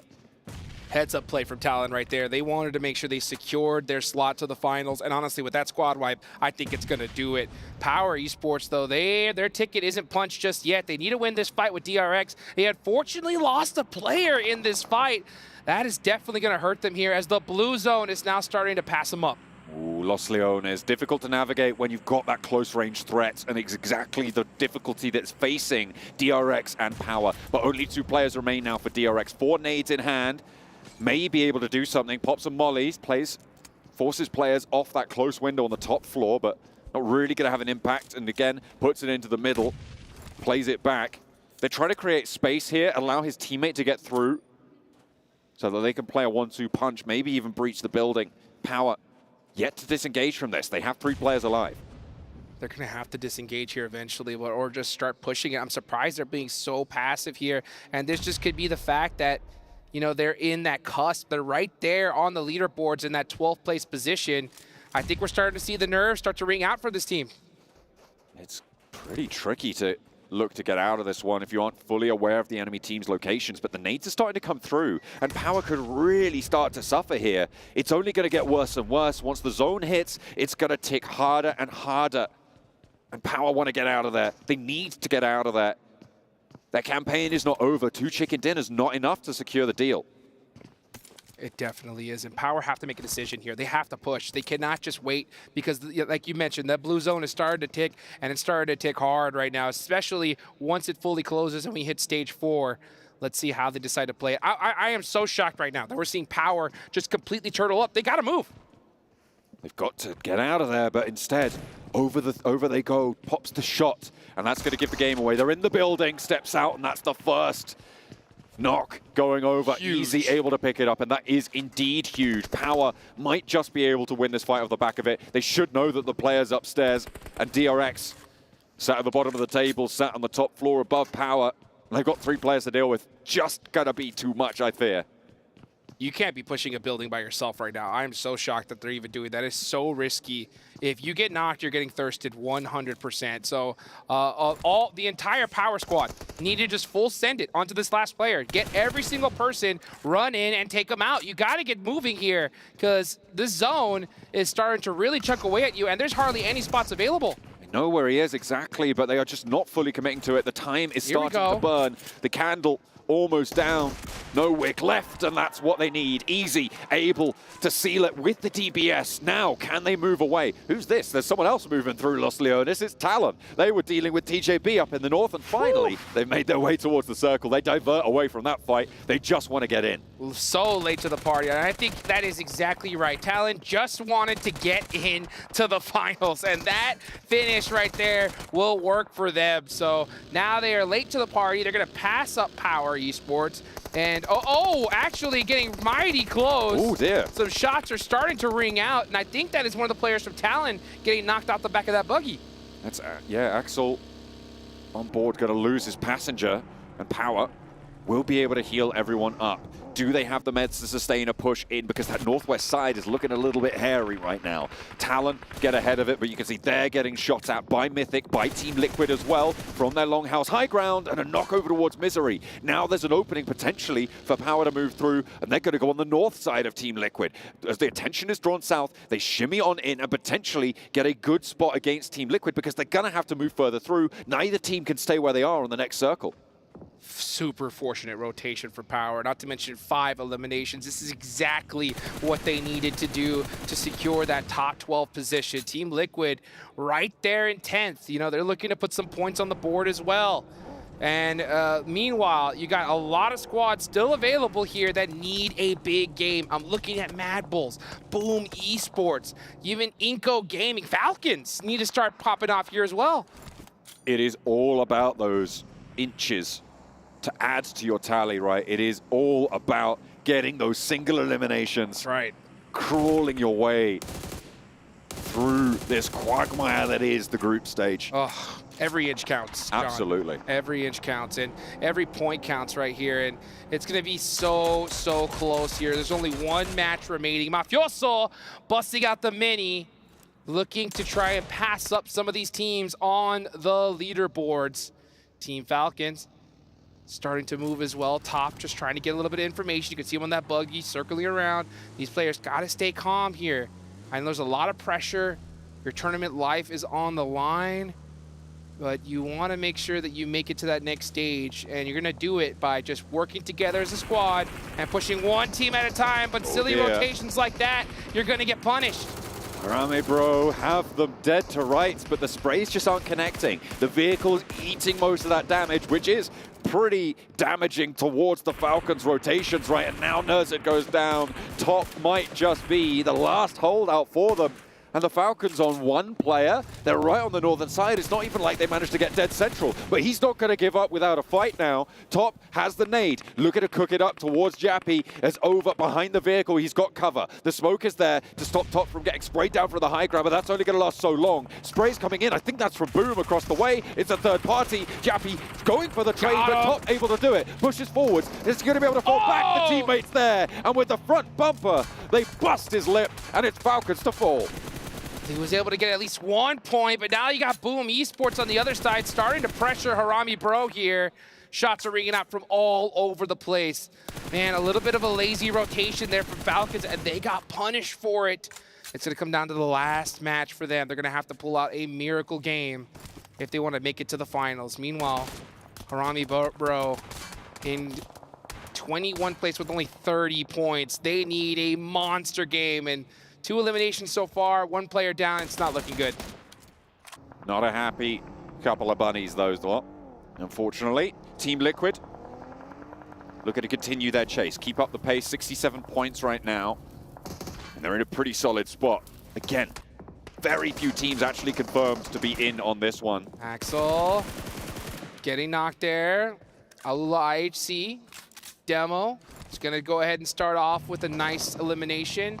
Oh, but here comes Boom Esports starting to put that pressure onto Harame Bro. I believe it's only 1 up left for them. A great push by Boom to get some very necessary points, and that's going to be 6 to their total. Excellent start to their second to last game right now. Their Miramar campaign going well.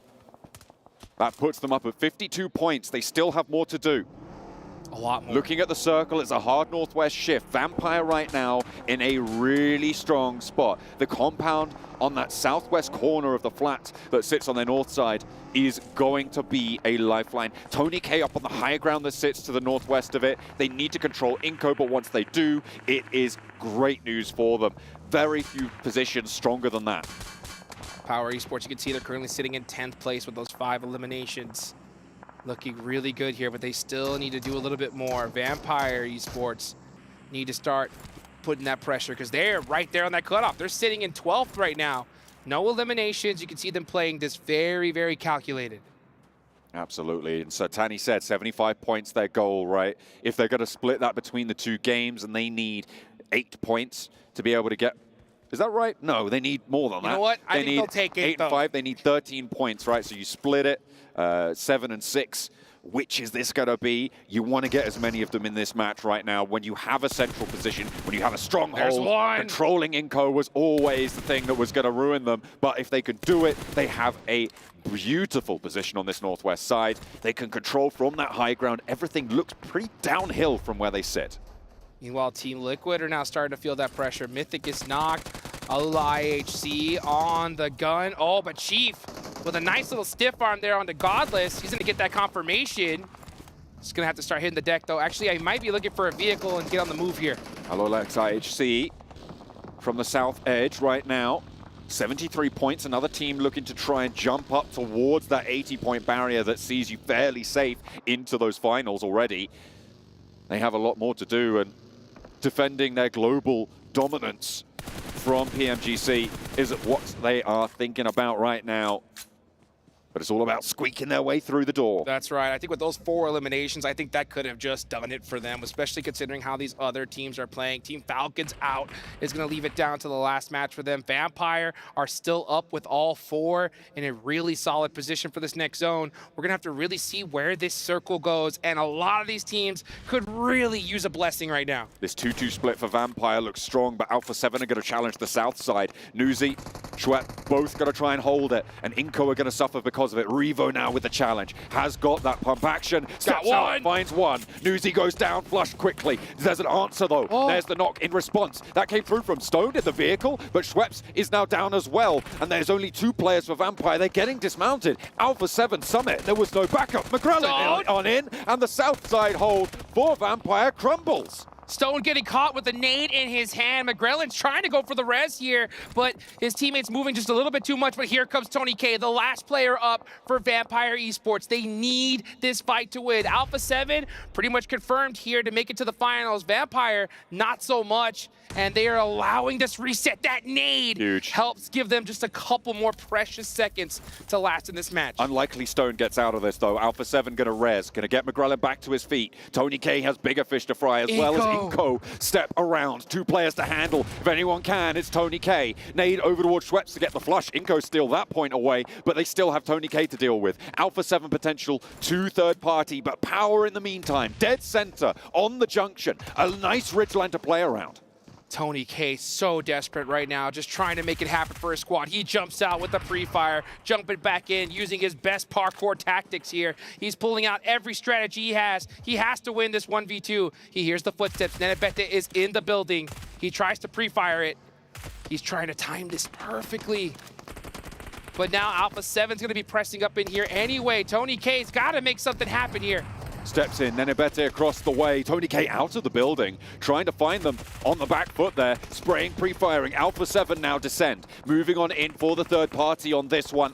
I think they've only sent the 1 player up to the north side, but he's just going to put ordnance in. Nenebete going to be forced away to the sidelines. There's the backup from the Molotov. They are starting to stretch out on this line on the west. Dangerous to expose themselves to the south side, but there's a lot going on the east that we'll have to tune in with later. This fight continues. The pressure is cooking. Tony K's got to, his heart's got to be beating a mile a minute at this point, because he's fully boosted now. He's going to have a little bit of that run speed advantage from that full boost, and he needs it for sure. He is just biding his time. He's very happy to just stay in that building as long as he possibly can here, and hopefully maybe sneak even a single placement point. But right now, there's still 10 teams remaining. You go out, it is an absolute donut.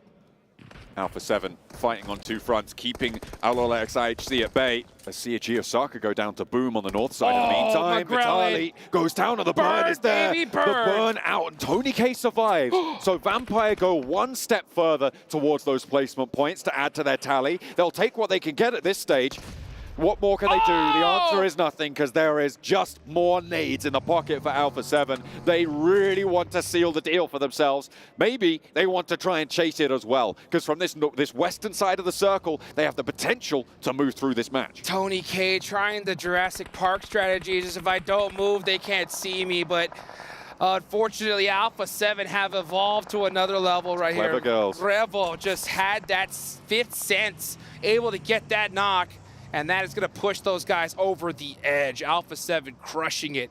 But Power Esports, the local hometown heroes, need to get it done here. They have a good, solid position in the center of this map, but everybody's going to be staring right at them. Alolex IHC sending Demo forwards in a pretty wild push, but sometimes you just need to go for it, and only putting one player in, it's the risk you take. Now they've got a central position because Demo made that dash. Alpha 7 weren't quite able to stop it.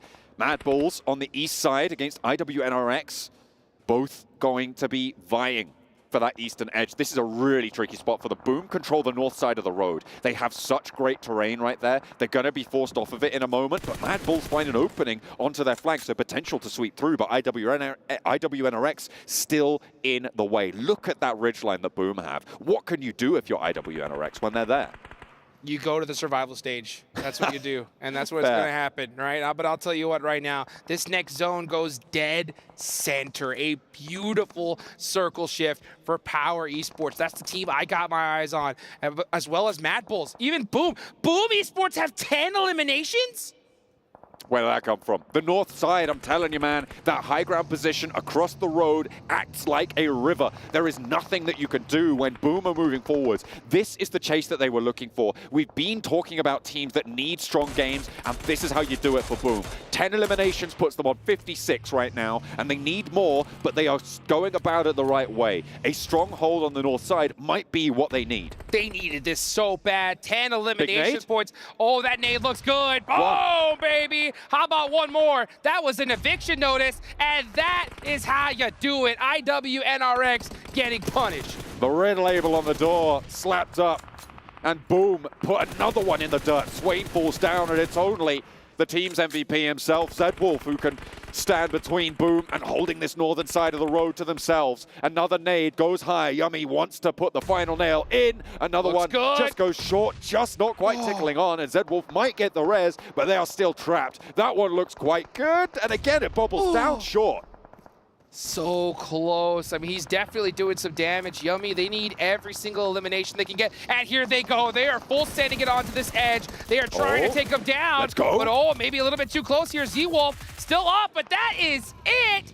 14 eliminations for Boom Esports. They are starting to turn up the heat now, but they need the reses. Only 2 players active. Can anyone capitalize? Power still going with 3 in their ditch, and Alpha 7 starting to march forwards. 2-2 right now. A split attack, an approach to this eastern side, and Cardozo's been left alone. What is going to happen? Power Esports able to get the full reset here. They have 3 players still alive. Alpha 7, the only team in the lobby with 4. Actually, Boom might even get this res. Meanwhile, Mad Bulls does get a knock onto Mafioso. This is stage number 8, folks. This zone's about to go to nothing. Only one more game after this. These teams need to clutch it up. It is getting do or die by the second. It's closer to the wire. Alpha 7, they immediately move Revo up, but I do wonder if they know that Cardozo's there for Team Liquid. He's been sort of in the middle of this split, and Alpha 7 might fall prey to it if they don't clear out the angle. I don't think they know. There's no way that they can, because Mafioso would have just handled this. This means that Cardozo could be a massive spoiler. Cardozo being so sneaky right now. When is he going to strike? You can see Mafioso applying that pressure to Mad Bulls. Mad Bulls should be looking to get into the action here since they desperately need these points, and it looks like they are going to make that challenge onto Alpha 7, but Alpha 7 doing a great job of just pushing them back. Shots from Mafioso, keeping Boom at bay, getting across this road, their major challenge, but that south duo is going to give them a little bit of a foothold. They need to get across and challenge Power on this northwest point. Cardozo still chilling right now for Team Liquid. He's got ice in the veins, this man. He knows what he needs to do. He needs a little bit more points to make sure they make it into the finals. So he's playing so quiet right now and giving Alpha 7 so much false confidence. Nice knock there. 2 knocks from Alpha 7 onto Mad Bulls. And I think that is going to be it for them. Only 1 player up left. Mad Bulls just weren't able to get it done. No, the crossfire between Alpha 7 and Boom was just too much to bear. He is still there, and they still don't know. He's in the circle with a little bit of cover. A knock over towards Power is huge for Alpha 7. And they are starting to rack up these points as well. It is not just Boom who's come to play this one. Still, they're on 14 eliminations. Yummy with 7. half of the team's tally. Oh, There it is. Cardoso finally pops up, gets the knock and flush onto Revo. Here comes the drive on in. Is he able to get that second knock? He does it, and Carrillo finally takes him down. That's a dozen eliminations right there. A huge game for Alpha 7. Up to 69 points, and add those three Power. at 72. Power now with a chance. 3 players alive. Getting a knock over towards Carrillo means 2 players for Alpha 7. Boom, looking to insert themselves into this one. A big game necessary. Rezi over and into safety as well. Behind that buggy, has to fall back. Pondbit spotted by huge. Fidan. Finds the spray, finds the flush. A nade over the top might just be enough to find 2. A double knock comes through from Rezi, and that is huge news for Boom. More on the tally. 18 eliminations. They're looking to break records. 18 eliminations so far. There's 2 more to go. Can we see a 20 elimination game? That is a 30-point swing if they get it done. And Alpha 7 are on the back foot. It's looking too good for Boom Esports. Here comes the pressure. The nades, the molotovs, the zone is starting to close. Alpha 7 know they're hurt. They have to hit an incredible shot if they want to make this happen. Mafioso down. Now it's McGrellin. The only thing that's going to stand between them and Boom rolling over the circle. It is bombastic. It is loud. The north side of the road rolls on down, and Boom's hopes stay alive. Boom goes the dynamite, baby. 20 eliminations and the chicken dinner? Are you kidding me? These guys are gonna fly up the leaderboards. That is an absolutely incredible result. What a beautiful way to start your campaign into the final game. Indonesia very happy with their team right now. Boom have put so much on the board. 30 points. Starting the match on 46 puts them at 76 points. That is where they want to be. Anything now is looking to be gravy in the final match. Whew, Boom Esport fans, get on your feet, mark your calendars, because I think you're going to be seeing these guys in the finals after a game like that. Are you kidding me? We talked about, having a good game, right? Oh, yeah. That wasn't even just a great game. That was an insane match from them. And so many other squads as well that desperately needed those points were able to get them right then and there. You know what? That gets the official Giga Banger match right there for Boom. From that northeast side, doing so much work, picking up the points where it matters, and they've got to be so proud of that performance. Power getting deep into it again as well, getting late into that game. That double nade was huge to take them down, by the way. And Alpha 7 very much sealing their position now with over 12 eliminations, I think, as we start to see these players start to run on over. Yummy for Boom, a huge elimination tally, and it did get a little bit hairy with that knock to the backlines, but that's the nade that did it. Double knock, there's nothing you can do. Beautiful nade right there, so clutch. And I mean, look at that, Yummy had 7 eliminations at that point. That is just absolutely insane. And the hardest thing when it comes to playing as a PUBG Mobile player at this level is that clutch factor. You can't, you can't train for it, right? You just have to be able to have it or you don't. And Boom Esports, after that game, they definitely got it. Certainly is, but they've almost, they got 46 points in the rest of the tournament. They just got 30 points in that one match. They almost doubled it. So, that's crazy. I mean, sure, you need that clutch factor, but what you also need is the backup, and that's what I'm looking for them for next match, right? That is what I'm going to be looking forward to. Oh, man, guys. One more match left to go. You guys know what to do. Don't go anywhere. We're going to be right back. Boom.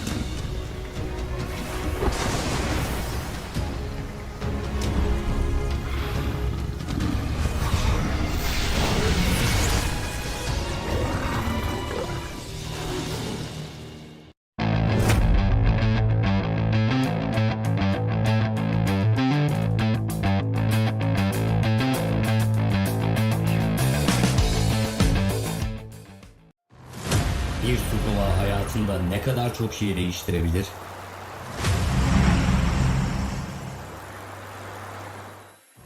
Bir hayali kaç kişi aynı anda paylaşabilir? Peki kaç kişi yükselen yıldızlarda savaşmaya cesaret edebilir?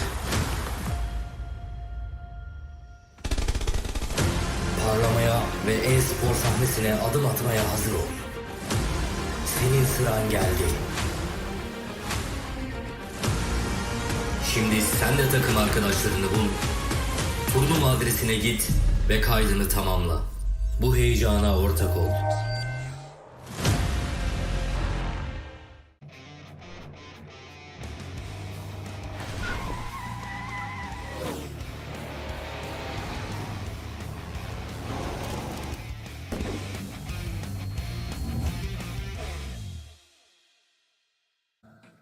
All right, guys, this is the last day of the group stage here at PMWC, so we thought we'd do a little half mark checking. Starting off with the first match, where Lurla was able to secure themselves a chicken dinner on top of their 15 elimination points. This was some great changes in pace and some great decision-making that allowed them to stay on top. When we're looking at match number 2, it is Power Esports that secured themselves 10 placement points with that chicken dinner that they got in their back pocket. For match number 3, BRX was holding on to stay in the race, but it is a survival of the fittest, and Inco went up against Mad Bull to secure those 10 elimination points for the chicken dinner, with Inco coming out on top, and they're the ones who get that chicken dinner for the last match of the half of today.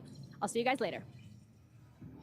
The importance of one match, and our winner chicken dinner went to...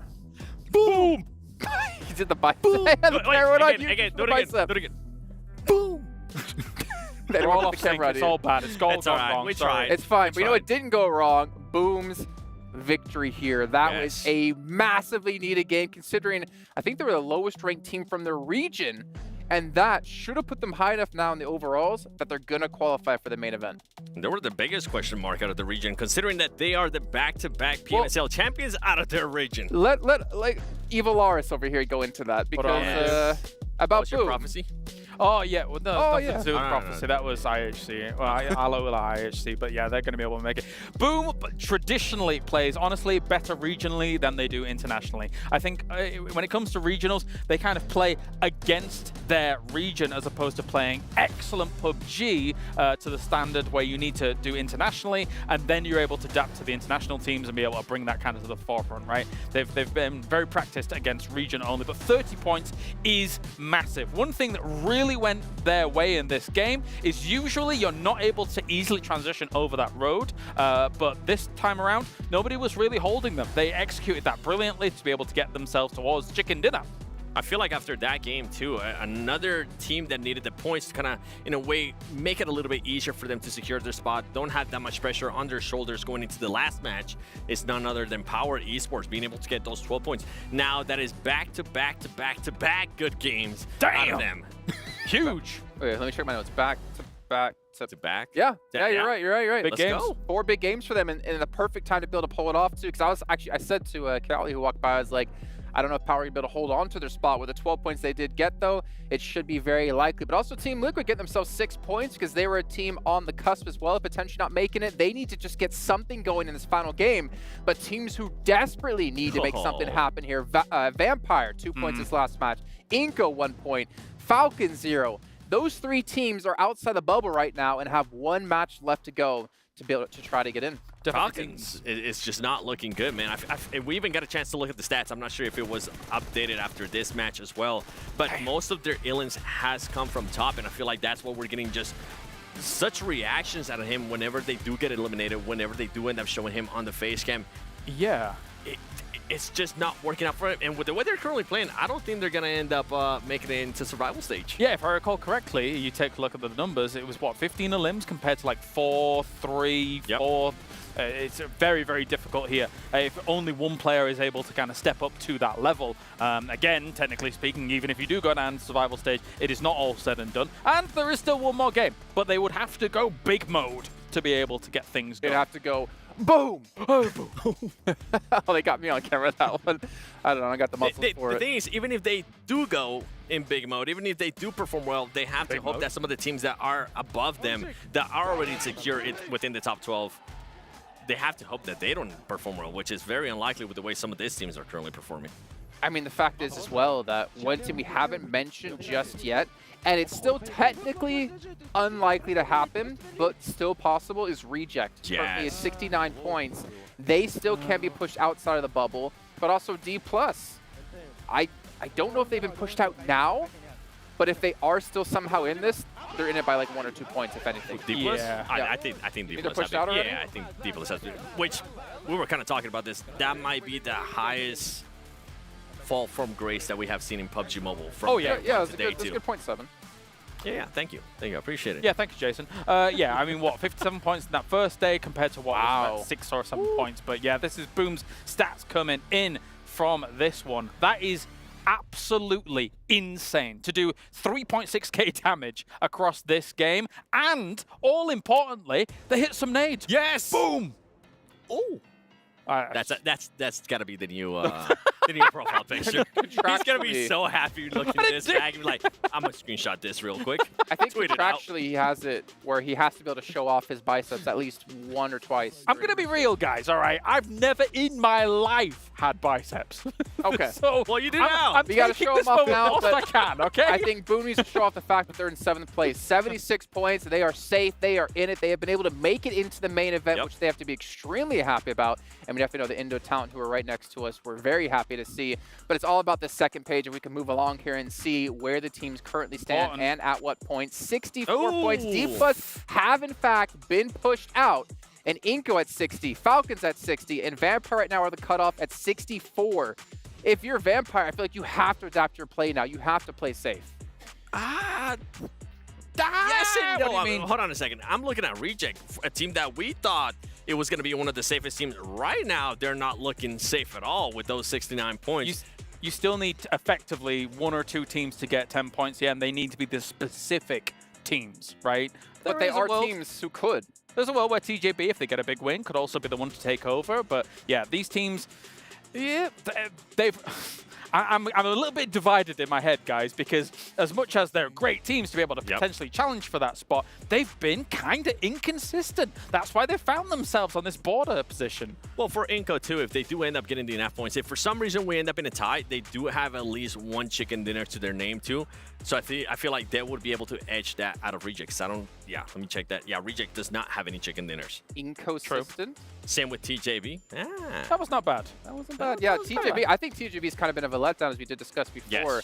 Yes. Really not performing here today. I definitely thought they'd be a team that would make it through, but Besiktas, unfortunately, they're out. Brute Force, I say out, right? They're in the survival stage. Let me clarify that for you guys at home. When we do say out, it means making it directly to the main event right now, but they still have survival. Technically speaking, if Mad Bulls had a massive game, 50 points, like up to what, I mean, hey, we just saw a 30-point game. Yeah. Like, there is technically a world. Again, in terms of the inconsistency, I don't think it's tried, true, and proven. And 7, that also does mean DRX. If they have a big game, they still, unfortunately, would not qualify here into the main event. They still have to play survival. But we're going to head over to our commentators. This is the final game of the group stage is ready. John Allen and Hot Jukes, take it away. Let's go. Boom. Boom. Baby, let's go. So much to the guys in the cargo pants in the box. We are heading into our final match of the day, Jukes. It's all to play for on that bubble. Vampire hold it for now. Let's go. Let's go. They hold it for now. Are they going to continue to hold it after the end of this match? We don't know, guys. $1 million about to be paid out in just a few short minutes. It all comes down to this, guys. It's one of those moments that so many kids dream about, you know, just that hitting that 3-pointer with only 1 second on the clock. That is the exact scenario right here, right now. Let's get it going live in Riyadh, Saudi Arabia. It's the PUBG Mobile World Cup at the ESPORTS World Cup, the final game of the group stage. With dual gaming chipsets and 144Hz AMOLED screens, the GT20 Pro will equip the teams with up to 120 FPS, which is, of course, the first batch of supported devices, offering esports level performance and visually stunning experiences in the 2024 PMWC. Over from the playing path, we're going from the Oasis down to Minas del Sur. Let's get it going. Oh, the playing path looking absolutely beautiful. Alpha 7's going to get their drop in El Boso, but my eyes are on these teams that desperately need these points. I'm looking at you, Vampire Esports. You are that cutoff. You are at that cutoff. So all these teams that desperately need these points here and now, they're going to be incentivized to try and take them out as quickly as possible. So if they do end up in engagement with Vampire, I would be shocked if we don't see them put a little extra urgency to take them out early. We're taking a look at some of those top players as well, and it just goes to show you how strong Alliance's day was that Cluck is holding that top spot. Of course, a couple of players still yet to get as many games played as them. I think at the moment it's Top who's really looking to chase it down for a potential MVP of the group stages, with Team Falcon still playing this last match, and it's kind of pretty close between the two of them. That is a hard shift again out to the east side. That's a tough circle. That is a tough circle right here. It essentially just cuts the amount of real estate down to, 2/3. So let's see how quickly these teams are going to look to move. And so my eyes, again, are going to be on teams like Inco, Team Falcons, obviously. I'm so shocked to see them even in this position right here. Last game, they have a 4-point differential away from Vampire Esports, and a 9-point differential from Team Reject. So it's fortunate for Falcons that they know that there is a hard point that they don't have to worry about, because Vampire could still go crazy here. So there's at least one slot available. But man, that is still 9 points plus that you need here and now. So let's see if they're going to be able to get them. This zone is definitely going to make things difficult, that's for sure. Really going to make things tricky. And I see a circle like this, and I have to talk about the hard east shift that we got on a circle like this over in EMEA to the 2 outpost islands to the east of Impala. Let's see it. Let's see it. Come on. Imagine how it would feel. You're chasing in one of the most important tournaments of the year, and all of a sudden, bang, you're swimming. Hey. And you forgot your swimming trunks. We're here in Riyadh, man. It's time to have some fun in the sun. Let's go and take it on over to the beach, baby. I would love to see some of that action. I know all these teams don't, that's for sure. Oh, yeah. But it would definitely make things interesting. So I'm looking right now at the map. Inco, very centered up right towards Los Leones. They're going to start creeping into this circle here, as well as the Falcons. Where are they? That is where my eyes are on right now. And I think over near San Martin right now. They're surrounded by so many squads. Yeah, Team Liquid right next to them on the east. You've got CAG Osaka out to the west of them. TJB on the north edge, who will be bringing up the rear behind them. But they're going to be able to move fairly soon. And obviously, there's a lot of rotational paths available on Miramar in general. It's quite a wide open map in the course of things. They'll be able to find a gap, I'm sure, especially if Team Liquid go further towards the middle. That'll open up the ground ahead of them. Man, what a crazy turn of events here. I think that we're going to see a 30-point game from Boom Esports. I did not. And man, they were able to clutch it out right there. Currently sitting in 7th place with 76 points. They're going to be feeling mighty comfortable. But then, again, so many of these teams are on that cusp of having to be in that survival stage. By the way, guys, survival stage, day after tomorrow.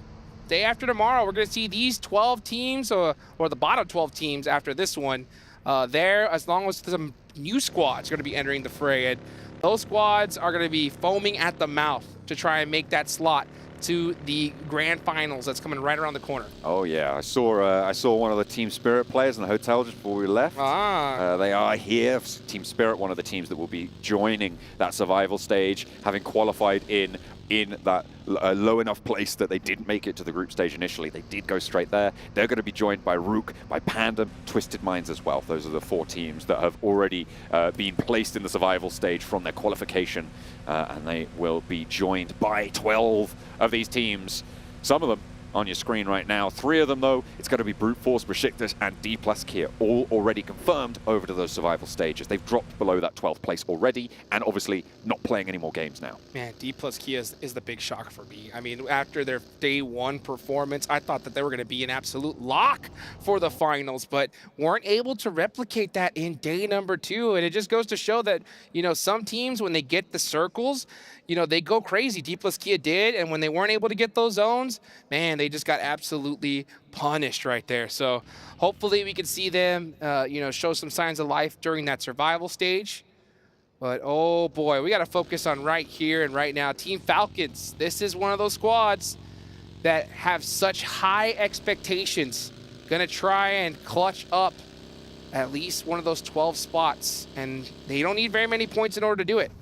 Certainly don't, but extracting that many points from a lobby like this, I mean, it's difficult, right? Sure, you see one team do it every time, but you forget there's like 14 other teams that just didn't, right? And so for Falcons, it is definitely a medium to large game, I would say, that they need. They need to make sure that they are supersizing that chicken dinner meal to be able to get forwards securely, right? 60 points shouldn't be enough. As I've been saying, the prediction around that bubble is going to be sort of where Team Liquid sit right now on 72. That's a 6-point average per match. So if you can push further beyond that, every time you add a point to that, you just get safer and safer and safer.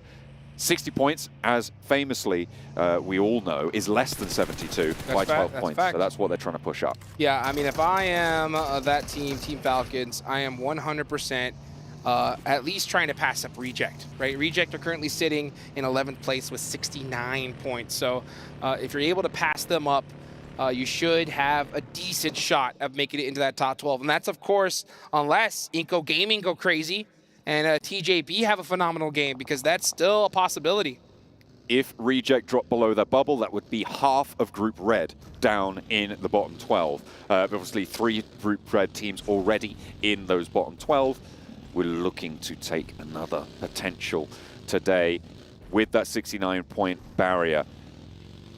Two other teams. Group Yellow right now, I think, is looking in the worst shape in terms of who's been able to jump on up. We've got 5 teams right now, if you include Inco in that bottom side, but it's looking pretty fair. I think every single group is almost evenly split right now between the bottom and the top 12. Absolutely, yeah. And one of those teams from Group Yellow is going to be Moneymakers. You know, they still have a possibility. You know, Kalar said it. Vamos, that's what they need to do right there. They need to get going because they're going to need a 20-point game they just got at the minimum. Oh, and...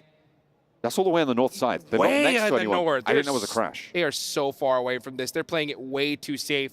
And it's so frustrating to see that because they have to know that a regular game isn't going to do it. Like, they need double-digit elimination chicken dinner here in order to make it happen. Ooh, a southern shift. We're going down to Puerto Paraíso. We're ready to get it going. And Mad Bulls, one of those teams that does need a 20-point-plus game, that is a good solid shift for them. It's also a good solid shift for Power right now. They're on that East Coast road. The difficulty from that position is always getting back up towards that hills to your west. So if they move early enough, if they hold a position early enough, they can have a much better time of that. The question is, do they want to? Or are they going to allow teams to surround them, try and fight out from there, and use those teams around them as a little bit of a buffer to keep everyone else at bay? Time will tell. Alpha 7, they've made it. 91 points on the cards right now. They're in 4th place with a big game. It is not out of the question. I mean, that's crazy. But they would need, I think, it's a 21 elimination chicken dinner to jump up to that first spot and try and challenge against Alliance. I'm not too sure on the tiebreakers right now in terms of how many chicken dinners. I think it's 3 chicken dinners for Alliance at this stage and only the 1 for Alpha 7, which would mean they'd need an extra point to be able to win that tiebreaker. So 22 elimination chicken dinner for Alpha 7 would be necessary. I don't think it's going to happen. Yeah, I mean, that would be crazy. But you know what? If any team could do it, it is them. And I want to see them go for it. Honestly, why not? Go for broke. Go absolutely insane because you're going to need that practice come finals time. So hopefully we can see a monster game for them. And if they do end up, you know, starting down that road, it's going to make things that much more difficult for those teams that desperately need those points. I'm looking at you, Mad Bulls, Moneymakers, you know. You have to go crazy. Moneymakers so far away. Honestly, I'm already going to count them out out at this point. It's going to be just too difficult, I think, to have that kind of performance. But, you know, Team Falcons, TJB, Inco are right there. By the way, you know, I have to mention it. 12th place, 13th place. The difference is one goes to the main event, the other one doesn't. But also, there's a big difference in prize pool. 12th place, $54,000 in the bank. 13th, gonna be 25 grand, but here goes Power Esports against Boom. This is huge. If they manage to extract any elimination points from this on either side, this is hugely valuable for them. They're right towards that bubble. 1 point either way could make all the difference now. So the fact that Power have just picked up that up is a great news. A knockover towards Easy for Boom might be able to do something for them as well, as there's still more bullets flying around the outside. As Verdun goes down, that's an off-angle third party. IWNRX getting involved on this east side, trying to put the pressure on. Now, with Boom just on 2 players alive, they want the points where they can get them. They're on 76. It might be enough, it might not. And they just want to secure that, jump up over that 80-point barrier. That's what they're looking for.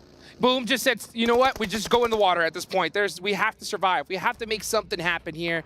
They are safe for now at 76 points, but they don't want to go out without a fight here. Let's see what Frenzy could do. Yeah, next circle does go on over, centering up in this position. Team Falcons against Inco of all teams. This is a massive do or die fight. Both on 60 points at the start of this match. Inco able to rack one up, take one player down from Falcons. He steps into the fire. Nerzed takes a little bit too much damage for their liking, but Inco also suffering on the health bars. A crucial fight for these two rosters, and fire through the window with the nade. Not going to connect enough. Gary able to fold back in, and Falcons playing as 3. They've lost action, but Top is an MVP candidate, which is absolutely insane given the caliber of the other teams. This guy has been a standout performer for Falcons, but unfortunately, it may not be enough. Neither of these teams can afford casualties at this point. I mean, if they go out here and now, we're going to see them in the survival stage. They have to make it through here, and I think both of these teams are starting to move. They know who they're fighting against, so you're going to see a little bit of extra pressure here, but the longer that this fight goes on for, the bigger chance of a third party ringing out through here. You got TJB, who also desperately need those points and need to pass up these two squads right around the corner. You got to make a move, and Inco are just so nervous to do that, and now we're starting to see Falcon getting pressured by TJB. This is a worst case scenario position for Team Falcons. Boom have gone down in the meantime. They got 30 points in that previous match, Dukes, and this time they will get 0, but they got up to 76 with that, and it might be enough. That's what we say when all it takes is one game to change the tide of things, right? For Boom, without that match that just happened, they would not even be in the conversation. But as it stands, they might have just beaten the bubble. I'll tell you what, the conversation is all about these two squads right now. You can see Team Falcons trying to hit a desperation nade. Both these squads outside of the zone, and they're going to stay there. They're going to finish off each other. One is going to walk out alive, and the other is going to go home to the survival stage. So let's see what ends up happening between those two teams. I think Team Falcons say, you know what, forget it. We cannot afford to go out right here and right now. They're going to try to leave, but Inco Gaming is going to try and punish them on their way out. Try and pick up those points. That's exactly what they need to do. They step out, look for the spray. At range, it's difficult to connect, but Top's flagging. He's lame in the field now with a tire out. He's spinning out. Are they going to be able to get him? This is Power taking on Boom, by the way, earlier to open up the door for Boom to get eliminated after that. And Power, with those points, have probably been able to seal their ticket towards those finals as well. Able to pick up quite a few points for their troubles. I think they got 3 of them. In the meantime, Top, has he made it? He's alive. He looks like he's still kicking. Inco Gaming, they finally give it up. They just say, you know what, we cannot afford either to be spending too much time in this fight. Yeah, we want to take the Falcons out, but we still have other worries, right? We got to still pass up Vampire. We still got to pass up so many squads. They're now going to drive by TJB, the team that needs to take them out here. Is TJB going to start ringing out these shots? No. One of their players going out for some information. Now we're starting to see some support fire from them.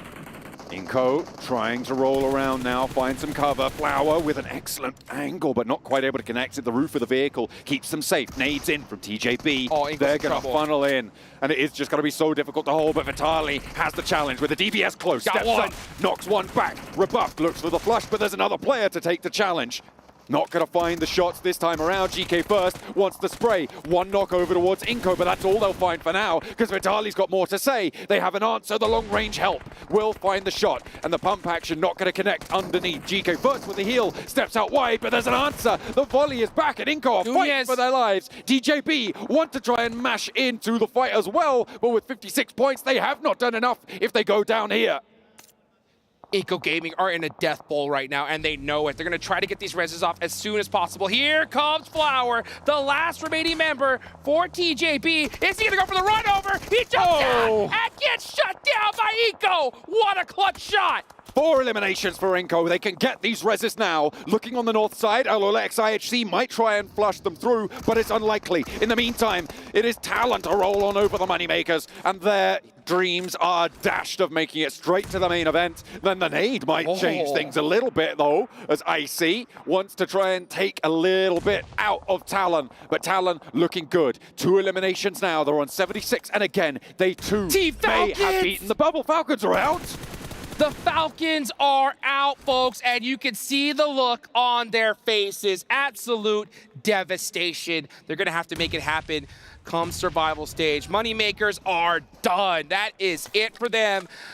Inko and Vampire still alive right here, trying to make something happen. And Mad Bulls gonna have to do an absolute miracle run if they want to stand a chance of making it into the finals. It is all eyes on Inko, Vampire. And remember, Reject are still in this race as well with 69 points. That is the metric that they sit on. Team Liquid on 72 as well could be pushed down. Right now, on the map, Team Liquid have a great spot. Mad Bulls have a great spot if they can get rid of Easy from Power, a potential solo Snake to ruin their day. IWNRX, they're all the way out in the sticks.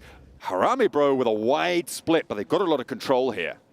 Oh boy, right now my eyes are on 2 squads, Vampire and Inko, because one of these teams is going to make it into the finals, the other one is not. And another $20,000 plus difference in prize pool as well. Inko getting shot up by Talon.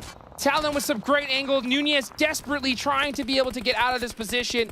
Inko are in big trouble. They need more, and this is not how it happens. Spray down from Linux, gets the flush, and then Ebete, the next victim. But there's an off angle, a third party, as is always going to be. Nunez trying to hold on for the team, as Misery just rolls straight past them. Gives them a point there, and they're able to pick that one up. Talon go down. They should be safe into those finals, but Inko now up to 5 eliminations, and the placements points start to add up now. Oh boy, I think that may have tied Vampire. I think it is neck and neck between these 2 squads. Inko need more, and that shot right there is going to crush their dreams as Inko Gaming are now out. Vampire Esports only need a handful of points now to secure their position into the finals. Inko right now on the bubble, 66 points. If Vampire go down now, they might not make it over the top. They need this win. They need it. Nuzi goes down in the mix of it all, and it's all Seol. Can he take Vampire down? No! And they get the points. They've done it. Vampire jump on up into 12th. They push Inko away, and now it's only Mad Bulls that can take them out. Stoned with a stone cold killer right there. That is how you do it. 1 DBS shot to rule them all. He's going to be able to get his squad up and make it happen. You talk about clutch factor. That was it right there. IWNRX have 10 eliminations, by the way, but it's useless. They're too late. They can't do anything with it. It's so frustrating. This team had so much potential moving in, and hopefully this is a sign of what's to come in the survival stage for this roster. But they will not be able to push up over. 26 points at the start of this match. They're on 36 now with these 10 eliminations. And Swain goes down on the off angle. They have to push past Team Liquid, and that is a tall order. But this is what I was talking about. You have those teams that are at the bottom of the leaderboards. They finally start showing out when they don't have anything to lose anymore. But you know what? Who has something to lose? It's Mad Bulls. What are you doing? You need to wipe out this entire lobby and win the game. If they could do that, they could still make something happen. But they can't just be sitting on the south side waiting. I don't know what they're doing. It is so frustrating, and there's Easy. The solo snake takes a player down from Mad Bulls, and they're on 3 now. Can they pick up this point? Because Easy still a thorn in their side. Zerich and Tulika establishing that line of fire. There's an off angle coming through as well from Fleeke. They should be able to deal with it, and they re-establish together. A nade from Easy. He's got 3 in the pocket. Maybe he'll be able to find something else here. A 1v4 to ruin the day of Mad Bulls. I mean, maybe. I don't expect Mad Bulls to be able to take this one down, and I don't think anyone else does either. But there's always that glimmer of hope. Right now, at the moment, it's about Vampire securing that bubble. It's about Team Liquid staying alive into those finals as well. And Falcons dropping down in Code 2. Oh. I mean, here's the thing, though. There's still 13 eliminations to get. If Mad Bulls were able to get every single one of them and the chicken 15. dinner, I mean, that is a 23-point swing. That'll put them at 73 points right there. So it's not impossible. But they're not going to do it. Just sitting back, watching every single elimination go away. With every point that they don't get, their chances just get reduced by a huge chunk. That's 1. They need every single one left if they want to stand a chance. They need to take Vampire out next as well, because these placement points will also move that boundary further and further and further, inexorably away from them. It will be so tough to make it through, and you know what? I don't expect them to do it. I just don't think they've got it in the tank right now. With 3 players alive, coming up against Team Liquid on this northeast position, they can look to maybe sweep through IWNRX, who frankly have been on a tear this match, but kind of overshadowed by their previous performances. Yeah, IWNRX are just doing this for kicks at this point. Just looking to crush some dreams. But Mad Bulls, that dream isn't dead yet. It's still alive and well. It's still possible, but they cannot afford to even see another team going into a team fight. They need to take out everybody. They got to start pushing here. It's time. It's time for it now. Team Liquid.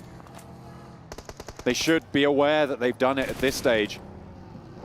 They've got a little bit more left to give, That's though. Vampire gone. Vampire out. This is the potential for the Mad Bulls to actually find something here. With Vampire finishing on 70, that is 5 points short of where Satani said he wanted to end up. But they are in 11th right now, and notably ahead of Reject, which means that even if Mad Bulls surpass them, they are guaranteed in the finals now. 69 points is the bubble. It sits on Reject, the Japanese team biting their nails.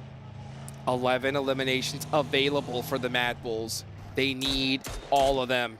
Let's see what they can do. Harami Bro is still on the other side of the map. They have some great angles. They're just big chillin'. They are too low on the leaderboards to make anything happen. We'll see something from them the day after tomorrow in the survival stage. But all eyes are on Mad Bulls, as now they're starting to put some pressure onto IWNRX. Have they finally woken up? They might just be able to make something magic happen here. If they can find it, it would be a miracle. Reject would be devastated to find that it's happened to them. IWNRX, their next challenge. Zed Wolf on the backlines. They're holding it out. Team Liquid have moved down from that north side, and Harami Bro have just been staying out of it all the while. Kine, low HP here. Mythic putting pressure on Ayala as well, lobbing these nades in. It's ducking their heads behind the headland as Zerich holds the angle. Mythic gets the first shot into Frozen, and IWNRX again. Less and less wind in their sails by the second. And less points that Mad Bulls can get, because that is one that's going to go towards the side of Team Liquid. They can't afford to even lose anyone. Okay, that's another elimination for Mad Bulls. They are on a run right now. They have to take down Team Liquid. Here comes Zerich in the front lines with the UMP. Can he hit these shots? Mythic He hits the going for the laydown. shots. Not going to be able to hit it. Goes down. Ayala wins the trade, but there's Fleeke with it back and forth again. But one player now for Mad Bulls. It's all up to Fleeke. The res not going to happen, I don't think, with Zed Wolf there to hunt it down. And Harami Bro moving across. These eliminations are just starting to fade, and the Mad Bulls, despite their run, might have fallen short. I think that is all she wrote right there. The opportunity was there, but Mad Bulls were just way too slow on the gas pedal right there. They needed to start seeing red just a little bit earlier. Instead, just trying to play a little bit too passive, and that's what happens here. The nerves start hitting in. You don't know what to do. You gotta move when the going gets tough. Fleeke, though, still with a small chance, but he's outside the blue zone, has to crest the ridgeline. Team Liquid bearing down upon you. What can you do? Knight will be happy with this, though, for Team Liquid. They have managed to secure their spot, but 2 sprays for Fleek. Okay, finds 1, maybe getting a flush there. Are Harame Bro gonna take the shots back? Slowing Team Liquid down here is absolutely huge, though. If they can rack up just a couple more eliminations for Mad Balls, it's still not out of the question, but we would still need to win it as well. We would need an absolute miracle. We would need to see PUBG Mobile history right here, right now. Fleek needs to just clutch it up for his squad. We're talking putting the backpack on and straight carrying them across to the finish line. He is going for a big rotation here. He does have enough room to breathe, so he should be able to get this rotation safely. He is starting to get peppered, though, on the way up the hill. Meanwhile, Harame Bro has so many different angles. And now Harame Bro is going to start setting their attention onto Team Liquid here. The nades are going to start ringing out. Mad Balls may be going down here. There's a challenge over on the far side. Fleek, with a nade in hand, actually backs the player on the high ground for Harame Bro off and usurps him up onto this position.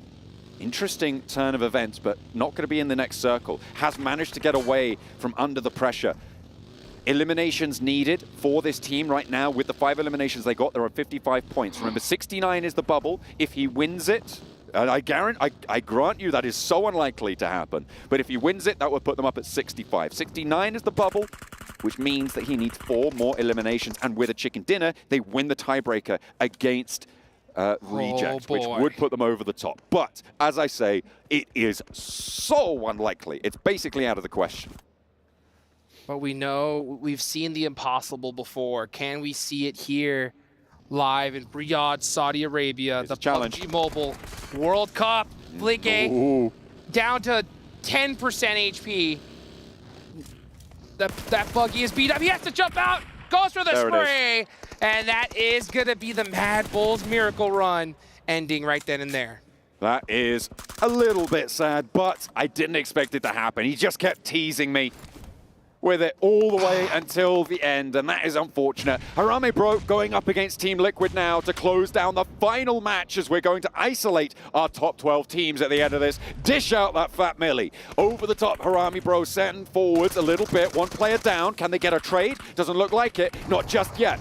Finding those shots, but not quite connecting. Another goes forward, but Ayala does fall. 2 players down now for either team. It looks like Team Liquid trying to stay alive with only 1 player remaining. Cardozin with a chance around the monster truck. 1v2. Trying to give him the do-si-do, and he gets it done. Team Liquid close us down with the final chicken dinner of group stages. Our top 12 teams locked in. Reject, breathe, a sigh of relief. Woo! As Mad Bulls can't quite make it all the way.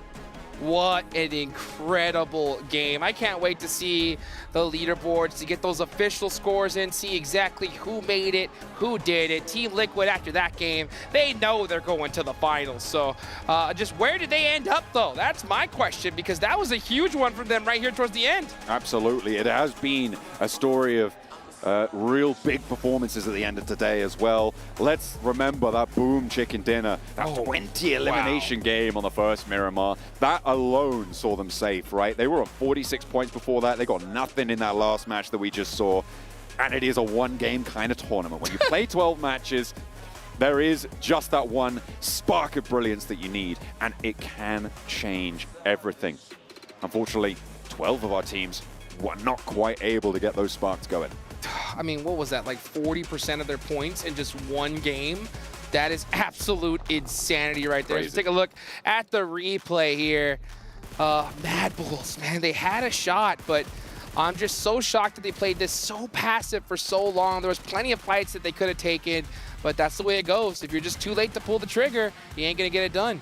That's just the way the cookie crumbles for the Mad Bulls, unfortunately, this time around. But they'll go to the survival stage. I want to talk a bit about IWNRX as well. In that last match, they were loud. They had a lot going on, but it just wasn't there for the rest of the tournament. And I mean, it is disappointing. We'll see more from them. I hope they're going to be able to put up a performance, especially from Zedwolf. I feel like that guy deserves credit, but Not in this tournament. Yeah, I mean, yeah, not yet. And it was good to see some signs of life towards the end. Hopefully we can see a little bit of that towards that survival stage, but it's too late. I mean, 3 days, you got to get it done. Let's finally go ahead and take it on over to the studio and wrap things up here and see who made it to the finals.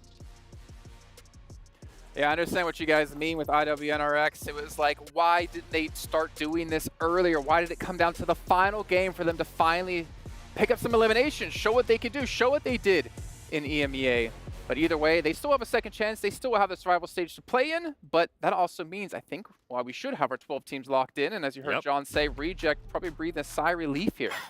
Yeah, definitely. I mean, I have to empathize with what Hot Jukes was saying. If considering that the challengers to that one spot were gone, Mad Bulls should be far more aggressive than they were being. The 1-1-2 split for them, losing someone to East, then thinking to themselves, oh, it might not just be a solo. What are we supposed to do here to try and kind of shut this down? So go into ultra defensive mode, very difficult.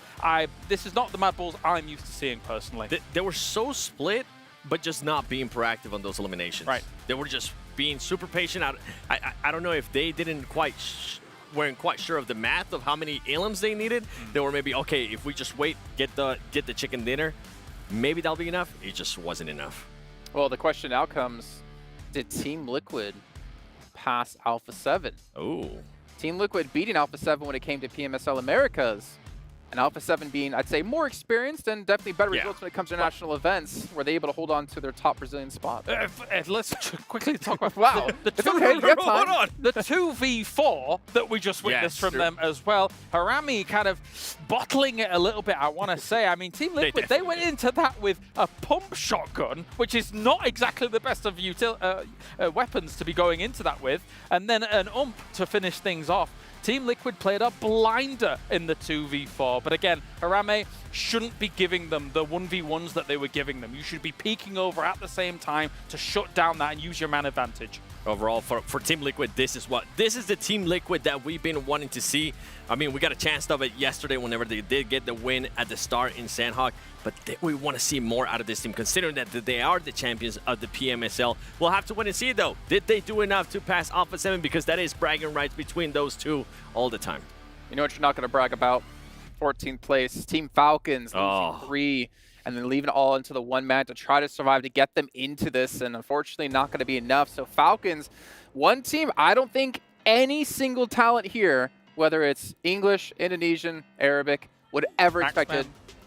Yeah, he's in his own world. Would ever expected Falcons to not qualify. But here's a quick little recap of the day. And honestly, I think the talking point of the day is Power Esports having 4 insanely good back-to-back games, able to put them directly into the main event. Being able to get those 2 chicken dinners today. On top of that, whenever they weren't able to get the placement points, I like that they were proactive in regards to their eliminations too. And I mean, in the first Miramar too, you kind of saw that out of them, being able to still finish high with the eliminations, high with the placement points. That's what you want to see out of that team, considering they had some roster changes as well. I'm not going to expect you guys to do predictions this time for MVP, but I'm going to go with Ohaje coming in from Power, considering the amount of games they had that were extremely good. Let's take a look at our MVP of the day by Sony, because this is going to be interesting. Maybe if they can maintain this sort of momentum going into top our final. Okay, top. That's crazy though. This kind of goes with what we've been talking about. Yeah, that's gotta hurt in a big way, because he was the one performing the whole day for that team. And that's just going to frustrate me even more, which leads me to believe what's going to happen with this team once we get to survival stage. Could there be a world where they don't even make it to the finals? They need to significantly it sounds ridiculous that I'm being negative during an MVP reel. They need to significantly reassess their approach to these games. Looking at this final circle on Miramar as well, as soon as that second circle pops, I'm thinking, oh no, this is bad for Falcons, because let's be honest, as you say, it has been all top for them throughout these 2 days of gameplay, and then it has looked uncoordinated and not really responsive in some of these fights. They need to absolutely tighten up those bolts. Every single facet of their game needs to be changed in the survival stage. And honestly, looking at the roster, back in PMGC, they had, was a Scry and Pika on the team. They brought in Zed. We were expecting, with the signing of Falcons as well, not saying that Stalwart is a bad organization whatsoever, but the amount of comfiness they could feel within the organization of Falcons should have allowed them to be able to easily qualify in something like this. But now to have to go through survival stage with only 4 teams coming from there, who knows what's going to happen, gentlemen? That's the thing, right? We don't know what's happening currently with that team. We don't know if maybe there's some internal issues that might be happening or what the case might be. But the thing has to come down to, I'm so surprised that this team is looking like a team in survival state, going to survival stage, that they might not even make it to the finals. That's the big shocker for me. I can't believe I'm saying this, but right now I'm not hopeful for them.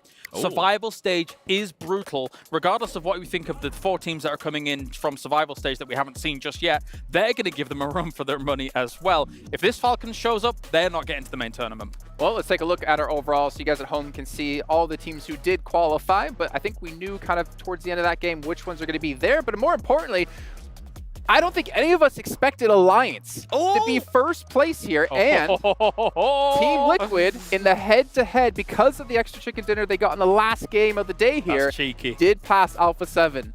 Oh, that's going to feel so good to that team. That's going to give them, I feel like, even though that might not seem like much to a lot of the viewers, I feel like for that team, it's going to give them that little extra confidence boost going into the finals. There's been so many question marks about them saying Alpha 7 is still going to perform better than them in international events. Everybody's been saying that. Well, now they can say, hey, well, guess what? At group stage, we were above Alpha 7. I think for Team Liquid, as much as yesterday looked a bit hit and miss, I think they redeemed themselves definitely throughout today. For sure. Especially considering they just took a great 2v4 for themselves as well. It was crazy, the 1 through 8, though. I could name some great things every single one of those teams did. But anyway, that's by the by. Rejects just manages to squeak still in. Just barely. 3 points, right? It was 69 down to 66. They have to be happy about this one, but again, I mean, boom. Would they have qualified without those 30 points? Hell no. So with that 1 match for them, they are able to get into 10th place. But unfortunately, that means Inco, D+, Mad Bulls, Falcons, the teams down below this as well, will all be playing in our survival stage. And honestly, right now, I kind of have Team Spirit maybe licking their lips thinking, you know what, top 4, it's doable. I would say doable for them. I think that if you look at EMEA as a whole, that team for me has the highest potential ceiling right now. So yes, as I say, even though they're in the survival, or only in the survival stage alone, there's wiggle room for them for sure. For me, I'm looking at Inco Gaming. This is a team that has been in survival stages before, thinking about PMWC a couple of years back, and they've been able to qualify out of that. And that's why I was kind of talking a little bit more about Team Falcons and why I'm a bit afraid that they might not even make it to the finals, because Inco Gaming, they can definitely step up to the plate whenever their backs is put against the wall. On top of that, you have D+ Kia, that we know if for some reason they do end up getting blessed by the circles, if they do end up in a situation that we had out of day 1 of group stages here at PMWC, that team could definitely be in the top 4. I'm glad you're hopeful for them. Yeah, I was going to say, like, if your condition of qualifying for the main event is getting zoned almost every time, then that's not a good sign. But I get what you mean, right? If they have the advantage, we've seen they can secure wins off of that. I'm actually thinking about survival stage of, there's a major advantage of coming from the group stage right now. You're warmed up, you've seen how the games are playing out, and you're going into the games warm and ready to go. Whereas if you're coming from the survival stage, all you can really do is just sit here and watch these games, but not experience them firsthand, and you're coming in cold, which makes your job even that much harder considering you have 2 days of games. Yeah, you can't even use the excuse of, oh, well, at least we're able to sit back and assimilate the information from these teams, because coming in warm will almost always trump that. It is so important. 17th through 24th. Are there any Team 7 that you think might have a pretty decent shot at top 4? Honestly, TJB, if we get TJB from their day 1, I feel like they were being so aggressive. They were actually winning those fights. But today, we just saw none of that. But then TJB reminds me a lot of D+ Kia. If they are given this zone, yeah, they're going to excel with it. They're going to take full advantage of it. But that's a big if they get given this. I think, yeah, I like your kind of comparison against D+. I do think that TJB is able to flex out of compounds a little bit better than D+, so it doesn't quite require them as much, despite them being lower in terms of the points overall. But yeah, I would actually give TJB a little bit more of a chance than D+ Kia. Yeah, the other side, right? Now, if I'm one of the possibly favorite teams in survival stage, I'm going to be looking at some of the other teams. I'm going to be looking at DRX. I'm going to be staring at them. Okay, let's see what they did wrong whenever they were split. Instead of taking advantage of a great place, you know what? Let's go hunt them down. Let's take that space away from them, and let's get the winning position for the games. Well, you can see here the teams, if you didn't catch on the overalls, who will be qualifying into the main event. We've got 12 of our teams right here. Again, Reject coming at the very end. Alliance leading the charge. Again, a team we didn't really expect to be the top team from SEA. For MV, I'm still hopeful for them. I had them predicted to be the team to win the whole event. We saw the nades. I made a believer out of 7. I'm curious if they can bring it back again. But again, they're going to be coming to the main event cold. So there is a slight advantage going through survival, the fact that you can win more money, but you also are going to be warmed up going into the main. I mean, if I'm Boom, I'm going back. By the way, Boom, great job with that match, with the nades that you guys were able to hit. I'm going to over 4MB. I'm like, yo, so what are you guys doing in regards to nades? That's working out so well. They I hit want to some be able towards to do the that. end. Yeah, that's what I'm saying, but I want to be able to hit more. All right, look at the survival stage. You know, I think if this was all the teams that were playing, I think we could say like a clear 4 we expect to qualify. But the thing is, we don't know what to expect for the other 4 teams who will be coming to play that could potentially challenge out against these teams, or again, what form these teams are going to come into the event with. The team that I think might make the biggest difference to their play style might be Mad Balls. The reason I say it is because they have had an extreme tendency through an extremely consistent period of looking great and aggressive on edge plays and looking really good whilst doing that. I think they need to go back to the drawing board, go back to that play style and try and make that work, because it looks honestly a bit catastrophic in some of these games where you're not seeing that aggressive flair coming out from them. And the good thing, too, is we saw Tulika being able to put up some great performance for that team, too. He was starting to get hot. And, I mean, if you're going to have any player from your squad being able to get hot, being able to frag out like we have seen from top in Falcons, that would be the time to do it. Do it during survival stage. Okay, well, survival stage will be coming up, obviously, in 2 days' time. But for now, I swear, Sir Tanny needs to pay us, because every time he's in an English interview, they seem to be able to perform. He's on the stage with Barney to chat about today. Well. That was scary, wasn't it? I'm joined by Sir Tanny from Vampire Esports. Sir Tanny, talk me through those final moments. You must have been on the edge of your seat. Oh my God, I think it's a fire under my chair right now, because anything can happen on last game, and yeah, I don't know how to say right now. Yeah. Can't find the words, but one thing is for sure that I will tell you is that Stoned deserves a raise, because he saved you at that point. I mean, talk us through that moment. Obviously, 2 of you were down. Stoned was the last one up, and he had to secure those 3 points in order to make you guys go through. Yeah, I think on that timing is the right thing to do, because in the game we didn't know how many points we need. So yeah, if they are fight near us and we can claim it, maybe it's get some point. And also, yeah, the Stone, he's the real IGL. Good on him, good on Stone. Now I can tell you that you qualified in 11th place, so you can breathe a sigh of relief. Now you've got a few days between now and the main tournament. What are you going to work on? Because obviously, you guys don't want to be battling for 12th place. You want to be battling for that win, right? The first thing is important is the confidence, because we come back to the place we belong. Yeah, so the king is come back Israel, and we will work on the timing and the drop spot, and also some route for the circle, because you see every day other team is changed, so we have to prepare something that unexpected on the final.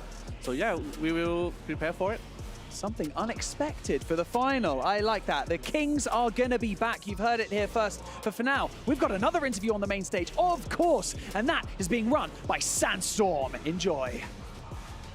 Yes, indeed. I am here with Al-Haji from Power Esports, who managed to qualify in 9th place after an incredible comeback. Al-Haji, first of all, congratulations. Incredible performance. How does it feel? You are going to be the only representative for Power Esports, and of course representing the Kingdom of Saudi Arabia here at the PUBG Mobile World Cup. Al-Haji, أول شيء ألف مبروك. أداء جبار حبيبي. وهلا انت حتكون ممثل لباور والمملكه العربيه السعوديه في المين ايفنت. شعورك بعد الاداء الجبار باليوم الثالث؟ صراحه شعور جدا حلو ان راح نمثل المملكه العربيه السعوديه، وان شاء الله ما راح نخيب ظنهم، وانتظرونا برجعه قويه ان شاء الله، وما راح نخيب ظنكم باذن الله. بإذن الله حبيبي. Well, he's saying very, very happy with the performance and of course very proud to be able to represent his organization and of course represent the Kingdom of Saudi Arabia in the grand finals after an incredible comeback against some of the strongest teams in the world.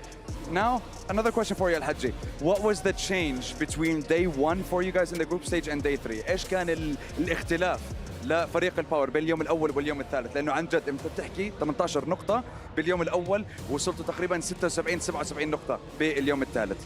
صراحة رجعنا بعد اليوم الأول كانت فيها أغلاط فردية، كانت فيها أغلاط، كانت فيها عشوائية باليوم الأول، لكن رجعت ثقتنا باليوم الثاني بالبطولة بالنسبة لنا. ثقينا ببعض داخلين اليوم الثاني انه بالنسبة لنا خلاص لو نتأهل لو ما نتأهل، طلعت قوتنا كلها والحمد لله رب العالمين وفقنا والحمد لله تأهلنا للفاينل. الحمد لله يا رب. He's saying that they had a massive change in terms of confidence. They trusted each other going into the final day for themselves in the group stage, and at the end of the day they had to give it their all in order to make it, or unfortunately only make it to the survival stage, but they managed to make it to the main stage. Now, I want to give you the opportunity. Is there something that you want to say to the fans over there and everyone at home supporting Power Esports and supporting you specifically as well in the tournament? هل في أي شيء حابب تحكي للجمهور اللي متواجد معنا بالSEC أرينا أو حتى الجمهور اللي عم بتابعنا في بيوتهم على البث الرسمي للبطولة؟ والله حاب اوجه رساله اول شيء لاهلي، اذا حابين يتابعوني احب ارسلهم انه الحمد لله توفقنا تاهلنا للنهائي، واشكر باور وكل الموجودين هنا يعطيهم الف عافيه وتوفيق من رب العالمين ان شاء الله بالفاينل. He's saying that first of all, I want to say thank you to my family for supporting me, and thank God, alhamdulillah, we were able to make it and we will be able to represent the country and represent the organization on the international stage for the PUBG Mobile World Cup at the main event, and watch us in the grand finals, watch us in the main tournament because we have something special hidden. Al-Hajji, shukran كثير habibi. Thank you very much for joining us. Ladies and gentlemen, that is a wrap on day 3 of the PUBG Mobile World Cup for the group stage here at the Esports World Cup. We're going to throw it away to the studio to wrap up the final day and of course give you a look at the 12 teams that secured their spots in the main tournament. And obviously yeah, 7. Keep your eyes here. He was just lost in the eyes of Sandstorm there on stage on the screen behind us. We get them in jumbo vision. But we do have our 12 teams, man, and honestly, these teams had to fight tooth and nail. It wasn't easy for quite a few of them. And we got a couple surprises, which honestly, I like to see. Talon. I feel like Talon was the biggest surprise for me. Even though I was talking about him from day 1, I was hoping that we make it here. I wasn't a full believer, but I am happy that it wasn't just Mystery. It was everybody else from that team being able to step it up and make it within the top 12. You know what makes me really excited? The fact that we started the group stage saying, hey, this tournament as a whole is not easy to read. How is this all going to play out? And it was teams that we didn't even really expect to be able to take the top spot, that will take those top spots going into the main tournament. So now there's even more names that could potentially take number 1 at the end of it all. It's almost as if we're really good at our jobs. Almost. Well, I'm excellent. I don't know about... No. I mean, you said it. You said I couldn't have said it any better myself when I brought it up, so I can partially take credit for that one. Yeah.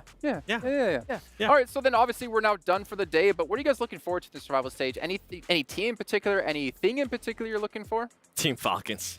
I need to see if it's just going to be top again, or if maybe they're going to figure out whatever's going on within that team, because this is not the Falcons that I was expecting here. I mean, you picked them to win the whole PMWC. Whoa. Max picked them to win PMWC. You almost sold me, too, on switching my pick. I can't confirm. Yeah, I'm being told they're bringing in some metal to reinforce his desk for next time he slams it.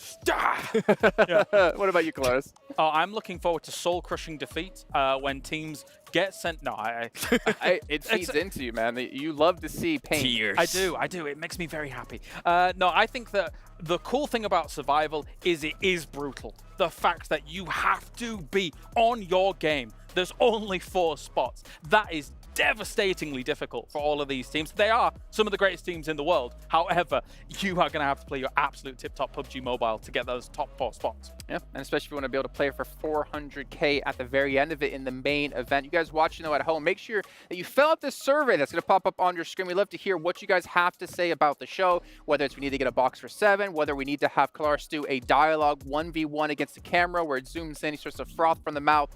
Maybe it's that Claris's biceps are just too big.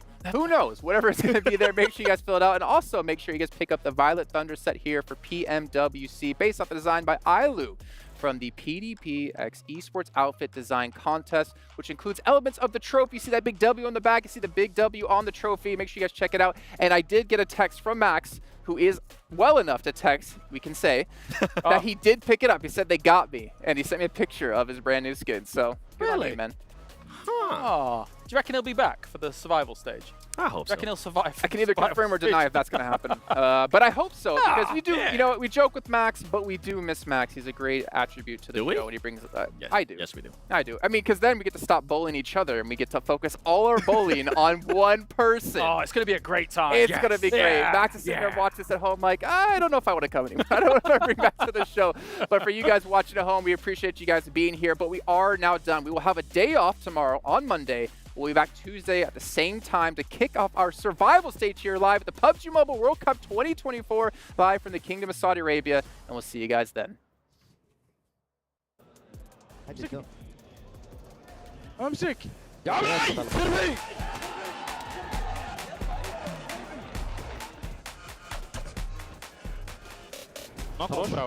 Leo wyjdzie, Leo wyjdzie.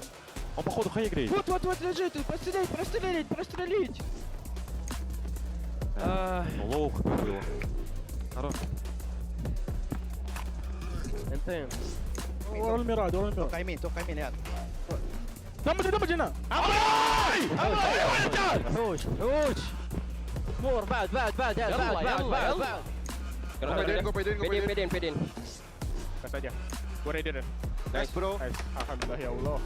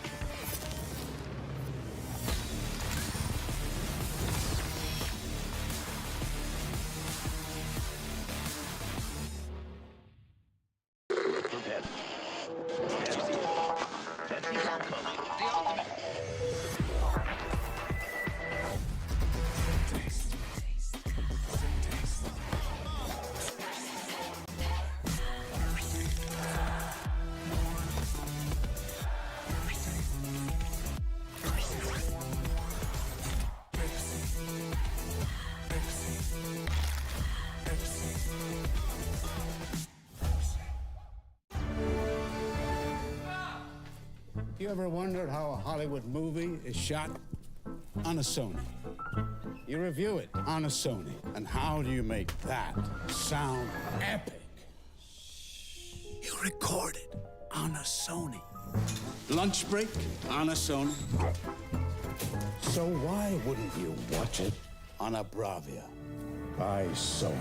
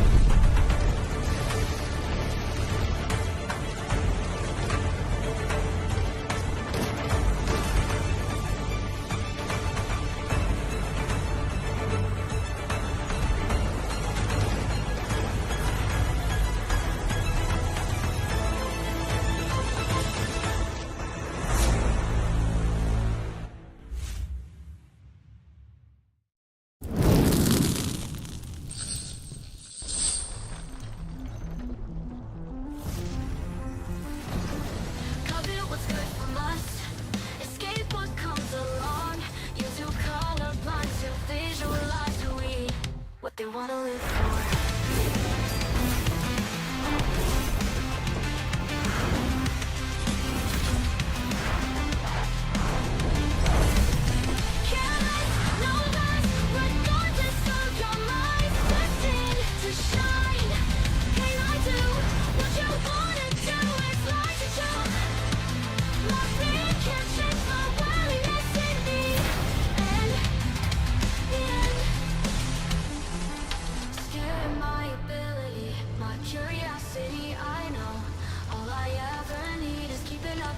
Why'd you prison me instead? Cut it, what's good from us? Escape what comes along. You're too colorblind to visualize who we are. Light, careless, no less, regardless of your mind. Destined to shine. Can I do what you wanna do? It's like a joke. My fear can't change my willingness in me.